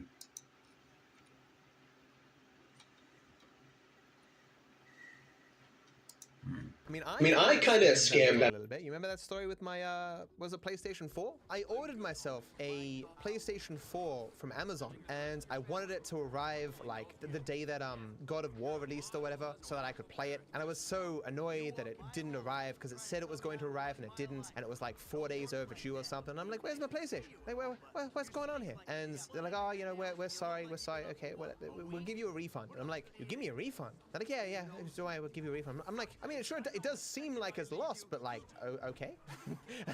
They give me a refund. I'm like, no, I think what they said is, they refunded to me on the condition that I bought myself another PlayStation 4. And so I did. I bought myself another PlayStation 4 from Amazon, and then my original one showed up, and so did the second one. So I paid the cost of one PlayStation 4, and I got two. And so I just sold the other one. I mean, I kind of scammed Amazon a little. 100% that likely won't work nowadays. They'll likely want to see like confirmation of like, actually, I guess if you do express delivery at some point, like, you know, like a day or even 2 days after, it's likely going to say that it was delivered, because like, especially with a lot of express delivery, it's like going to be overnight. And in Australia, I don't doubt that they have Amazon warehouses that have stuff like PS4s and whatnot in the warehouse itself. For those particular customers that paid for, like, you know, it's like overnight delivery, so that way they can have their PlayStation right away. And, like, you know, that's what he clearly did. He paid for it so that way, like, you know, express delivery, so he can have it the next day. And so that way he can play it in time to, like, you know, like have it in time to play in the new God of War. Well, like God of War 2016 is what I think he's talking about. And yeah, so.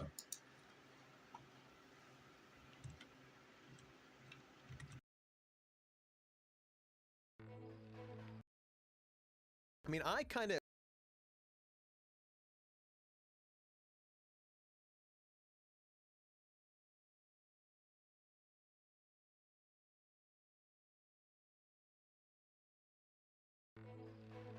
Stay calm. If they were gonna shoot you, they'd have done it already. They want me to wet my pants from... On the mission surveying the score, despite that you're meant to tail the security vans without getting noticed or causing a disturbance, you can actually land and kill the drivers without mission failing. I guess that won't work here. Ah, the same principle.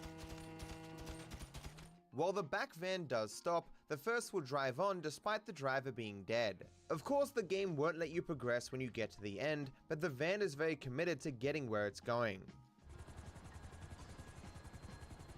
If you only kill the second van and let the first go on, the second will just appear in the cutscene as normal. Onion 86 in the building. If you only kill the first driver, both vans continue to the end as normal, but then the mission soft locks with the two vans being stuck inside.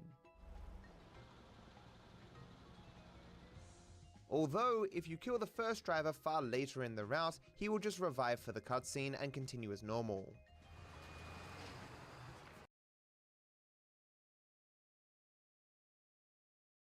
That's the other thing that's hard to convey in videos, is how big Az's head really is. You guys saw in that last video of him jumping and everything else at me just next to me, so you could see how large he is. Also, randomly, people say his collar's too tight, but no. The prong is in the 7th hole. I'm gonna put it back in the 7th hole and then just comfortably wear it as a headband. Looks like at this point, this guy's just showing off. He didn't. I think I can restore your humanity. Krillin, come here. Stand here and face the crowd. Now focus on Krillin's head. Since I doubt you call me out here to work on my tan, I assume my head is a stand-in for the moon. Mm-hmm. That's the plan, boy. Oh my lord. Your head won't work on its own, but under hypnosis, it should fool him. Oh man. You know what? I need the energy to continue, so I'm not going to make a whole ass meal. I'm just gonna go and get the basics of what I need ready to, you know, to eat something while I fucking, yeah. Anyways, yeah, let me look for a game that I can play.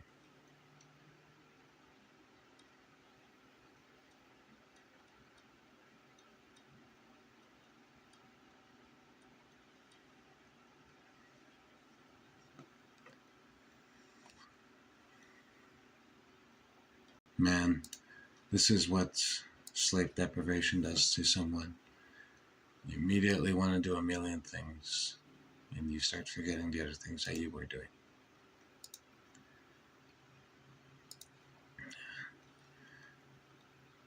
In my sleep-deprived state, I look at a game like Dead Rising 2, I'm like, oh yeah, totally, I want to play that, but I really don't. You know what, I don't have the mental capacity to play a fast-paced shooter like the finals. Tomorrow, when I get some sleep, like, like actually tomorrow, when I get some sleep and I'm able to, come back to this more first thing in the morning, I will, we'll play some games like the finals. But right now, I am in no mental condition to be playing something like that. I'll play Hitman 2 in a bit. That's what I'll do. Alright, I gotta use the washroom, and I'm gonna go get some my food ready, so that way I can at least eat something, because I am starving.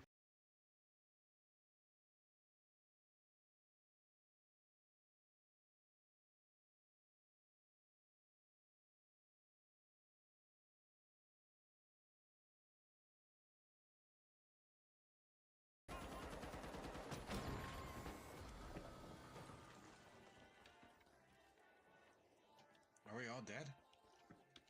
We've got the Overdogs returning to the arena.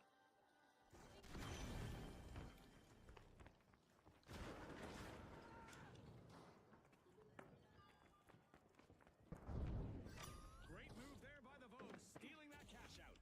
They're signaling something, Scotty. They're saying game on. That wasn't a steal, that was extraction.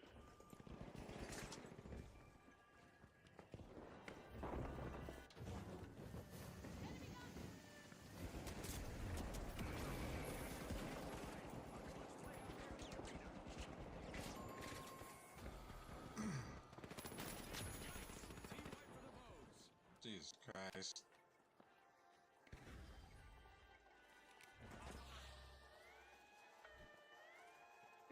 Steal. The Vogues have recovered and respawned. The Socialites stole back that cash out.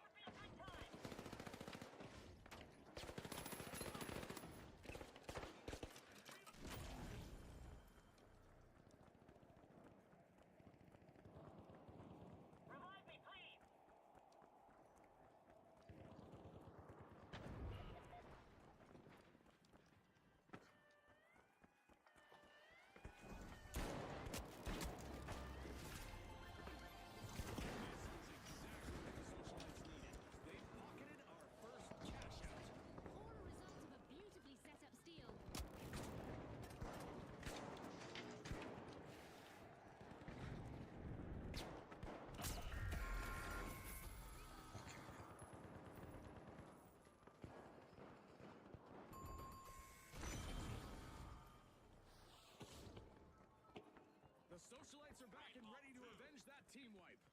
Squad deleted. No attachments left.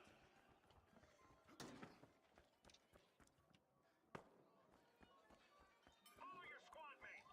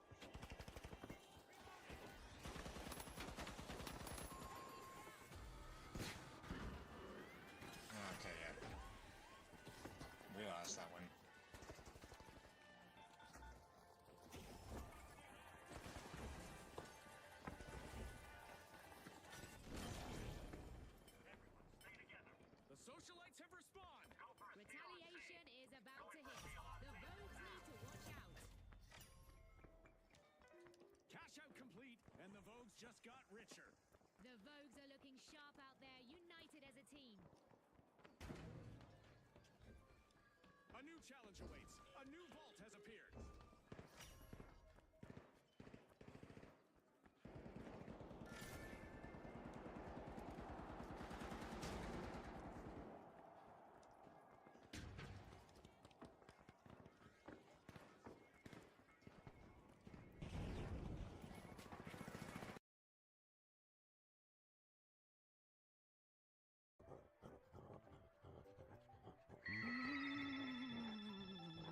Clear your mind and focus on Krillin's head.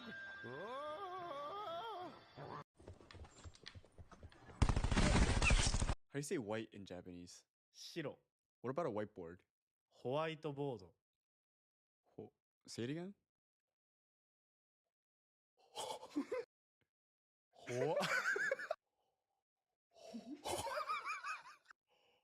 ホワイトボード It's white, not whole white. ホワイノ How do you say white in Japanese? 白 ホワイトボード。